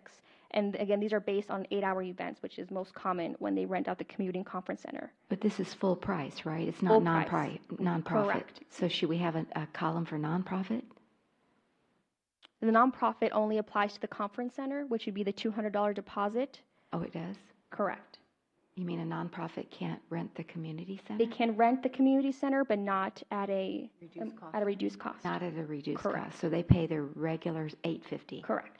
I got you. I didn't know that. So what's the rental for the conference center for a nonprofit? $696 $696, correct. Is that To nonprofit? the $250. Oh, to the $250. Okay.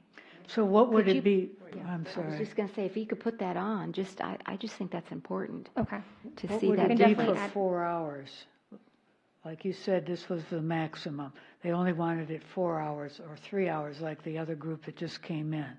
So it wouldn't be the same because you said it varies depending on the hours they need it.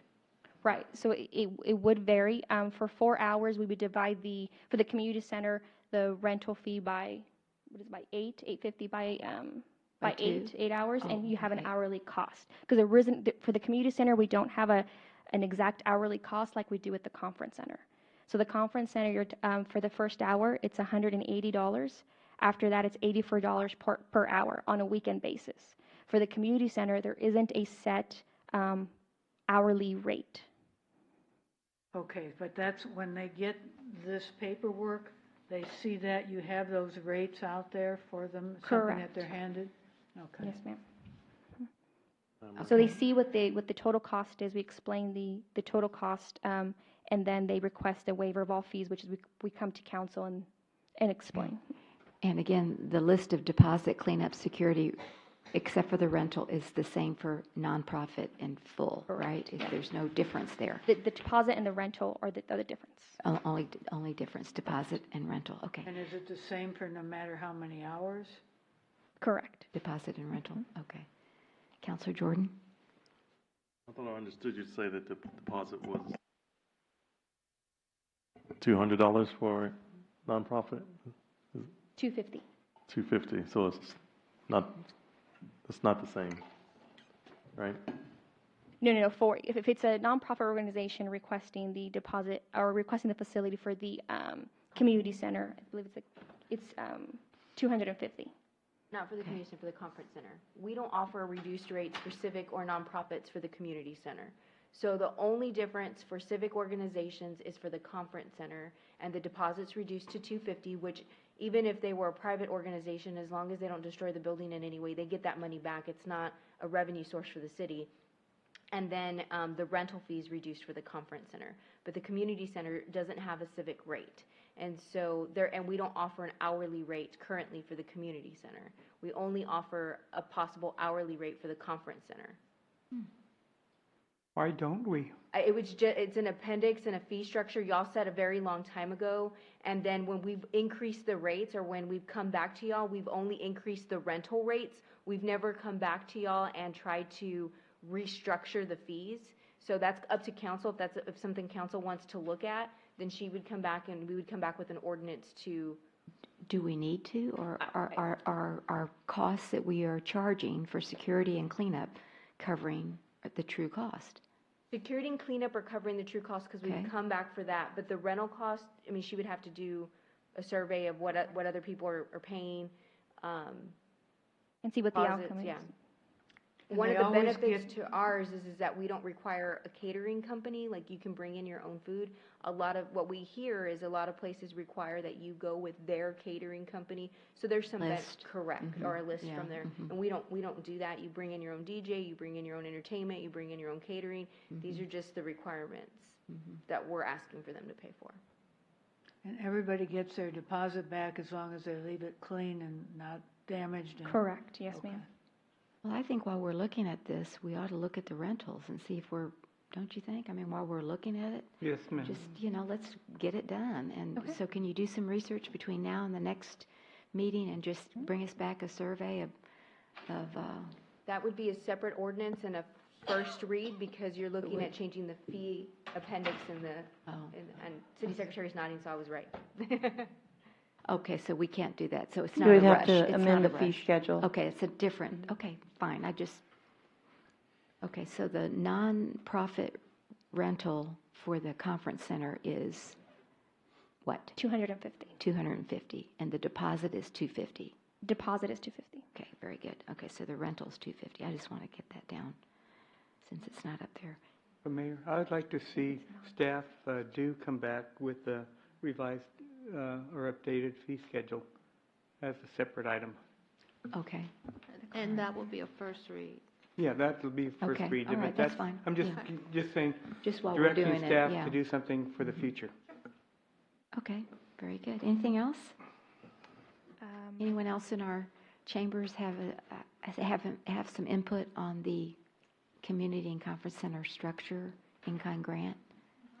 Okay, thank you. All right, I thought that was a good discussion. Thank you so much, Maribel. Do appreciate it. All right, y'all, we're almost done. I promise.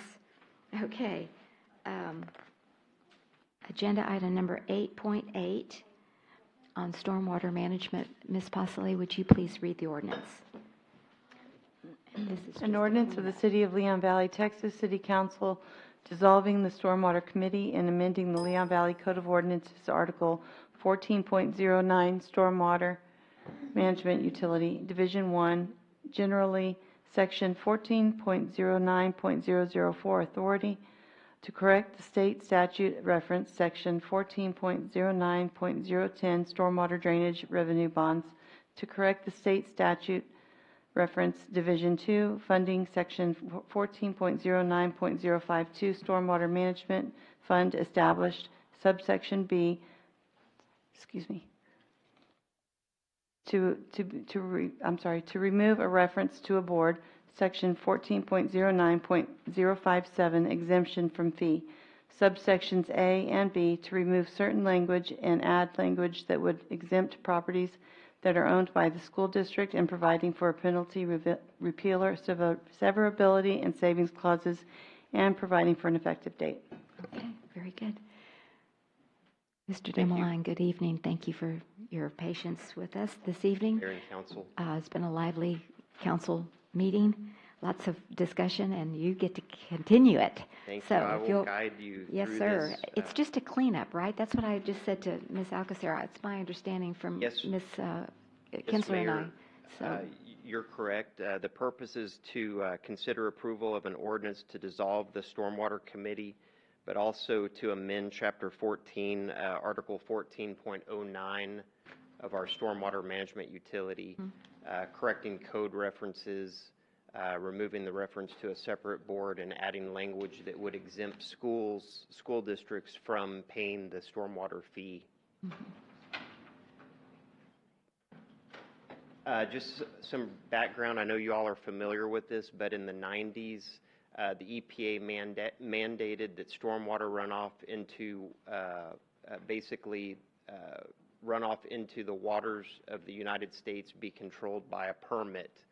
Hebner and Zarzamora Creeks are considered to be waters of the United States. So the government gave permission to each individual state to create a program in Texas that is, of course, the TCEQ. With our permit, we are considered a level 2 MS4. So we have the permit, the original permit was issued in August of 2007. In 2001, the City Council organized and appointed members to a committee to create the program and the ordinance. The committee created an ordinance that regulates the fees to be paid by each property owner, created the tiers, and gave control over the utility to the City Council. The committee also worked on creating a program under best management practices. So we have 6 of those as part of our permit. And speaking earlier about the street sweeping, that is one of our areas that we really gauge in terms of picking up the debris, because we're picking that up off the streets and keeping it from being diverted into our waterways. The committee does not have any responsibilities under this code. Although they have continued to meet every quarter. They do not have bylaws, a number of members required, length of terms of office, formal direction, nor the authority to provide recommendations to council now that the program has been adopted. When the committee meets quarterly, we inform them of our activities in terms of what we've accomplished with those best management practices. If a quorum is not met, of course, we don't continue with the meeting. They may not meet, but every 6 months to a year, if that does happen. And looking back at the last several years, we've been meeting about 3 times per year, if that occurs. So the City Council, you do continue to appoint individuals to this committee. It usually has 5 members. As of today, the committee has 4 members. As this program is, of course, regulated through the TCEQ, state law, and the City Council, staff is recommending that the committee be dissolved. The amendment to the code would remove any reference to a separate board. And the stormwater utility is part of our enterprise fund or enterprise utility, which includes water, sewer, and stormwater. In addition, a code correction would remove the reference to a separate board. We would also amend it to add a fee exemption for school districts. Under Local Government Code Chapter 552 states that school districts must be exempt from the stormwater fee. So our code, we already exempt city, state, and federal properties. It does not exempt schools at this time. We have a total of 6 school properties that need to be exempt from paying the fee.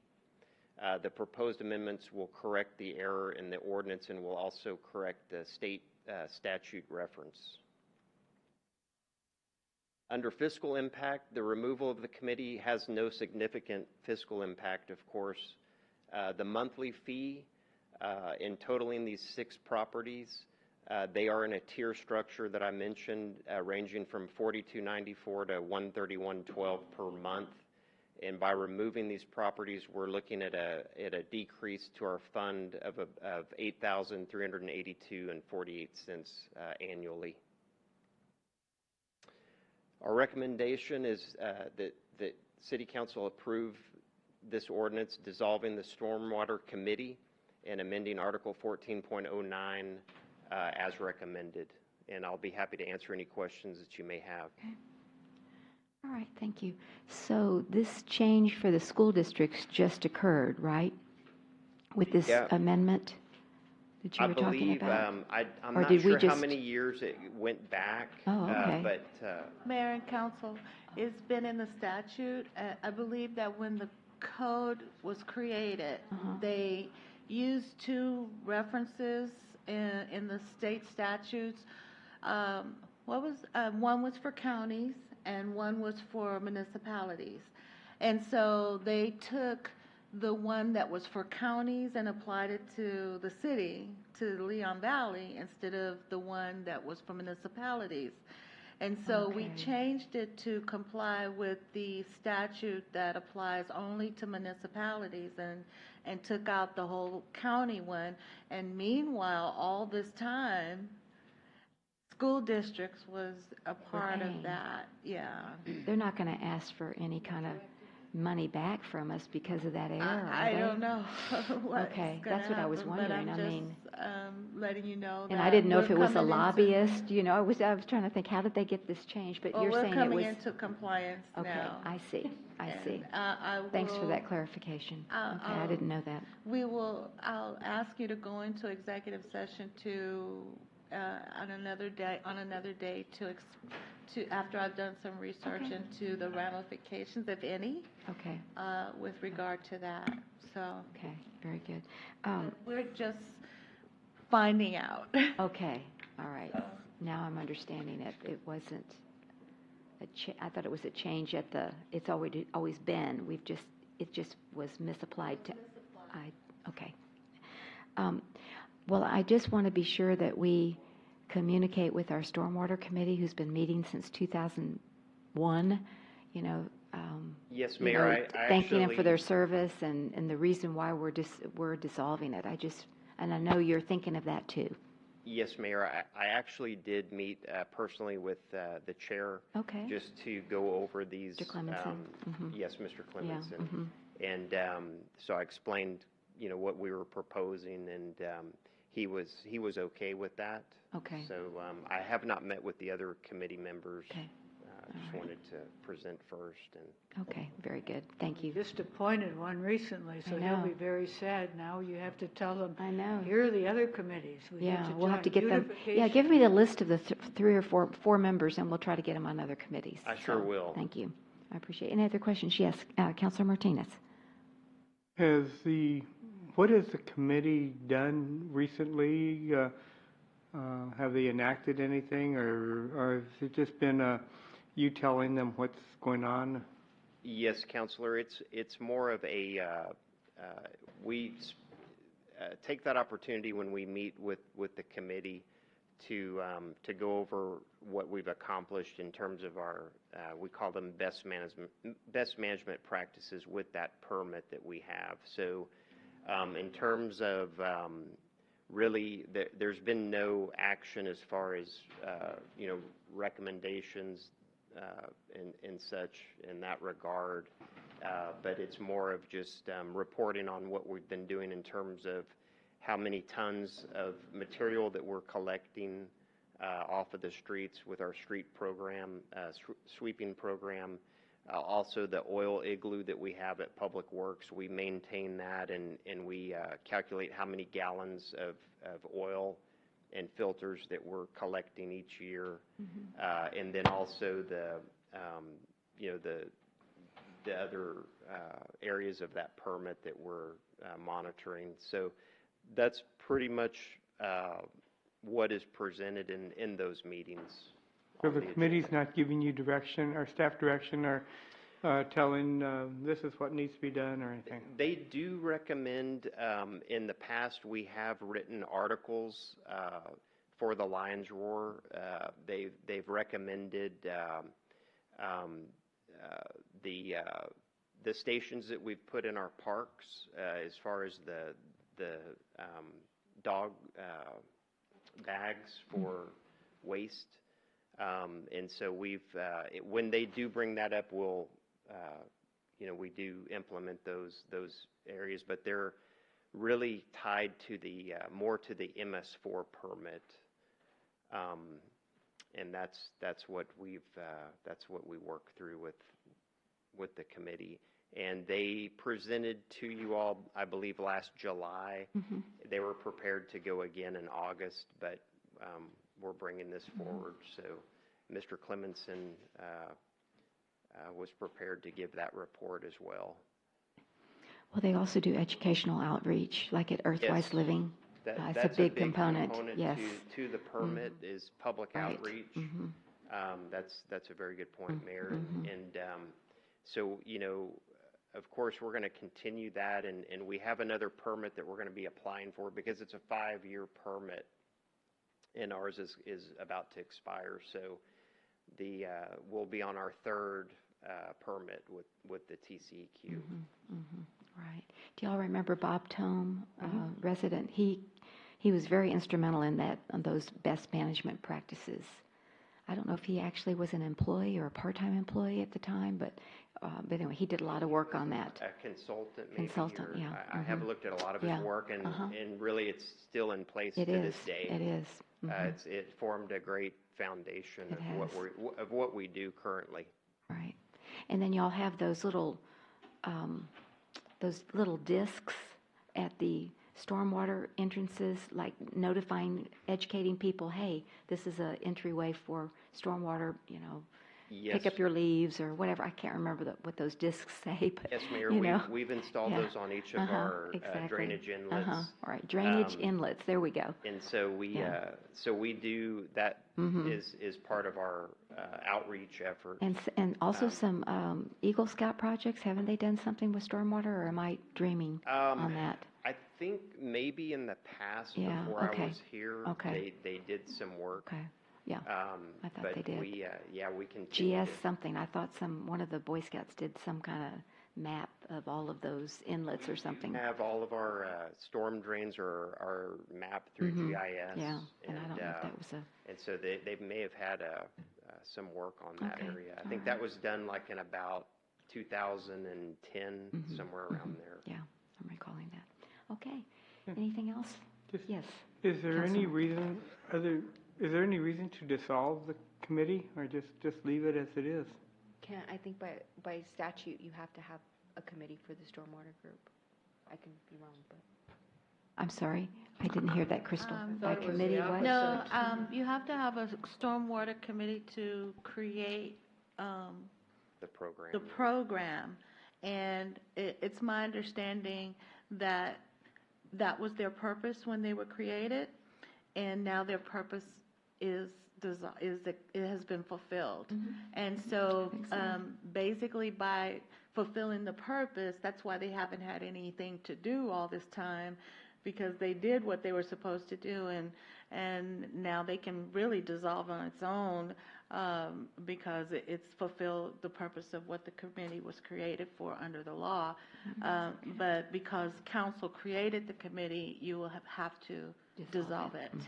But then we just heard that the committee provides educational training at some of the events and stuff, so it is serving some purpose. So, I mean, it's entirely up to you, but I'm just clarifying why the committee was created in the first place, and if you still want to keep it, that's up to council. That's at council's pleasure. We also do have a booth at the Earthwise Living Day, and I don't believe it's usually manned by the committee, but Public Works is available to do that. And we have some handouts that we give to the public, and some maps and things of that nature. And that's an annual event that we're glad to be a part of. I mean, was Mr. Clemenson, was he really heartbroken about having to dissolve the committee? Actually, no, ma'am. I mean, not. He was. He would probably fight to keep it if he felt like they, should. But I mean, if he felt like they've done their purpose and the change in the code or That's whatever. the sense that I had, I'm Mayor. just curious about that. Feel like he's lost his purpose? No, we're going to get him on another committee. That's what we'll do. You're going to send me those committee members, and we'll get him on another committee. He's been a great. Yes, he has. He's an engineer by profession, yes, so he's very well We qualified. have John Hoyt on that committee as well. Walter Garrity's on that committee. But I know John is very active in the CAG, and so that's exactly. Could we have them to come one more time and do a swan song? Give their last report, and then say thank you for their service. Yeah. Well, you said he was scheduled for August, right? I think based on the schedule, we were coming up because it was last July when we gave the annual report. So it was yes, Sandra. And Mayor Riley, remember we do have the volunteer appreciation coming up in April, and they'll be recognized at that time, They will too. be recognized at that. Okay, good. Thank you. I forgot about that. Okay. Excellent. All right. No vote tonight. Anything else from our citizens? Oh, we're getting people that are leaving now. Okay, or somebody going to sleep. Okay, I know it's getting late. Let's, okay. Pat, wake up. Thank you, Mr. Demline. You get to go home now. Thank you. All right. Item number 8.9, our last agenda item in before citizens to be heard. And we have an ordinance. Ms. Posley, if you'll please read for Chief Joe to explain and present. Uh-oh. 8.9. It's on the... Oh, and here I had mayor to read in my notes. See, it's getting too late. It says mayor to read. Oh, You're and then all I said tired. vote. I mean, so I'm prepared, but I'm not prepared. Anyway, okay, thank you. No wonder you're not supposed to read it. Discuss and consider possible action on a resolution authorizing the application for an acceptance, if awarded, of a Texas Office of the Governor OOG grant in the amount of $68,820 for an in-car camera system for 9 police patrol vehicles. Way to go, Chief Yes, ma'am. Joe. And they've given us some good indications. I think that we should probably get it, but this is the last thing they want to see is a resolution. Resolution, that's right. And so there's no matching or anything like that. It's just saying that we'll accept it, which we'd be crazy if we didn't, if they award us the $68,000. So. Okay. I so move. That's what I say. What's the question? Second. And I second. All right, we have a motion by Councilor Alcacer and a second by Councilor Rodriguez to approve this resolution authorizing this grant from the governor's office. All those in favor say aye. Aye. Aye. Any opposed? The motion does carry. Thank you, Thank you, Chief. ma'am. And you'll let I us do have know. one question Oh. for the chief. Aye. You got a couple new cars that have flags on the back? We have 1.5, but yes. I say the half because the other one's not in color, but yes, it's supposed to be a flag. That's the new, we're looking at doing those vehicles. We did one in color and we did one in the, it's not really subdued because it actually reflects better than the other one. So we are going to look for getting feedback at the next Citizens Police Advisory Committee. And so I know we're off topic, ma'am, but if you guys want to give me some feedback, I would appreciate that too. Sure. Okay. Citizens to be heard. Anyone? All righty. If not, then we will move to adjourn without objection at 10:37 p.m. on Tuesday, August 21st. Thank you all. Happy Labor Day. Don't labor too much, and we'll see you on September the 4th. All righty. Trying to stay awake. What? Did I do something wrong? We're okay?